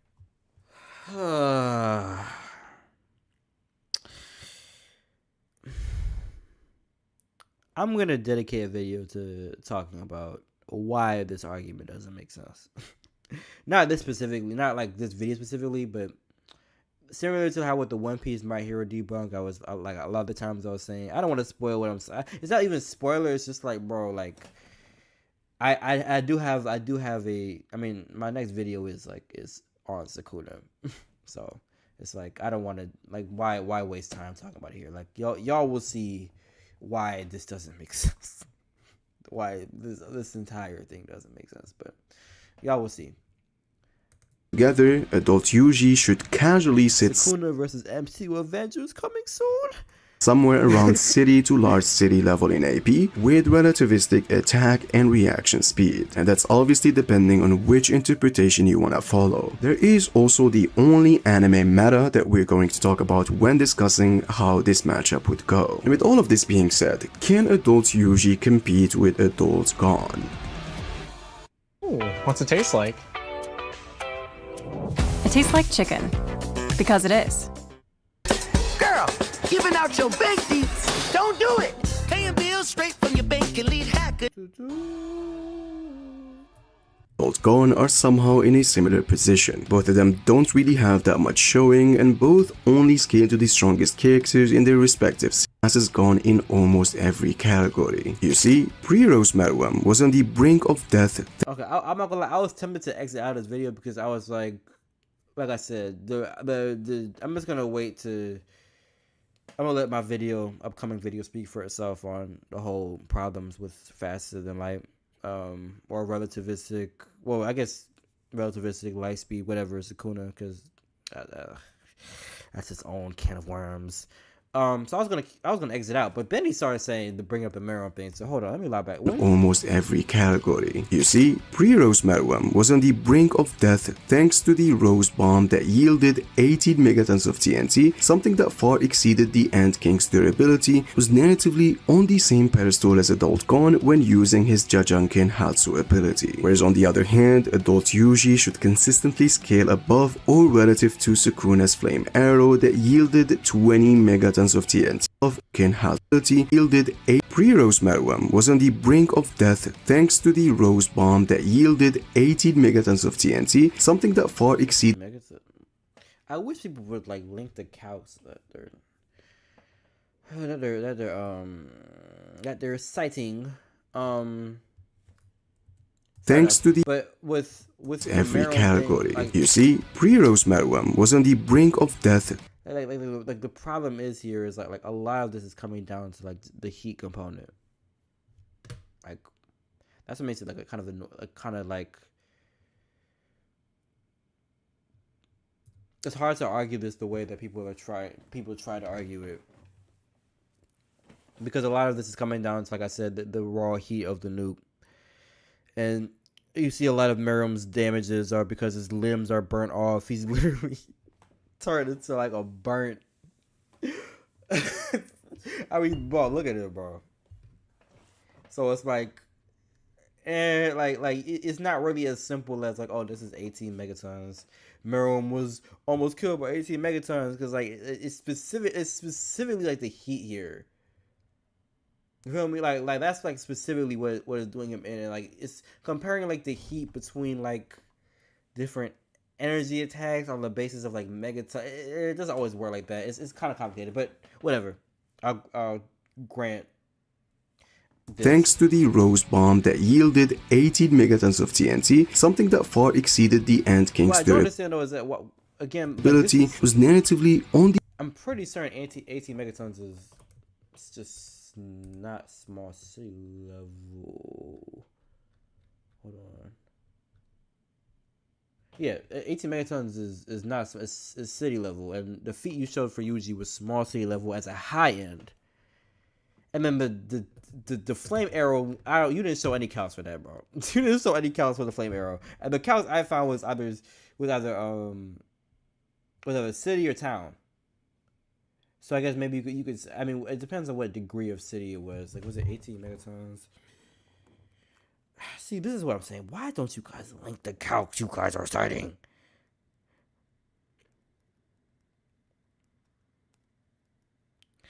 It would be so much easier on me, bro, instead of having to find what you guys are trying to argue based off of, bro.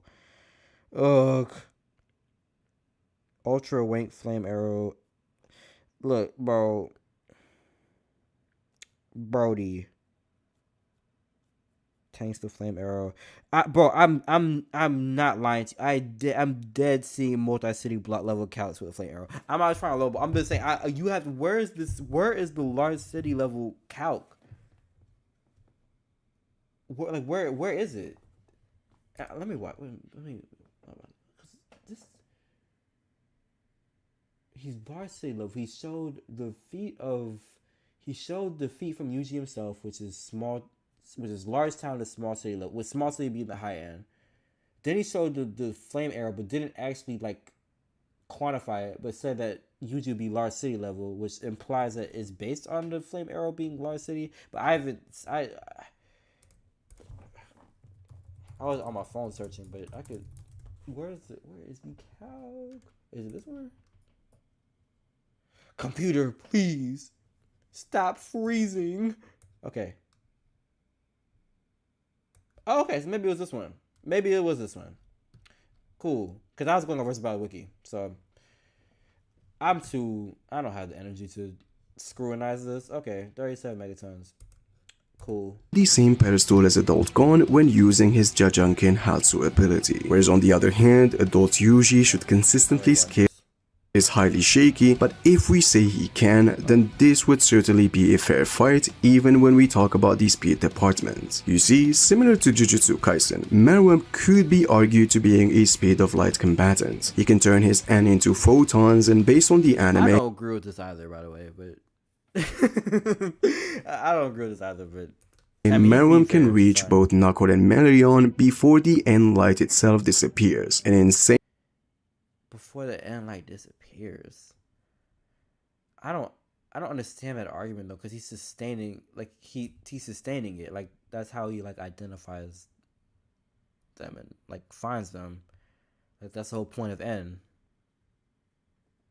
Like why would Alright. In feat if you go by Hunter x Hunter standards. Meruem can also casually perform a mountain level feat by vaporizing a plateau. So, yeah, Adult Gon wouldn't scale this though. If you argue that Gon can technically reach that level of strength, then he would simply be too strong for adult Yuji to compete with. While Yuji can throw small city dismantles and scales above Sukuna's city level arrow, Gon would be throws. Okay, so I don't know where large city is coming from if you're saying that the arrow is level. Small city dismantles and scales above Sukuna's city level arrow, Gon would be on a strength level that can perform mountain busting feats on the casual. However, strictly speaking, this comparison isn't really fair since it relies more on a possibility rather than straight up facts. It's not really fair to choose Gon's hypothetical high than Gojo, who can power up a nation, which makes him. I have to look into that. What is this? What is? Oh wait, well I keep forgetting that you already. And level in terms of AP and DC, then Gon, even with hype-owning him to the absolute max, just isn't able to defeat Yuji. Both are operating on that speed of light scaling, which makes them relative in reaction and combat, but Yuji simply. Alright. The point being, obviously I don't believe in any of the light speed arguments for Hunter x Hunter. But yeah, the AP scaling here is fine.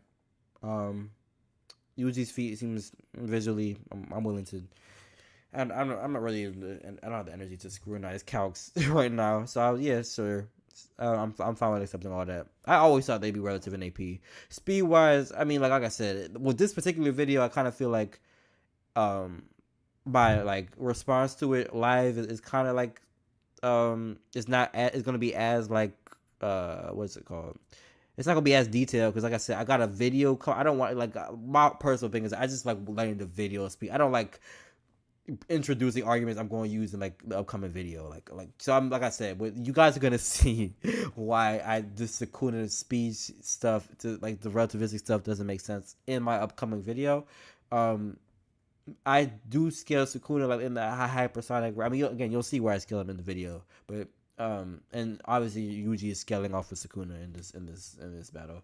I have adult Gon winning, but yeah, this isn't too egregious. Well, beyond the speed is egregious. You'll see why the speed is egregious, but the AP is cool. The AP is cool. You know what I'm saying? But yeah, let's do another one. I behind on each chat. I think it should be MHS and sub-relativistic at best, relativistic as well to me. MHS isn't crazy to me. Relativistic is crazy though, for sure. Problem with JJK speed. Yeah, I agree. The AP is fine. City level is fine. To dig up picture counts, but not the effort to say. That's what I'm saying. They don't put it in the description. they don't put it in the description. It's so annoying. It is so annoying. If you're going to use calcs, I don't put it in the description. I don't put it in the description. I use screenshots. But at least with screenshots, you can literally search.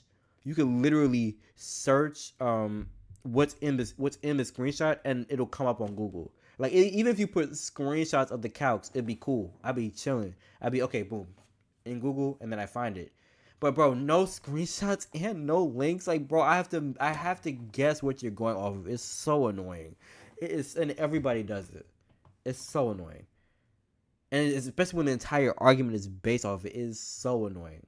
Yeah, I know it's based off of the Shibuya Flame era. I'm talking about like what calc is he? Because that is calced like all over the place. So I'm trying to find what calc he was talking about, but whatever, it doesn't matter. It's an anime thing. It's weird. I think he's doing all possibilities, but usually relativistic hinges on belief can fight Dabra. How many megatons you put the Rosebomb at?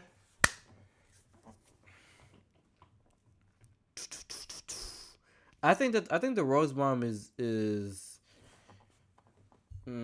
I generally do agree with it being in the city level ranges. I think a lot of people kind of underestimate how impressive it is. Like from underground, it detonated and it was just destroying these cliff faces and these hills that were way significantly far away from the epicenter. And with the shockwave of it, it was destroying these hills.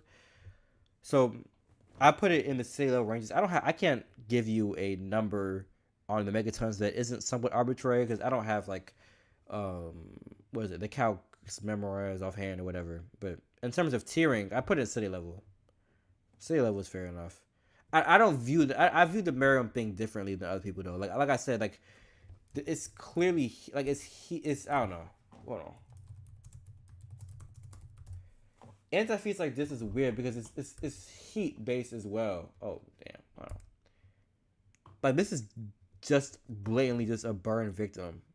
Like this, like so it's like, and it's very weird when it comes to comparing the heat of certain energy attacks and comparing them, especially when you're doing so on the basis of this is 5 megatons, this is 10 megatons, so the heat should be. It becomes weird because it doesn't always line up. It definitely does not always line up like that when it comes to attacks in fiction and heat. Out it becomes very weird. So I don't.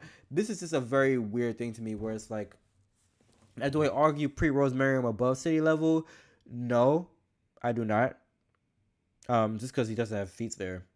But I don't really view this in the same in the same way that other people argue it. But it doesn't matter. I can see how you could argue that this is a definitive cap, and to some extent it is. Like to some extent it is, but it's not as like it's more nebulous than like some anti-feats in other categories. Like when it comes to this specific one, but whatever. I'm nitpicking. The video was good. I don't have much complaints. I hate calcs because I can't fact check them. You can't, like, a lot of the time though, it's not even that hard, bro. You just have to look at what they're assuming. Like with the My Hero. I'm sorry, I'm gonna keep bringing this up. It's hilarious to me. This was brought up in the Luffy versus Deku video. This calc right here. Bro. It's like you can fact check this, bro, because I'm sorry if y'all saw this stream earlier. I'm sorry for going over this, but for people that are new here, bro, this had me absolutely dying, bro. So this is the calc that was referenced in Debunk's video to argue that Deku is multi-continental, because this is multi-continental. Why is this multi-continental? Because this blast you see right here is this many centimeters long, which is, hold on, let me just type this in again. 11. Oh wait, my fault. 36. 23. 11. 36. 23. 136. 23. 36.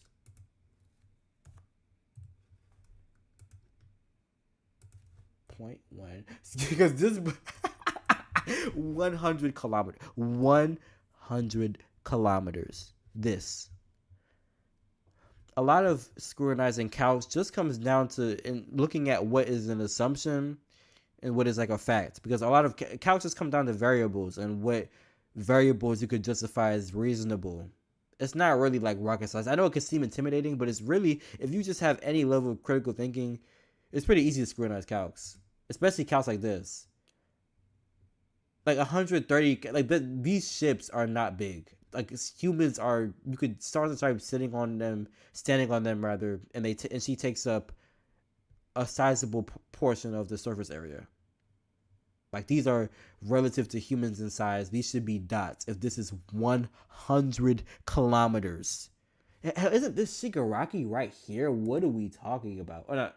Yeah, this is Shigaraki. This is Shigaraki right here. What are we talking about? 100 kilometers. Get out of here, bro. So like I said, it's not that hard to debunk calcs. It's not. I know it seems intimidating because it's all these numbers and shit, but it's like you can fact check them. Especially because these people here on YouTube you can fact check them, sir.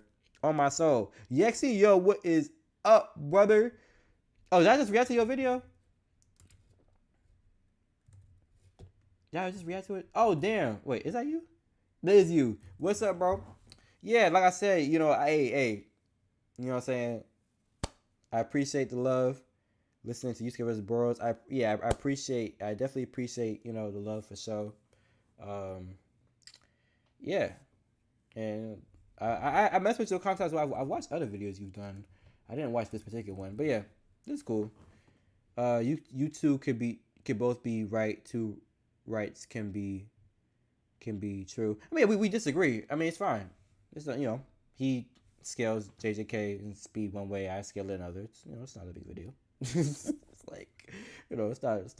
I understand, like, it's not the most egregious thing. I can understand it, you know, so it's cool. But yeah, I appreciate the love, brother, for sure. You know what I'm saying? I appreciate it, bro. Yusuke skins Boros alive? Yes, he does. Yes, he does. He does. Even though all these people in my comment section were telling me otherwise, were telling me I was lowballing Boros, blah blah blah blah blah. Yusuke skins that bro alive. Skins bro alive. I personally put Merrim at city level to low mountain due to like what you said about the heat. Thank you. I'm glad that someone, because I was like, do y'all understand what I'm saying? Thank you. That's what I'm saying. It's like it's hard. It's not as like definitive as a cap, like in a way that like matters when it comes to comparing like durability in this context. You know what I'm saying? Like if it was a city level punch, like this punch has X amount of megatons, it'd be like, yeah, okay, yeah, that's cooked. But it's like with the heat component and how like it's just very weird with like balancing heat with like the megatons of and just tons of energy and attacks and fiction and how that works. It's just very weird. So that's why I don't view it the same way as other people. But whatever, it's very hyper specific. A little disappointed I've yet to see some like Adam Davenport versus Homelander. I don't scale lab rats. I'm sorry. I love lab rats though. I'd be willing to do research on that. He also doesn't glaze visible. Due to inverse. I hate, bro. Inverse is like, I don't know. I could do it if I was commissioned. Inverse doesn't intrigue me the same way. It doesn't intrigue me the same way. But I mean, I'd be down to do it. It just doesn't like, it doesn't wake me up in the same way, bro. I don't know. What inverse videos would you like? I got Boondock. I got recommendation to do Boondocks videos. So if y'all want to see me do a Boondock tier list, I could do that. Thank you for doing 100 justice with that, Maki. Appreciate the love, bro. Appreciate it. Oh, I'm so sorry for spoiler. I gotta include spoiler warnings for my hero. I'm so sorry. My fault. Mad Black. Oh, hold on. Mad Black Entertainment did a live Krillin versus. We get to that. You can scale Adam to Mighty Meds top tiers. Oh, they do. Oh, damn. That's actually, I like doing research on verses that like I haven't done in a minute. All right, but let me stop yapping. Let me look at what videos. Okay, so I promised home where I do Bardock, and thank you. I don't know if Yaxine is still here, but I really appreciate the love from everybody. I love your, respect your channel, love your work. You know what I'm saying? I'm trying to get like y'all. You know what I'm saying? So I appreciate it. I appreciate that. Real recognize real. And let me look at this invincible shit. Let me look at this invincible jar.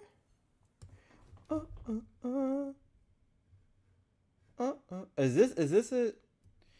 Yeah, you know what's odd? If something's free, people just can't resist. Did y'all recommend another long take video as well? Doesn't matter what it is. There's some long take videos. I'm like, I was talking about my issues with long takes, like methodology as far as like his battles. Like I want. Hold on, maybe I could do it right now.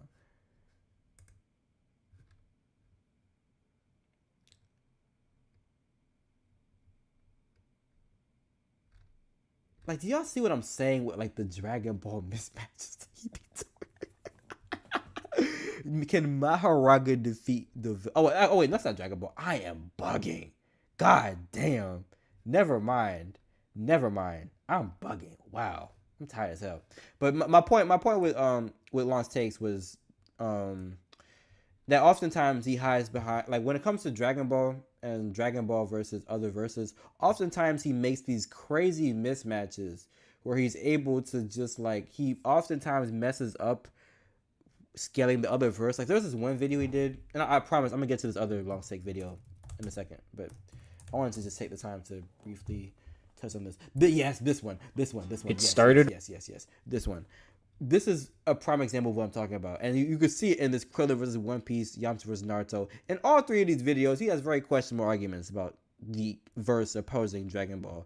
He's able to get away with it though, because these are mismatches. So he could be like, he could scale Bleach to just planetary with logic that doesn't make any sense, that people in the comments cook him for. But he's not technically wrong about the battle, because he could just be like, well, if you use this argument for Bleach, that I guess is technically valid, but if you use it, I could just scale Tien to multiversal, so I still win. It's like, oh my god. Like, what? Raditz versus Jujutsu Kaisen? Like, what? I can't stand. I'm sorry. I just don't respect this. I just don't respect, like, chiefing mismatches like this is crazy, bro. Please. It's just, I don't know. Whatever. Let me just get back to this. Compare. Hold on, let me check the chat real quick. Y'all see what I'm saying? Use case based on his planetary. It's, yeah, facts, anime master. Based on a star.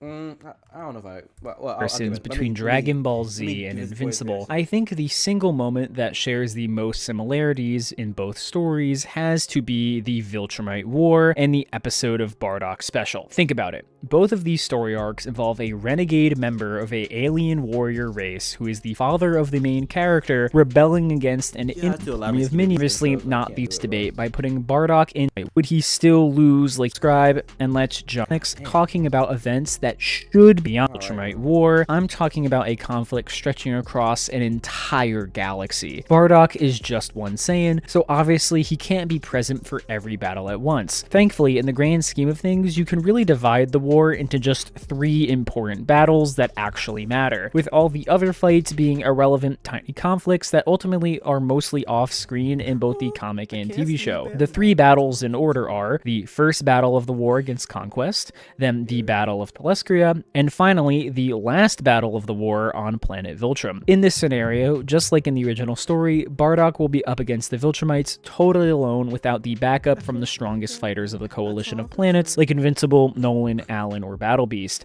I feel like backup kind of defeats the purpose of this video. Well, let me pause for a second, because I saw something, especially this type of character in Dragon Ball is otherverse equivalent that doesn't even have an argument for planet FTL. Exactly, bro. Like I'm glad people see, like it's like, bro, I understand doing an occasional mismatch, but like, dog, it's like oh my god. All right, whatever. It just feels really cheap to me. It's like, yeah, let me just put these Dragon Ball characters against these way weaker verses, so then I could get away with making mistakes.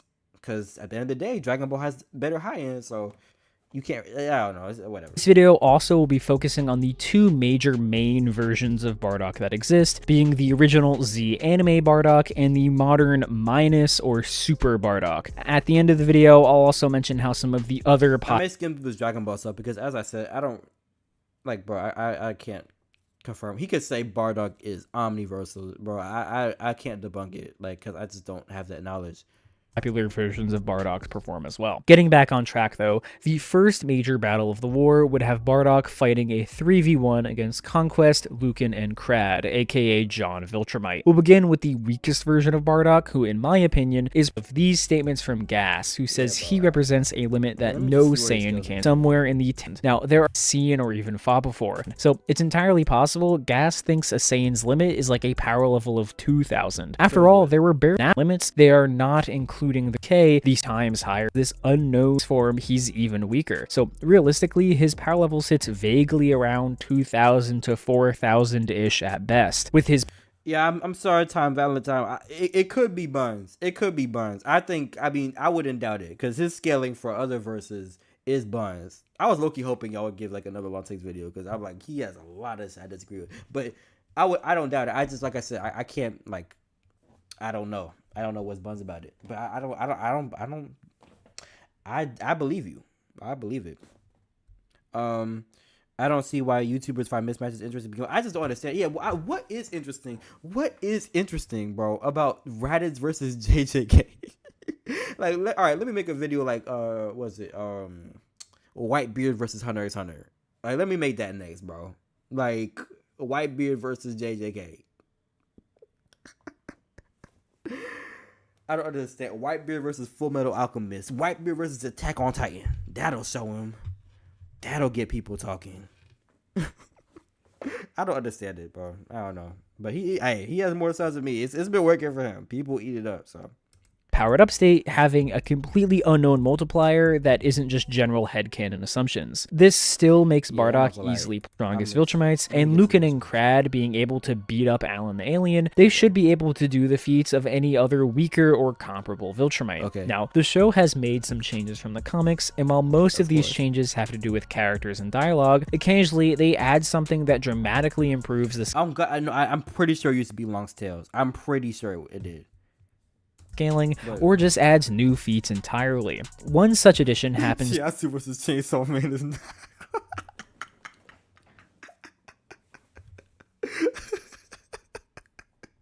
during Nolan and Alan's hunt for things capable of harming Viltrumites, which takes them to this desert planet. It's here we learn that the planet was moved out of its orbit so that the water on the planet evaporated and all the creatures. Okay, see, the problem with some of these videos is that, like, I don't know, it's just a pet peeve of mine. It's like, I really love, like, saving shit for, like, the video, because I put so much effort into, like, the writing and arrangement, whatever. But this is the same feat that Chuck brought up in his response to me.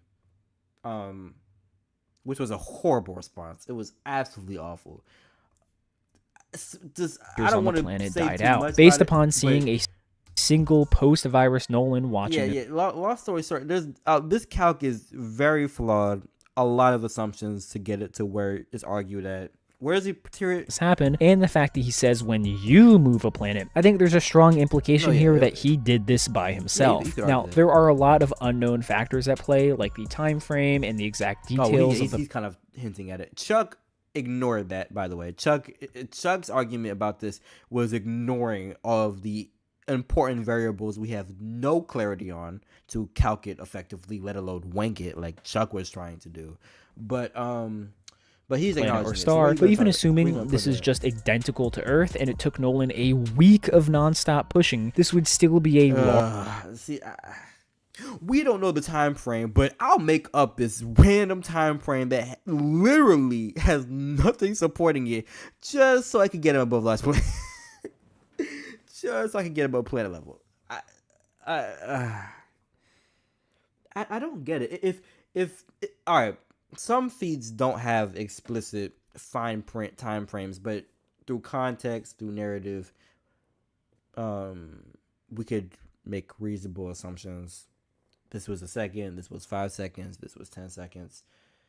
The calc that he's screenshotting from has a list of time frames from, I think, a day, a week, a month, a year. The range alone should tell you we truly have no idea how long it took, and the longer ones you could just as easily use as these smaller, arbitrarily smaller ones. My point being, this is a nothing feat. Like this is a feat where you are making a lot more assumptions than not, and assumptions that aren't backed by anything. This is off screen. We have no context on how long this took, how long it could have realistically, feasibly took. We have no idea. We have no idea. Why? I don't know. Not every feat has to be used, bro. Not every feat has to be used. It's okay. It's okay. Because if you're gonna use a feat, you have to explain. You have to justify to me why this took exactly 1 week. And all you have to go off of is one statement about something that happened off screen. You're not going to be able to do it. And you're winking them to, and all it's just to get them to the large planet, like, bro. Large planet level feat. However, like we know, this planet was inhabited by this would. I think he's being unfair with the time frame. No, it's not a highball. It's not a highball. Hold on. Let me show the cow. This is kind of spoilers for the other shit, but hold on. This is.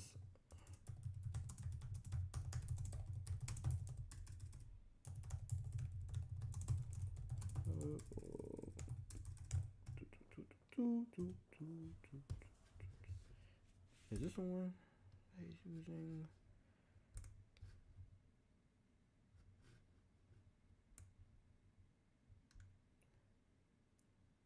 Yeah, my fault. It's yeah, okay.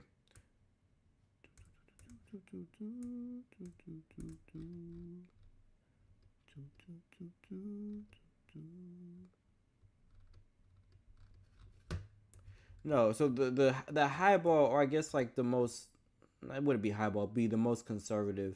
The most conservative is a month. And you see the difference it gets to planet.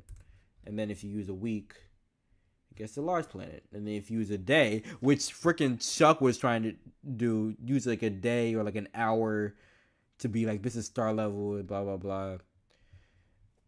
If the variation is this much, it means you don't know. You have no idea how long this took. You have no idea. You could be like, oh, well, a week is a very long time. That's probably the high end. But these characters are consistently doing, performing, granted the speed feats, but like they're consistently doing things over weeks and weeks of duration of time. Ships traveling for 2 weeks, Omni-Man traveling between planets for a week. I mean, it's not like. It's like, I don't know, bro. It's a very weird. It doesn't make sense to just jump to a week, which is, mind you, which he's only doing because that's the minimum needed to be large planet, because it goes planet and then boom, 1 week, large planet. But like I said, I have a bit more to say on this. I'm saving it for some of the points for the video, but the first point I made about this was like the time frame just doesn't. The time frame is just. It is completely assumed. You can generally tell people are BSing about the time frame if the variation is like this much, because calculus will do that to make it seem more convincing. Because it's like, oh well, look at how many different options there are.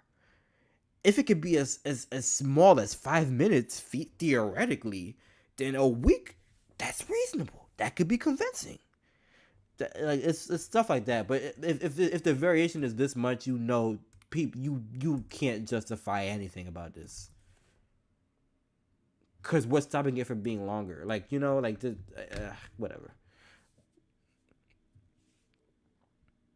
Can you higher your voice volume or lower the sound? Hold on. What do you mean? Raise my voice or lower the sound? Oh, it's of the video. You gotta clarify what you mean, so I could fix it with the audio. I don't understand how moving an Earth-sized planet is equal to large planet level distributed power. I don't understand either, but well, it's based on kinetic energy.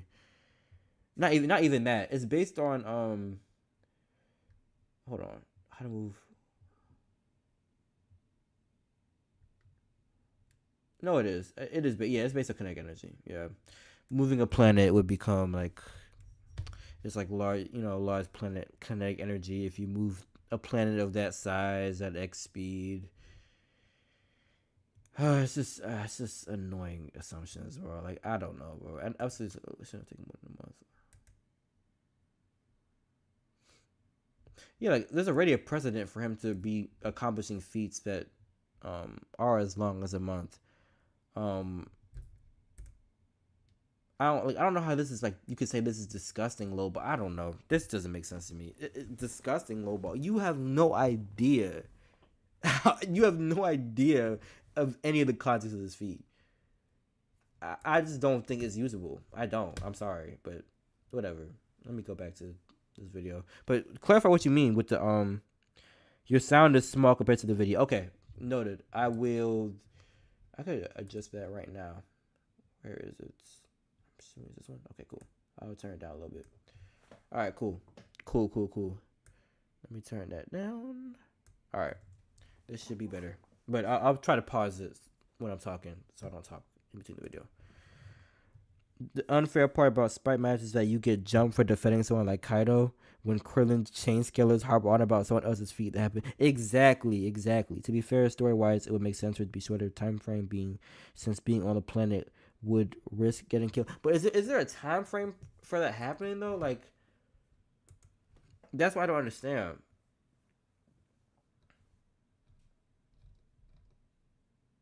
That's why I don't understand, because it could feasibly be like between a month and a week on this spectrum. It could be closer to a month, which could be planet. It could be closer to a week or a week outright, which is large planet. Like, how are you deciding like the line here on like, okay, this is large planet, this is 1 week?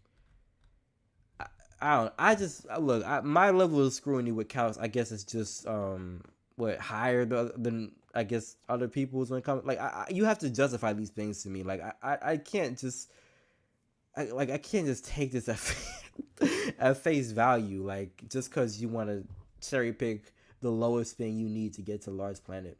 And again, large planet just doesn't make sense given the Viltrum showing.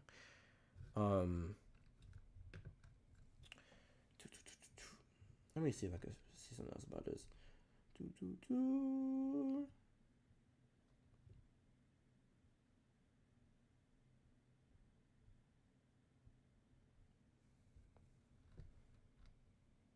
Put it side to the halfway point, then decelerated it after.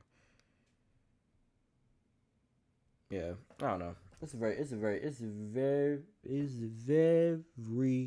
weird. I'm also thinking this just occurred to me, but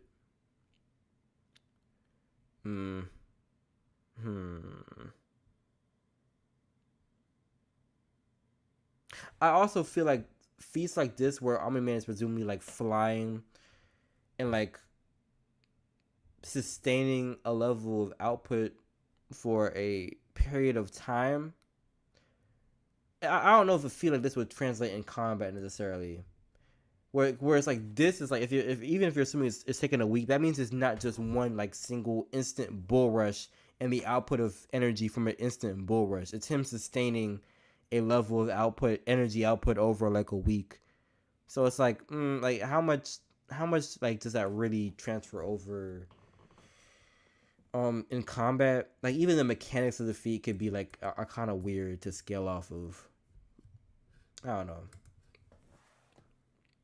Still be a large planet level feat. However, like we know, this planet was inhabited by deadly and intelligent. Like, with the help thing, you could argue he didn't have help. Like, you could argue that, but like that, the main thing is like the time frame thing, and also it's just like, yeah, as I said, like, so the energy output, like the mechanics of the feat just doesn't transfer to combat. But I've spent too much creatures time, who could fight Viltrumites. So I think the time frame of this had to be faster, or Nolan would have that could be true, to be fair, been attacked long before he finished pushing. Meaning that this could be more like a dwarf attacked long. I think the time frame of this had to be creatures who could fight Viltrumites. So I think the time by deadly and be a large planet level feat. However, like we know, this planet was inhabited by deadly and intelligent creatures who could fight Viltrumites. So I think the time frame of this had to be faster, or Nolan would have been attacked long before he finished pushing. Meaning that this could be more like a dwarf star level feat. Even if you want to say that actually all 50 surviving Viltrumites at the time teamed up to pull this off, they would still all individually be in that planet to large planet range based off of this feat alone.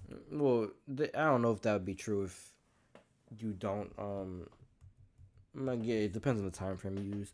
This is just in regards to this, to intelligent creatures who could fight Viltrumites. So I think the time frame of this had to be faster, or Nolan would have been attacked. I don't really understand like what this argument is. Like the argument is, okay, Omni-Man would have had to push the planet before they could reach him.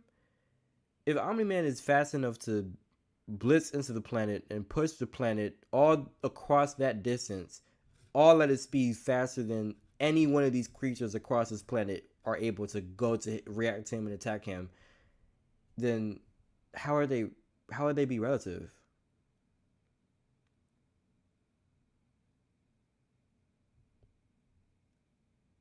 Like how would they even be a threat? Omni would just be way fast. That's why that interpretation doesn't really track to me either. Because what you're essentially getting at is that, yeah, because there's all these hostile people that could fight Viltrumites, Omni-Man would have had to perform this feat faster than any of them could do anything about. Which is like, okay, then how are they a threat to him? How could they fight Viltrumites if you could not only blitz past them, but push an entire planet at a speed they can't do anything about? Like, that doesn't make too much sense to me either. Like I said, they're kind of trying to put like, just making too many assumptions, bro. Like this feat is not usable.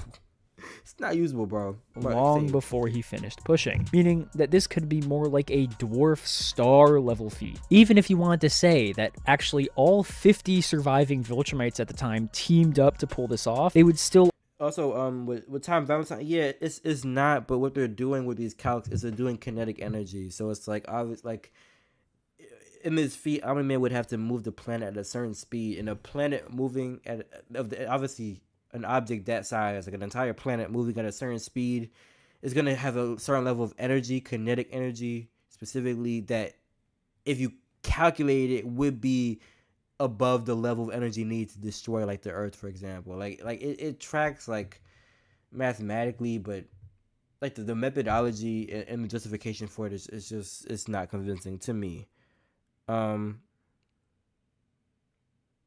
If pushing it makes him capable of destroying it, why didn't he just destroy it? Hey, that's like the conflict between calcs and narrative, because that is true. That is true. All individually be in that planet to large planet range based off of this feat alone. The only way to get minus Bardock. That is true. To be fair.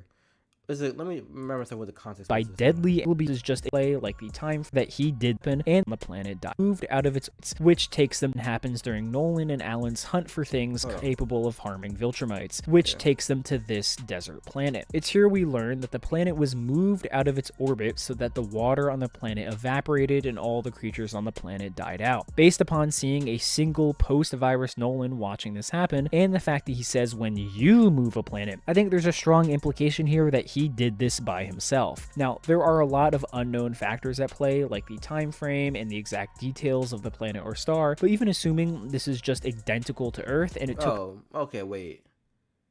Yeah, no, that argument that Time Valentine said does make sense. I forgot, I was reminding myself of the context, but the context is he's trying to eliminate and eradicate these beings that could destroy the Viltrumites. Yeah, why not destroy the planet with your large planet level output? The AoE AP argument, we're not trying to hear that, bro, because the series has shown us that Viltrumites are capable of destroying planets if they are, well, they've shown that that is a strategy they could pull off if they're capable of doing it. Like, obviously they need 3 Viltrumites to do it, which kind of shows that they're not large planetary, but I mean it does show that that's a strategy that they use. Like, if they were capable of doing it, they would do it. Especially in this context when you're moving the planet was so you could wipe out the threats. So, but, yeah, I can see that argument gets it as well. Beyond it just being vague as hell. Nolan a week of nonstop pushing. This would also, yeah, this is also just lifting as well. I don't know, bro, but I don't know. still be a large planet-level feat. However, like we know, this planet was inhabited by deadly and intelligent creatures who could fight Viltrumites. So I think the time frame of this had to be faster, or Nolan would have been attacked long before he finished pushing, meaning that this could be more like a dwarf star level feat. Even if you want to say that actually all 50 surviving Viltrumites at the time that were during this larger and through the 10 feet alone. The only way to get minus Bardock this strong would be maybe through the 10 times grade 8 multiplier, even though there's no moon around during this battle and he can't make his own moon. But the issue here is that this would make him slower in a larger target for the 3 Viltrumites. So like maybe Bardock manages to blast a hole through John Viltrumite like Space Racer did with a full power attack, but then he is getting absolutely thrashed by a tag team of Conquest and Lucan. And realistically, Conquest could just handle it himself. But now let's move on to the stronger and probably more well-liked Bardock, Z Bardock. This version of the character is infinitely easier to scale, coming with far better feats and statements than minus Bardock. After getting his ass beat, Bardock got a Zenkai that sent his power level the aforementioned feat of King Vegeta absolutely erasing 3 planets with a wave of his hand, which comes out to dwarf star level in power. Bro, alright. How does he justify this being close? Dwarf star tier of power, with their respective best feats, similarly having star level high ends if you wait, what? On the level of the high tier Viltrumites, as they are both within that dwarf star tier of power, with their respective best feats, similarly having star level. Is he still talking about that bum ass? Is this from this, bro? Hold on. Oh fuck. Okay.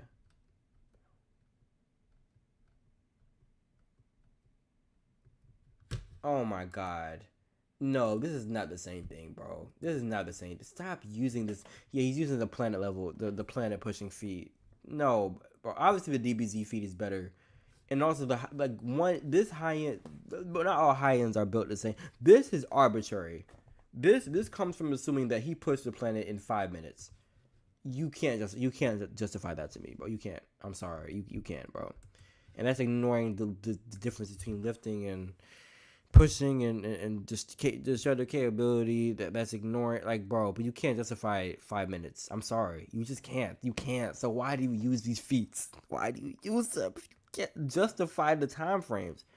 I know you're comparing the two high ends, but I'm just saying, like, the DBZ high end is definitely more reasonable. Like, it just is. Like, this is just arbitrary. This is just random. Like, this is headcanon. This is headcanon. This is the equivalent of me being like, yeah, it took, like, I don't know, like 3 weeks and 5 days and 2 seconds. Like, this is arbitrary. High ends if you want to use a range. Still, the numbers do sit slightly more in Bardock's favor. King Vegeta's feat is better than the average. Hey, I'm sure the Dragon Ball scaling was trash. I'm sure it was, bro. I can't fully appreciate how stupid that is that you talking about. But I'm sure it is. Average end of Nolan's planet-moving feat, 1.8 versus 1.4 quintillions of TNT in power, meaning Bardock, pound for pound, should be hitting a good deal harder than at least Lucan and Crad, who both lose to Nolan in a 1v1. Furthermore, Bardock has no issue fighting multiple opponents at once, as he gets jumped in all of his major fights in the special, and with key blasts and attacks, I think he can actually compensate for fighting 3 opponents at once. So, while I do think it would be an insanely tough fight for Bardock, with Conquest giving him an especially good fight, in my opinion, Bardock would take it. So yes, Bardock beats Omni-Man if that wasn't obvious, and he would live to see the Battle of Telescria. Now this battle is much easier to talk about, as it would go exactly the same as round 1. While there are more Viltrumites this time, with Krieg and Anissa and some nameless Viltrumite warriors, the issue is that none of these guys are as strong as Conquest and measurably superior to Nolan by a large margin, and if anything, seem weaker than him. Especially due to the fact that Bardock could instantly blow up the Viltrumite ship off rip. This would be an easy win, which lets us focus on the final. This would make Drag retreat just like the show. And most important round, the Battle of Viltrum. What was a small advantage in numbers before now becomes a massive numbers advantage for the Viltrumites. We don't know how many Viltrumites died during the war, but we know by the end of it there are 37 of them, so I'd say Bardock has to take on around 40 or more Viltrumites all at once. Again, getting jumped by a group of mostly weaker characters is no issue for Bardock. If anything, that's what he's known for, and as we see, not all Viltrumites are created equal, with some dying from singular punches from Alan, while others can fight against him easily. But that's not the main issue. That would have to be the strongest Viltrumite and their leader, Thrag. Simply put, Bardock versus Thrag would be a ludicrous fight. While yes, the show has not shown a better feat than Nolan's planet-pushing statement, Thrag is ludicrously stronger than Nolan. If you want to see more details as why Thrag is literally unbeatable at this point in the story, check out my previous video on Thrag versus Conquest. But in short, Thrag is capable of literally one-shotting every other Viltrumite with low difficulty at this point. Bardock, of course, would gain an advantage with his key techniques, even though really all he does is throw up. But again, Thrag would have an army of 40 other guys constantly attacking Bardock as well. This is where other stats come into play, like stamina, with Viltrumites having infinitely more than Saiyans. Honestly, I think Bardock's best shot at victory would be the Great Ape transformation, which I think would solidly put his power over Thrag. Look, if Bardock scales massively above King Vegeta's feet and the large planet dwarf star stuff, this is not fair. Like, I don't care how many people Thrag has with him. It's not fair. I'm treading familiar ground with this video because Chuck has made these same dumb arguments with the planet pushing and other stuff. So you'll see a more thorough debunk on that. Then, don't worry. I don't want to step on my own toes too much, but this is, like the calc he showed is dumb, doesn't scale to combat, completely arbitrary, etc., etc.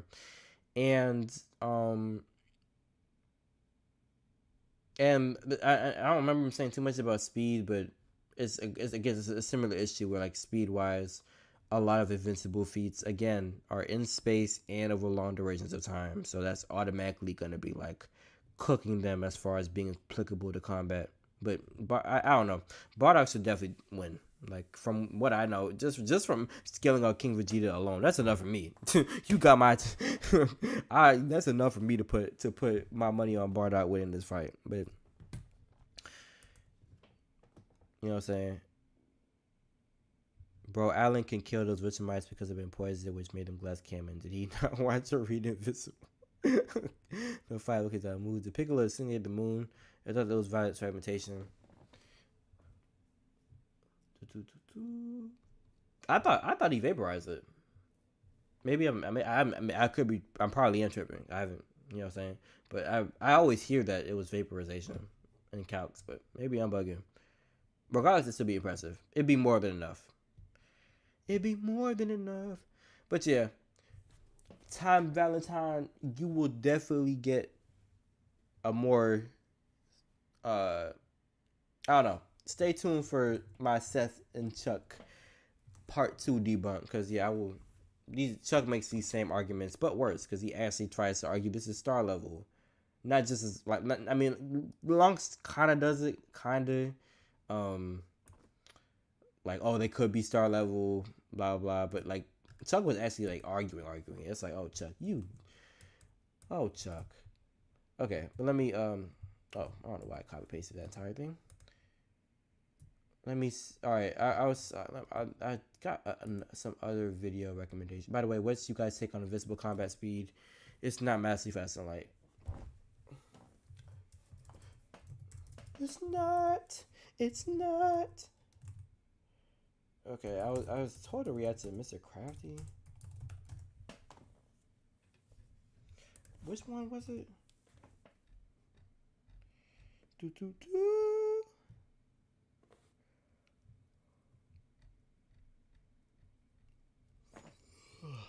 Fuck. Definitely need to eat. God damn, I need to get some food. I just DoorDash some. What did you say? Can you do Mr. Crafty skills Hunter? Okay. I don't know. I thought he mostly did Yu Hakusho. Let me see what he has. Naruto was. Oh my god. Let me watch something that's not gonna rage bait. Alright. Oh, you know what? Alright. Let's watch this. This probably will rage Both bait. Sasuke and Killua are characters that are similar. I just can't do any more J. I'm sorry. JJK is pissing me off. I can't do it. I feel like we run into the same. Like, let's both keep it are interesting with the Naruto. Like, both of them use lightning-based move sets. While anyone would agree that any later iterations of Sasuke would not only dominate Killua with the rest of Hunter x Hunter, people tend to compare the kid version of Sasuke and say it's a bit more fair in comparison. So I'm here to give the honest truth. Something I should go over, and regardless of who I'm going over, be it Sasuke or Naruto, they eventually shown to be relative, not equal to each other at the end of part 1. So if I go back and forth between the two, that's just merely because I need to establish which character did what to scale to the other. Yep. One of the best speed feats in early Naruto is the unweighted Rock Lee being able to outspeed Gaara's Sand Shield. This is important as in the past, just as a child, his Sand Shield is able to protect him from an explosive blast point blankly. With said feat being calculated upwards of essentially Mach 29, and said Lee outspeeding this, just assuming he's bare minimally 2 times that, he would be Mach 58 or high hypersonic. I really hate when people do this. I really hate it. I really hate when people just make up multiplier. Like, okay, that feat being calculated upwards of essentially Mach 29, and said Lee outspeeding this, just assuming he's bare minimally 2 times that. I hate it because you could do this with anything. Like, I could have done this with Hunter have been like, this person blitz this person, so I just assume there's at least 2 times difference, and then this person blitz this person, just assumes a 2 times difference. I could get Killerwood to stupid speeds because there's a huge scaling chain in Hunter x Hunter as well when it comes to Killerwood. So, but I just hate doing this. Like, it's one thing to be like, okay, this character is faster than this character, and just leave it at that. But once you start applying like multipliers that aren't in the canon, it just becomes like, you'd be Mach 58 or high hypersonic plus speed.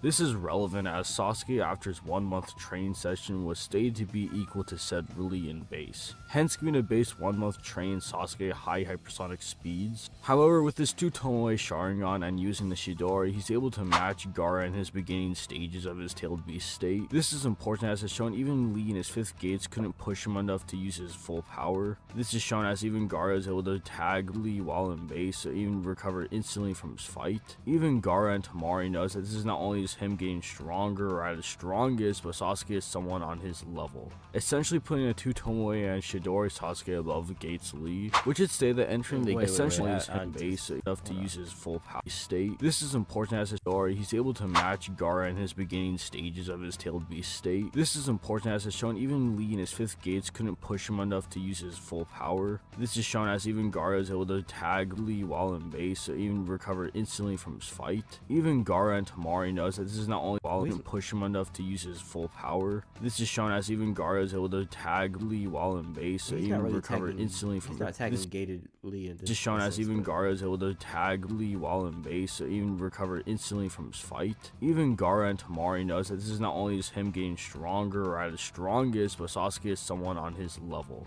essentially putting a 2 Tomoe and Chidori Sasuke above Gates Lee, which would say that entering the gates makes one become dozens of times stronger. Dozen by definition is just a set of 12, and due to there being plural, assuming just 2 dozen, or Lee would be 24 times stronger, or Sasuke would plural times. To constantly maintain limits of the amount of chakra flowing through the body, limits of the lotus uses chakra flowing through to draw strength that is dozens of times the usual level even by stronger. Dozen by definition is just a set of 12, and due to there being I just multipliers. or assuming just 2 dozen, or Lee would be 24 times stronger, or Sasuke would be Mach 1,392. But again, like when you're using it specifically for speed, that's when it becomes like, because it's the same thing with the curse mark, multiplier, where it's like they get 10 times stronger, but we know that's not in speed. I mean, I showed this in my own Killer versus Sasuke video, but the Sound 4 don't just become like, oh, they're going to curse mark stages and they just start blitzing their opponents with their 10 times amp speed. Like, no. In fact, like some of them start like get like reacted to and even blitzed by other characters that would have been relative to their base state. Like it's clear that they don't get amped in speed from the 10 times multiplier in powers. That's why I don't really buy like 12. You could draw upon strength as 12 times equals this is a 12 times amp to your speed specifically. I don't necessarily buy that, but massively hypersonic plus. And this just doesn't make this again. This just doesn't make sense because again, this is kind of what the issue with what's his name, Thunder God, with Thunder God's part in the video with Tyler, with was it Gar versus Toph. And it was the same argument where it's like you're arguing. I mean, he was scale. It was different because he was arguing Sasuke would scale above Rock Lee lightning timing, so Sasuke's above Mach 800 or whatever.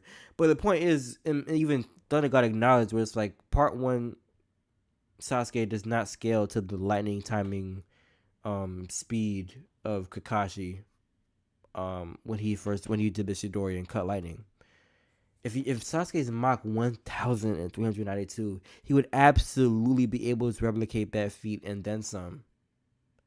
It doesn't really make sense to me, and all of this based off of assuming that this multiplier applies strictly in just strictly and linearly to speed. It doesn't make sense to me, but.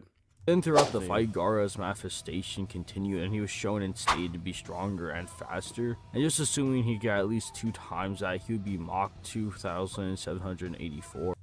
Again, 2 times this, 2 times that. Like, bro, I could do this exact same thing with Hunter x Hunter, bro.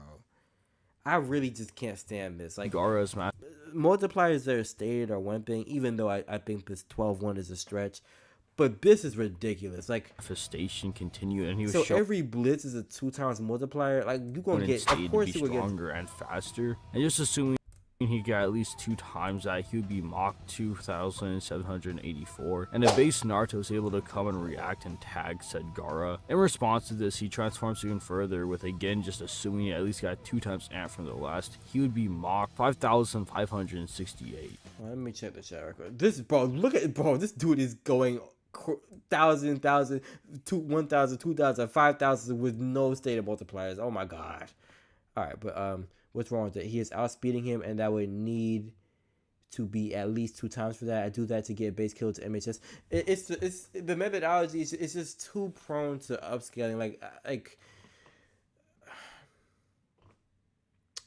how do I explain this? I feel like once you start applying 2 times multipliers to every single instance of this character got faster, this character blitzed the other, it becomes like adjacent to like things like calc stacking, where you very quickly lose the plot. Because honestly, by that argument, calc stacking should be fine, because if you agree with this calc that this character A moves this fast based on this calc, and then character A against character B could only move this amount of inches before character B moves that amount of inches, it should be fine to calc that because you agree with the calc speed of calc A. So it should be of character A rather. So it should be logical to plug that into the variable to calc character B. Like, it tracks from the perspective, like, there's a logic behind it. The issue that people have with calc stacking and with this is that you quickly lose the plot on what is intended by the narrative. Like, people aren't, I don't know, like, when it comes to instances like this, it's like, more often than not, like, this leads you to get very highball speeds that the author, like, likely isn't, like, the author likely isn't thinking, like, okay, Lee blitzed this character before he can react, so that's 2 times, and this is 2 times, and that's 2 times. Like, verses are very intentional with when multipliers are meant to be, like, applied. Like, especially Naruto. I mean, you just saw, like, it shows it's very intentional in applying multipliers and stuff like that. So I it's just never going to be, like, convincing to me to just, like, okay, 2 times this, 2 times that, 2 times that, because now you're just getting super inflated numbers. Now we've gone from Mach 1,000 to Mach 5,000 with, like, not a single canon multiplier. Just like, yeah, it should be 2 times. Yeah, it should be 2 times faster. It's like that, bro. Then it's like everything becomes stupidly upscale. Like, I just don't. The principle of that just doesn't mesh with me, but 24 times of being referenced to all 8 gates. Yeah, that's true. That is true. Lee's not getting it 20. Yeah, no, that is true. I don't know if I don't remember if he misinterpreted it to be each individual gate. I thought, but if he did, yeah, that's cap. Curse mark is 10 times chakra. Yeah, that is true. It is 10 times chakra. But people argue it as physical stats. Like people argue it as like 10 times speed. You know what I'm saying? And the statement that I'm pretty sure there's 2 statements. Like one of them, I guess, clarifies that it's chakra. But one of them, my point was like one of the original statements, I'm pretty sure was from Zerobo and Shoji, where it's like I got 10 times stronger. I'm 10 times stronger now. Like I'm pretty sure that was, and then that was later clarified to be chakra. But that's my point when it comes to this, where it's like statements like this, and especially in Naruto, aren't always like this means it's a 10 times amp in speed. You know what I'm saying? Kid Sasuke is officially faster than Itachi.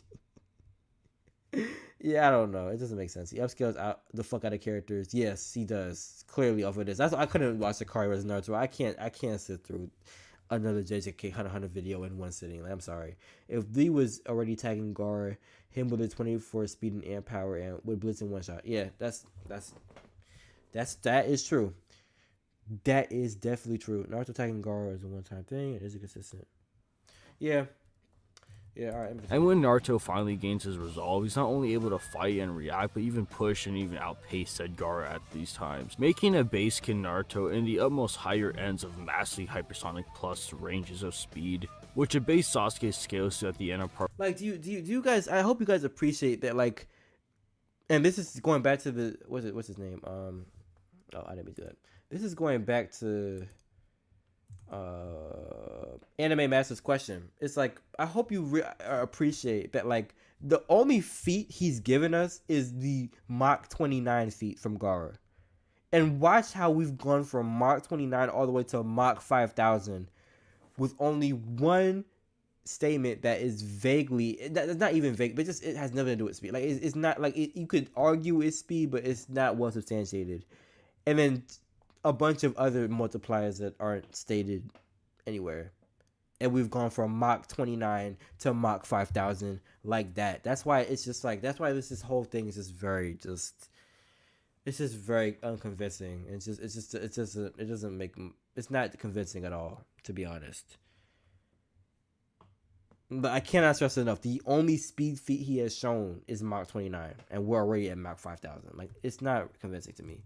Once it's shown they are equally fighting each other, with the both of them in their transformed states being at least 10 times their base, as the Curse Mark version 2 is consistently. See, this is what I'm saying. Look, in this second state, my power is 10 times. So this is again that's the statement for the Curse Mark. It's 10 times. My power is 10 times. But I've shown in my Killer with Sasuke video, and you guys can even rewatch the Sound 4 fights yourselves. These characters are not 10 times faster in their Curse Mark states. They're just not.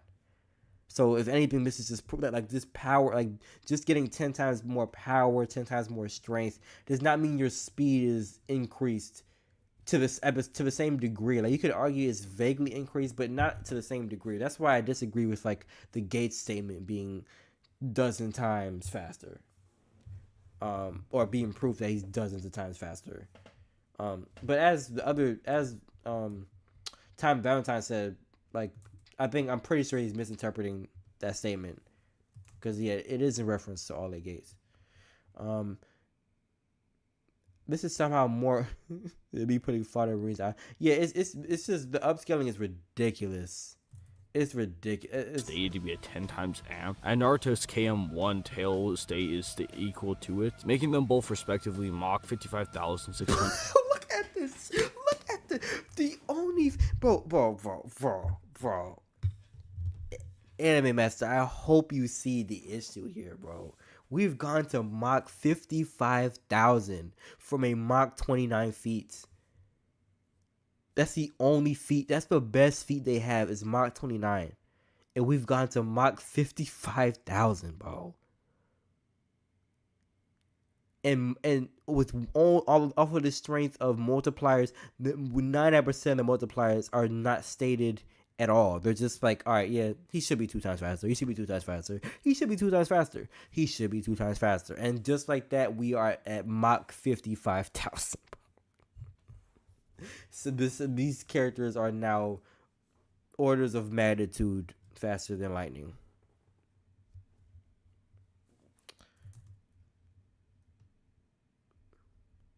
Like, oh my god, they're treating it like it's Dragon Ball. We're all like, yeah, like I hope you see anime master. Like, is bro, this is crazy. Dozens hyperbolic. The word dozens. I can see that too. I like I said, with the raws, that could definitely be a scenario as well, where it's like sometimes this shit is just hyperbolic. If you actually look at the kanji and shit, it doesn't actually strictly transfer over. I didn't argue that because I didn't look into it deeply, but it wouldn't surprise me if that was the case. But even taking it at face value, it definitely doesn't automatically transfer to speed in the same way. That is fair to say. 180 or around 3.5% the speed. Sub-relativistic. Light or sub-relativistic. However, when using the Chidori, it stated that it not only gives us speed but power amp, and just assuming it's just a 2 times increase, Sasuke and Naruto, as his Rasengan equally clashed with him and each other, they would respectively be Mach 100. Bro, another 2 times increase. What? Mach, what is bro? I'm sorry. Do people actually agree with this? Great video. Goated video. Oh, brother. 111,360 or around 7% the speed of light, which is sub-relativistic. The greatest attack... I'm sorry, I keep repeating this, but I just find it so funny. The only speed... Do you see how we've gone from Mach 29 to Mach 100,000? No feats in between. No other speed feats, no consistency, just pure, yeah, he should be 2 times faster. He should be 2 times faster. Yeah, let's just assume he's 2 times faster. And we've 2 times fastered our way to 100,000 times the speed of sound. Oh my god. All right. 60 or around 7% the speed of light, which is sub-relativistic. The greatest attack potency feat in all of Part 1 of Naruto comes from Choji, as he's able to tank the force that Jirobo did by punching him into the sky. With the actual... I should have figured the guy was on some BS when he said Yusuke's ray gun is light because of the translation of one statement. Yeah, look, with Yusuke stuff, the Yu Hakusho speed, I don't think he argues Yu Hakusho like speed. Like, even, it's weird because we have similar opinions of Yu Hakusho. But the way he argues it is like a little off to me. Like, hold on, I'm gonna do the briefest of commercial breaks. The briefest of commercial. I promise I'm gonna get back to this, but just to communicate what I'm saying, because there's one video I saw where he was scaling Yusuke. I was like, I love Yu Hakusho, and I think they're underrated. But this is some crazy. This is nasty work. Hold on. Let me see if I can immediately. Was it this one? Why does Mike Bloomberg support Michael Asher? He helped pass our gun safety.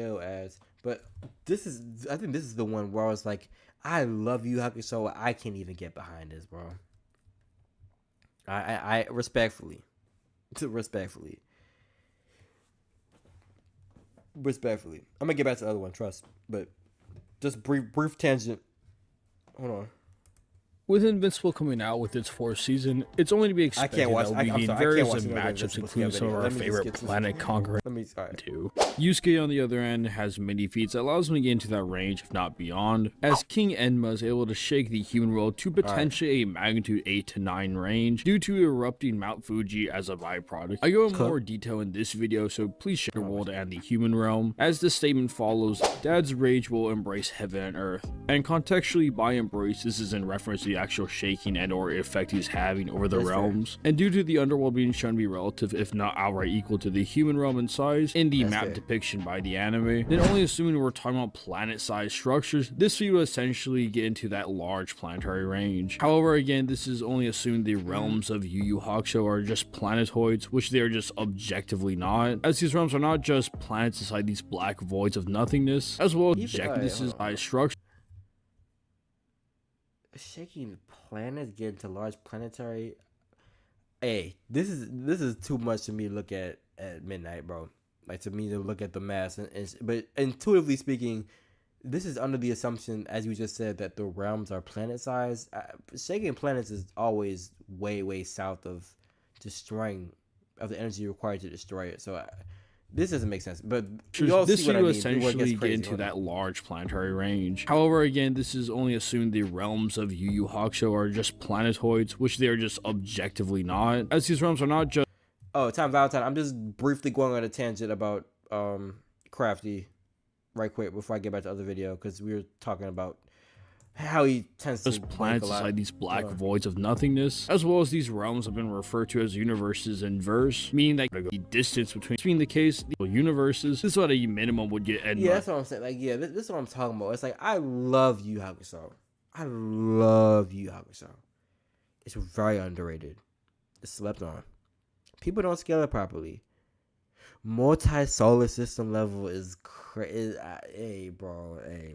Like, this is too many like assumptions at that point. You know what I'm saying? And another thing is that, like, then it's like the Sensui thing. It doesn't make sense. Like, then it's like, because if they're only if this feat is like only multi-continental, even low planetary, it'd be like, all right, you know, you could reconcile that with the Sensui stuff. Because then, okay, yeah, Sensui casually being planet level, you know, and then Yusuke, after being Sensui, is now a threat to the planet, could destroy a planet by the Genkai statements. It makes sense. But if they're multi-solar system level, this King Emma is like not S-class, and would scale below like even the special division that he sends to stop Sensui. If he's multi-solar system level with a temper tantrum, nothing makes sense anymore. You know what I'm saying? Then you just lose the plot. And I love Yu Yu Hakusho. This is not biased at all. But this, no, bro, nah. But all right, sorry. That's what I mean. Like the clearly he just has a tendency to highball a lot of verses. Force needed to do this due to this large size when using the super expensive jutsu. I agree with large planet level. Comes out to around town level, which Choji can easily tank said force, hence giving him that said levels of power. Now Choji's one of the weakest shinobis in part 1, as this is highlighted upon as no one as a group was even weaker than them, even to the point where they were just hiding from everyone during the death force part of the exam. So saying the likes of a base Garo of all people would scale to the least of said force has been absolutely generously lowball. Now if we follow the last aforementioned scale line as we did with the speed section at the beginning, with a beginning state of Gaara with his tail beast being superior to a Gauge Elite who is at least 24 times the Gaara's base, Sasuke scaling to said Gaara with his 2 Tomoe Sharingan and Chidori, Gaara being at least 4 times stronger in his final tail beast state, with a base Naruto who reaches the resolve scales to said Gaara, then Sasuke by the end of part 1 is directly fighting as equal to said base Naruto, which if we add up all the numbers, this will make both base Naruto and Sasuke respectively 1.244 times 10 to the 16th joules of energies, or them having city levels opponents. Again, he's doing the same thing with speed, bro. I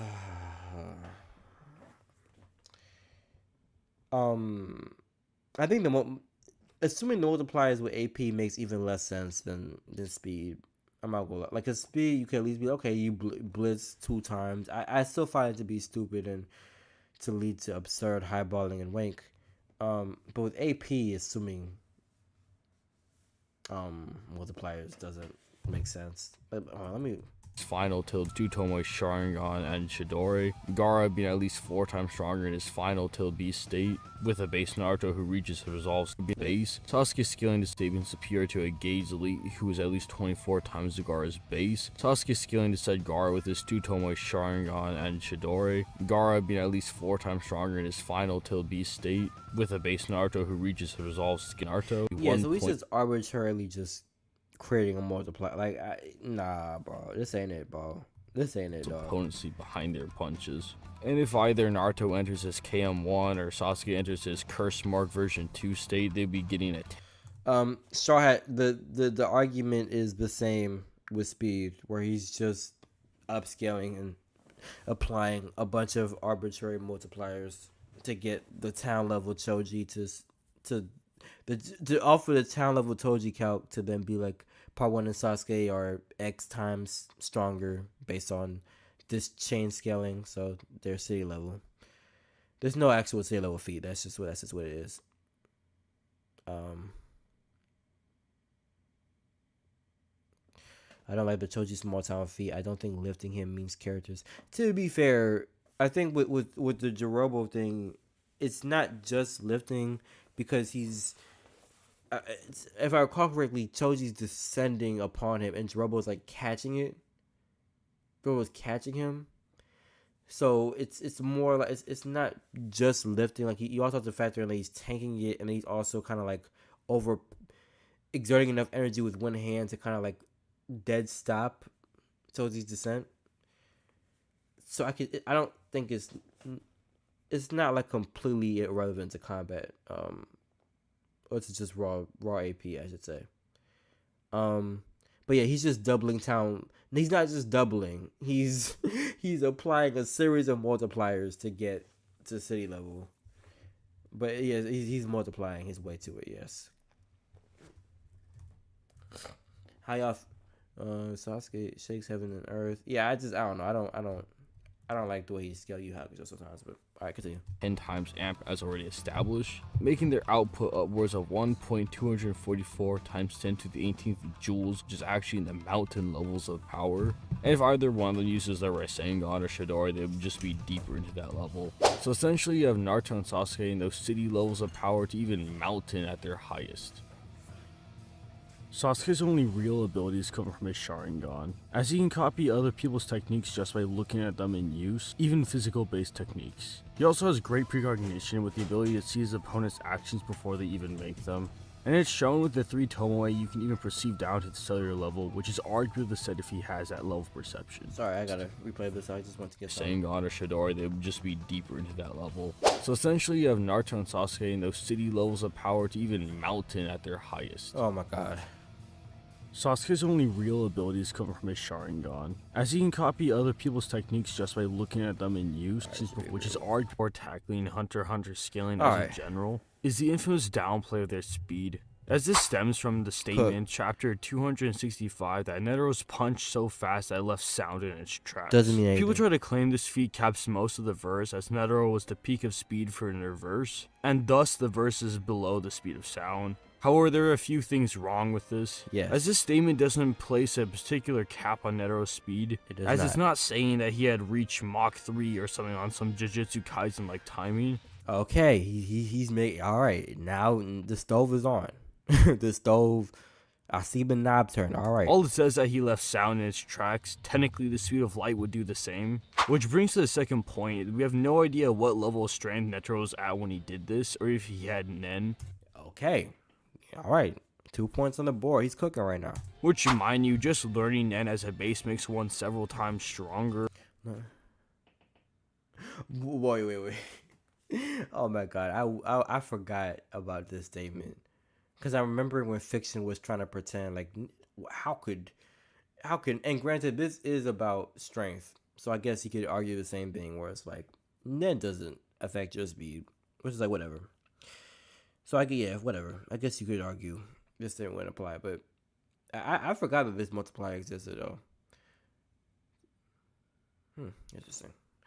Which speaks in volumes how much stronger the strongest Nen master would be. Coupled with the fact that there's nothing that implies the verse is below said level of speed, this would be very disingenuous to say so.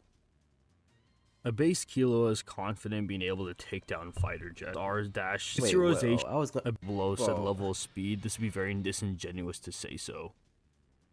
I was dead about to skip this because I was like, okay, he probably is tapped in with the sauce with Hunter x Hunter. Like I could get to the verdict, but bro. Then he started off with a tank, fighter jets. Please don't argue these people like fiction. A base Killua is confident in being able to take down fighter jets. With its serialization of Hunter x Hunter, the fastest jet at the time being the Lockheed SR-71.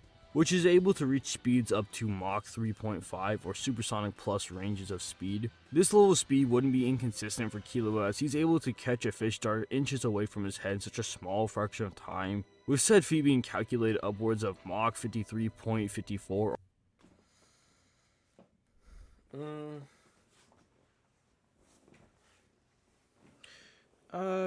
Yeah, you can get it. Or high hypersonic plus. All this in mind is just based.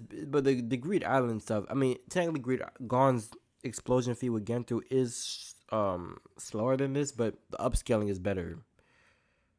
Because you're dealing with like Greed Island Gon and being Mach 40, mid Mach 40s. So that'd be better feat to use than this one, but whatever. Killua. When he enters Godspeed, however, it's stated that it's a drastic amp to his speed. Even just assuming it's a 2 times amp, he would be Mach 107. Hey, to his credit, he is doing the same thing with Hunter x Hunter. To be fair to him. 0.8 or massively hypersonic speeds. However, a Godspeed Killua has been shown to be relative to a post-mortem Nen Neferpitou. But even then, he's not doing it justice. He's not doing it justice. Because the speed gap, he's not doing it justice. Because the real speed change should be Gon, Greed Island is Mach 40, mid-Mach 40s. Okay, cool. And then beginning Chimera Air Arc, Ramat 1v2 is Gon and Killua. And bullies them in close quarters. So let's just assume he's 2 times, whatever. And then so that's 2 times that. Then Nen amped Ramat fights Killua, and so you could just based on the arguments this dude is making, you might as well throw out another 2 times to Nen Ramat. Okay, and then you have Killua post Illumi's Needle blitz that Ramat. So then okay, well let's assume he's 2 times fast. 2 times faster, okay, and that's so base Killua going into the invasion would be like significantly into the hundreds of times. You know what I'm saying? Faster than sound. Going by that chain, and then so Godspeed would be above that much more so. But continue. Killua. When he enters Godspeed, however, it's stated that it's a drastic amp to his speed. Even just assuming it's a 2 times amp, he would be Mach 107.8 or massively hypersonic speeds. However, a Godspeed Killua. Yeah, also, I don't understand. That's a great comment because something I'm realizing is that these YouTubers don't have a concept of consistency. Whether it was Salad Bar's video about like scaling the MCU Avengers to country level, and being like, yeah, so as you can see, all these characters are country level. And that is why Thanos is multi-continental. And that is why Thanos is actually multi-continental. And Thor and Hulk are also multi-continental. It's like, bro, what? You just showed all their feats are country level. And that's why Thor and Hulk are continental and multi-continental, and Thanos scales off of them. Like, what? And it's the same thing here, where it's like, why even show Killua being Mach 3.5 if you're going to argue him at Mach 50? Those are not consistent with each other. Like, it doesn't make sense. I don't know why he didn't just say Godspeed is just lightning speed. I don't know. They're also just better feats than this, whatever. Has been shown to be relative to a post-mortem Nen Neferpitou, as he was able to save Gon in time before he was able to kill him, despite him being extremely closer to Gon than Killua was. With a base casual Pitou to kill. See, and Pitou also has these same multipliers. Let's see if you guys despite him being extremely closer to Gon than Killua was. With a base casual Pitou being able to jump from the Chimera Ant base to Gon, Killua, and Kite, speed blitzing them all in the process. With just how big the base is and just how far away they were from it, the feat is calculated anywhere between Mach 105 to Mach 378. However, when Neferpito was actually trying, it stated that he could reach speeds 2 times faster than he did before, I was gonna bring this up, but yeah. Placing his speed anywhere between Mach 210 to Mach 756. With his post-mortem state being stated to amp him, just assuming it's just a 2 times increase, he would be between Mach 420 to Mach 1512, making Killua in those massively hypersonic to even massively hypersonic plus speed ranges, making those speed of lightning statements even more believable. Killua's Godspeed doesn't actually amp him physically, only in speed, but he is stated to be exactly 10 times weaker than Yuppie, with Yuppie's Rage Blast being able to self-destruct and vaporize the entire area which he casually tanked, with the actual explosion or the destruction of the area being calculated as low as up to large town level to even city level. With Killua being 10 times weaker than either one of those outputs, he would be between 1.956 times 10 to the 14th joules of energy to even 1.372 times 10 to the 15th joules of energy. We essentially have Killua's attack potency between the large town levels to even small city levels of ranges. Killua's ability This is that's too high. The small cities too high to even small city levels of ranges. Because you have to understand the small city level town levels to even small. Like, this is the same tier as Yuppie's Rage Blast, bro. Like that's I don't know. And then I could have sworn there was something I disagree with earlier. I'm forgetting it, but that's too high. That's too high. In my opinion. City levels of ranges. Killua's abilities can... It could be. I'm not gonna lie. Listening to Jules value, it may be to that. Because I'm like, why not just say the tier? Like, why have to say the entire thing? I don't think this is base casual pizza would need to charge up power in its legible form. It's more. I don't know what you're referring to. This of a type of instinctive reaction, as he programmed his body to be able to react to enemy attacks before he can physically do it, something akin to Ultra Instinct. He's also able to completely paralyze his opponents, even his regular that are 10 to outmatch in almost every stat just in base. As we can see, Sasuke has Killua outmatched in almost every stat just in base. Technically, Killua got his paralysis off while Sasuke was still in his base. It would technically work on him and leave him open for a deadly barrage of attacks. However, in base, he still has the speed advantage, and paired with the precognition of the Sharingan, it's very unlikely for him to ever even hit him. And if he enters his curse mark state, it just makes his one soul advantage he has now out the window.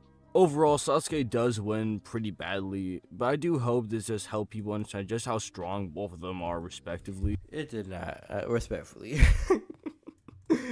It did not, bro. I say that respectfully. Hold on, give me a second. I'm gonna pick up the food I ordered, but it did not. Like I can't stand. I just can't stand that brand of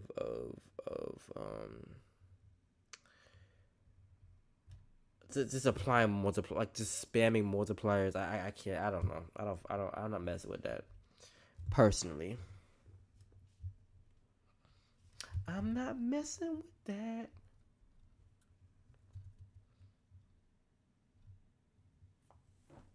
But yeah, let me pick up my food real quick. Gojo runs the Naruto. All right, hold on. Give me a second.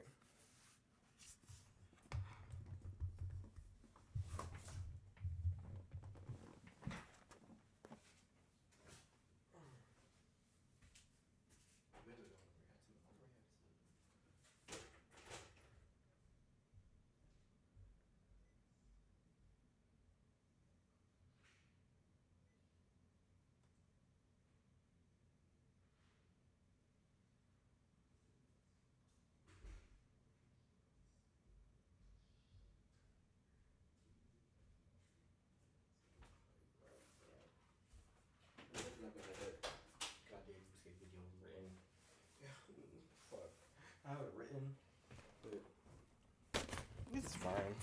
Maybe that's a.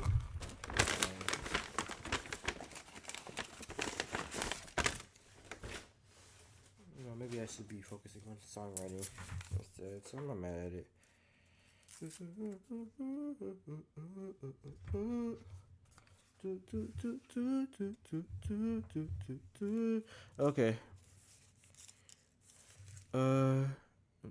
Not Mox's Gojo.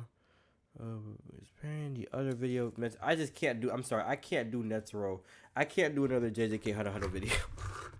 I need to write. I can't, because it's just gonna come down. It boils down to like the same fundamental disagreements. I just can't. I personally, it's just like, you know what I'm saying.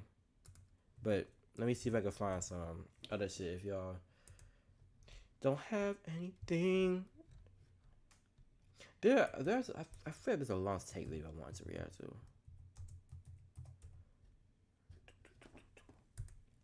I feel like there was a long take. Actually, hold on. Wait. Hold on. Didn't Seth do a Keemstar? That's crazy. Hold on. Didn't Seth try to? Oh yes. Oh, this is perfect. Try a whole world of delicious Dunkin' refreshers. Oh yeah. You ready? Definitely. Hello everyone, it's your host, Seth the Programmer, and today we're going to be going over some Naruto. Hold on. I really only care about Warrior Scale Hunter x Hunter, to be honest. Respectfully. If you're one of those guys that thinks the Otsutsuki are all universe busters, much higher. I explained this in my Phantom Troop versus Meruem video, which I seriously recommend. But bro, almost 1 million views off of this mismatch. I just don't understand. Like, it's not even hate, respect to him, but it's like, damn, like this many people are interested in this obvious mismatch. Like, like I feel like if you watch Hunter x Hunter, the answer to this is obvious. Is Meruem obvious? All right. By the way, the character in question they need to scale for some basic feat scaling is surprisingly Bono Lenov. Now, many of you probably are aware that turn down the video.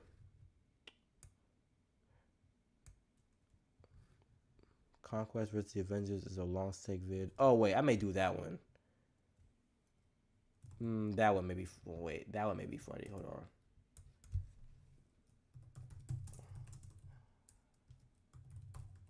Cause I guess we just did Hunter x Hunter. So let me do that one.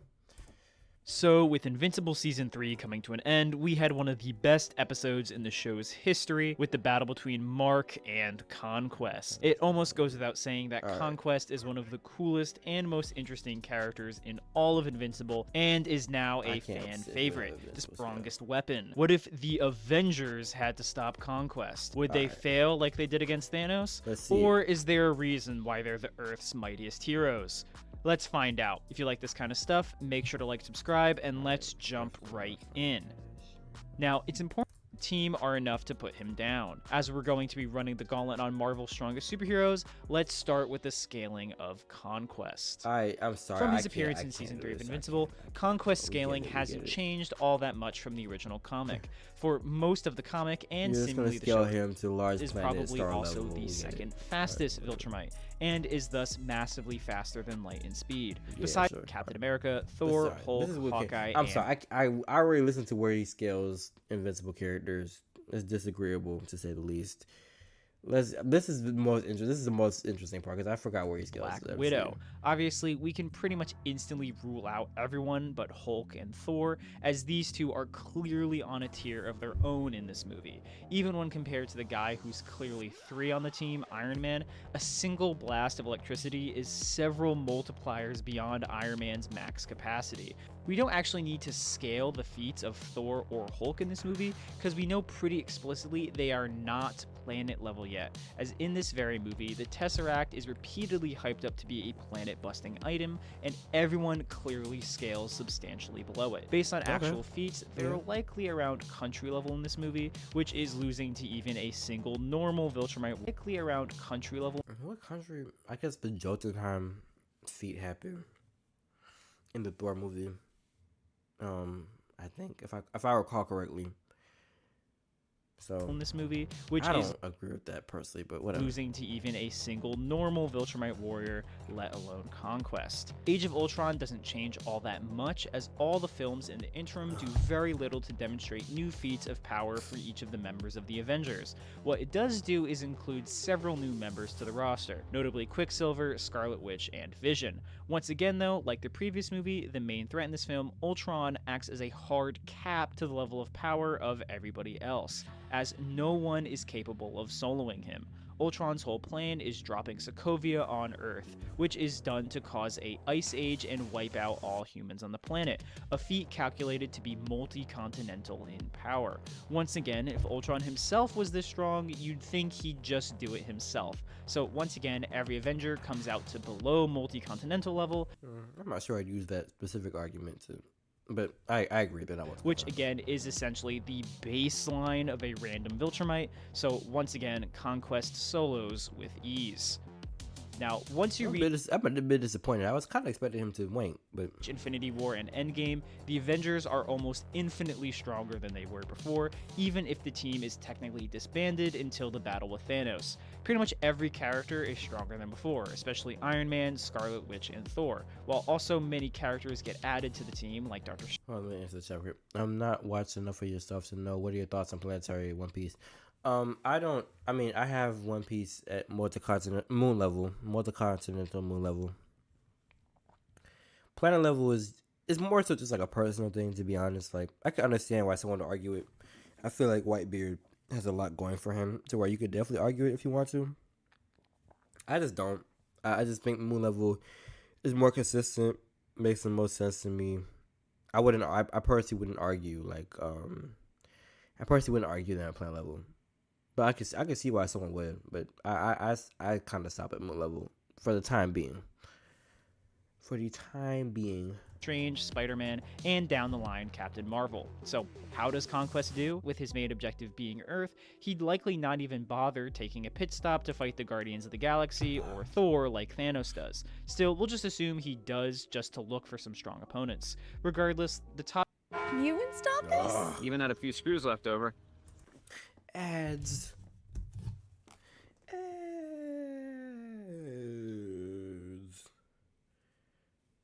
Get that money though.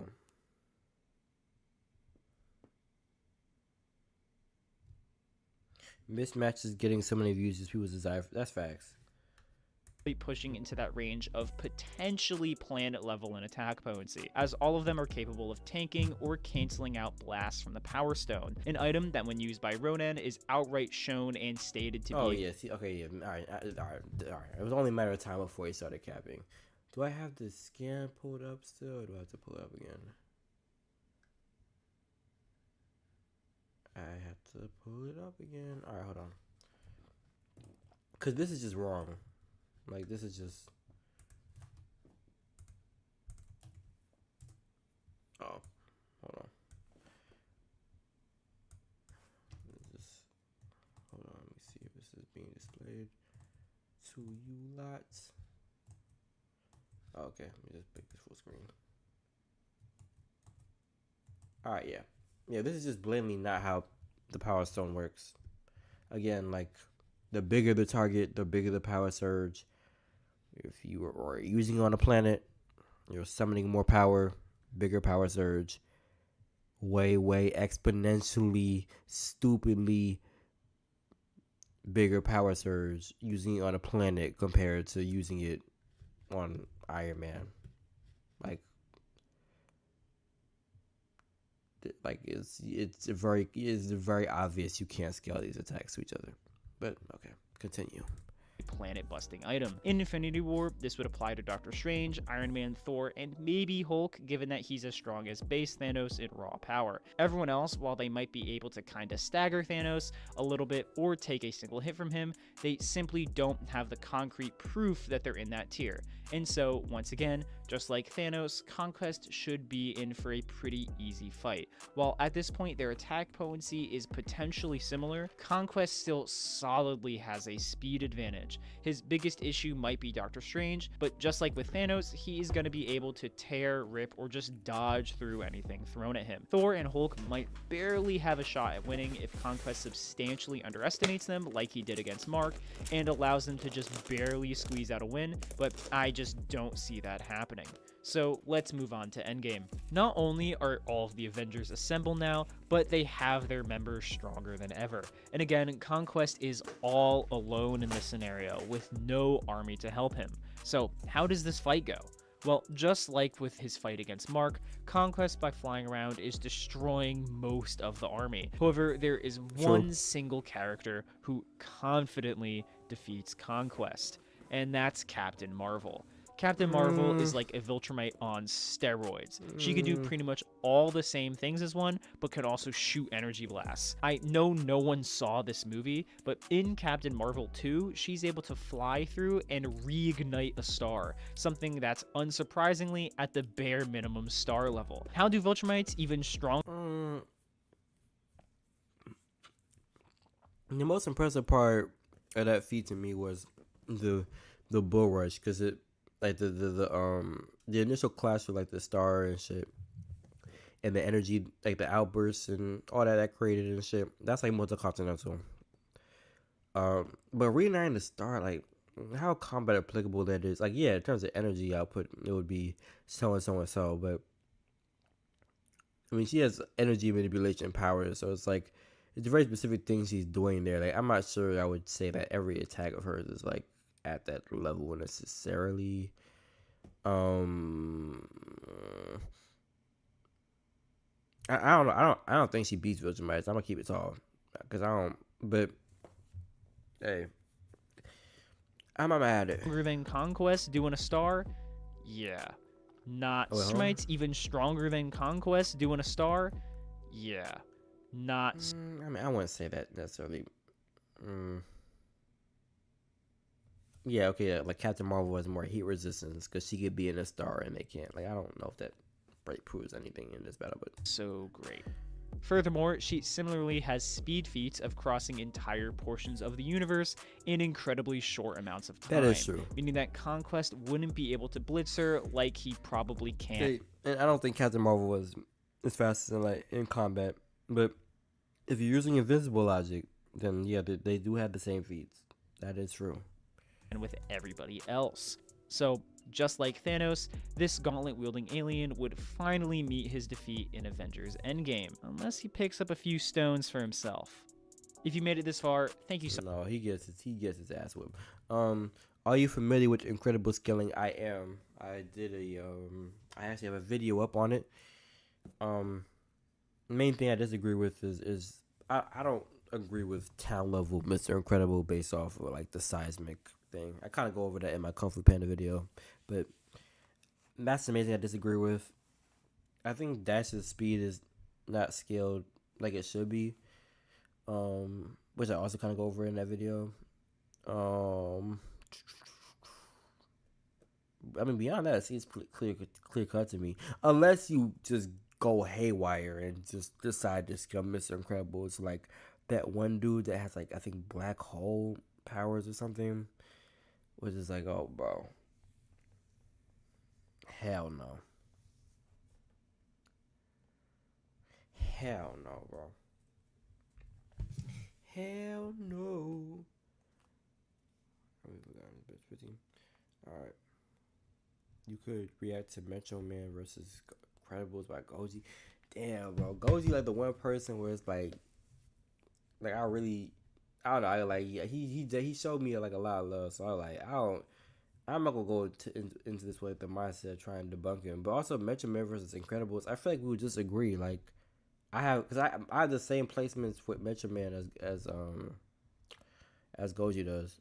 Like, and Incredibles, I feel like we agree to a T. I guess beyond, cause I think he scales Incredibles differently because he actually does scale Mr. Incredible off of like the seismic power and stuff. I just don't. That doesn't make sense to me. But it doesn't matter because the end result is the same. Like we both would know Metro Man. Metro Man wins. But I will say I'm gonna keep it tall with y'all. I appreciate y'all being here. It is 2:30 in the morning, so I think I'm gonna like rest my brain because I feel like my brain's like slowly shutting down. It's shutting down. But I appreciate all y'all rocking with me. You know what I'm saying, for this long. It's my first stream. Definitely more streams to come. Definitely gonna bring back my boy Maji. I feel like he kind of covers things that I don't. You know what I'm saying? He kind of covers things that like covers some of my blind spots. You could say, because like I said, I don't know Bleach, but you guys may ask me Bleach questions, may ask me fairy tale questions or what have you. So if he's on stream, he could kind of cover me on that a little bit, so we could get some more whatever questions or reactions answered. Yeah, same time. Yeah, EST. Yeah, it's 2:30 over here. You know what I'm saying? And usually I stay up mad late, but it's like when it comes to something that's like intellect, like I gotta put like real brain energy into like watch hear arguments. It becomes more draining. Like I could yap all night. You know what I'm saying? But as far as doing this, it's like, oh damn, like I really gotta lock in and listen and shit and remember certain things. Like, oh damn, that make me fucking tired as hell. But I appreciate I appreciate y'all. I'll announce this later, but I am starting a Patreon, so I'll probably do like more like live streams on there as well.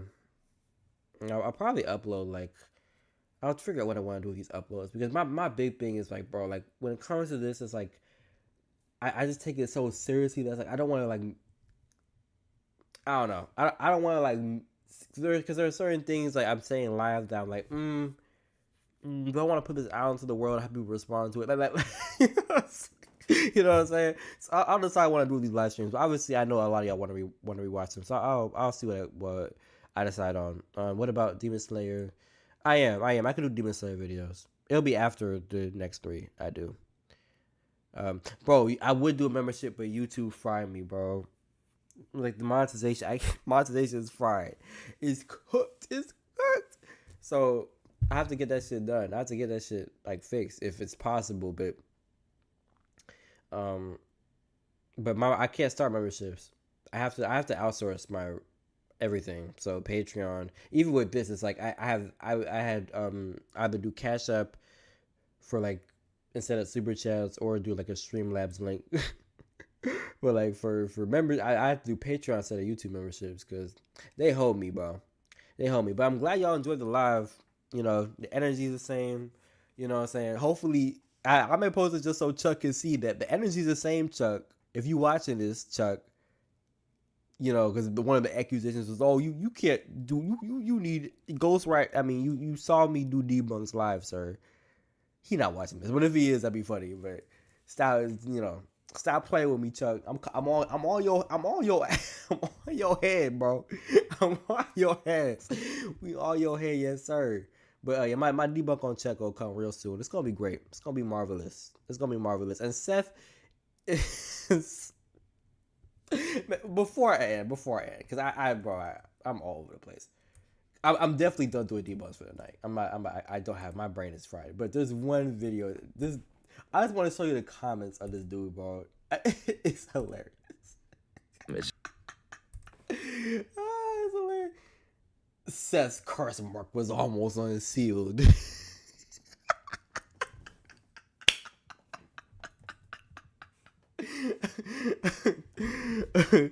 Seth has so many glazers. It's inspiring, honestly. I can't wait to drop my response video, because I was in here live, and I do implore you guys to watch this when I'm done with this. Watch this stream. Watch it. Maybe even let yourself be gaslit by the arguments. Who knows? You know, gives me extra motivation. But this was oh my god, this stream pissed pissed me off. Yeah, you even saw me content. We done with the 90s. We are done with the 90s because the entire stream they were glazing like, bro, we're the OG debunkers. How dare you come in here trying to debunk us? That's what Chuck was saying, and it was like, bro, like, come on, it's not 2018 anymore. I'm not Curl the artist who doesn't care about scaling. I'm not like I don't even know who else y'all debunked Death Battle. Like, come on, bro. Like, I hit up, like I said to Chuck, I'm not ducking a debate with you, Chuck. I'm on your head. I'm on your head. Both y'all head, Seth and Chuck. But I'm not even going to react to this because I don't want to give them any clips of me reacting to this John so they can spit. The debunk is coming. It's going to be great. It's going to be potent. It's going to be entertaining like it always is. And then after that, if Chuck wants to debate, we can set that up too. For sure.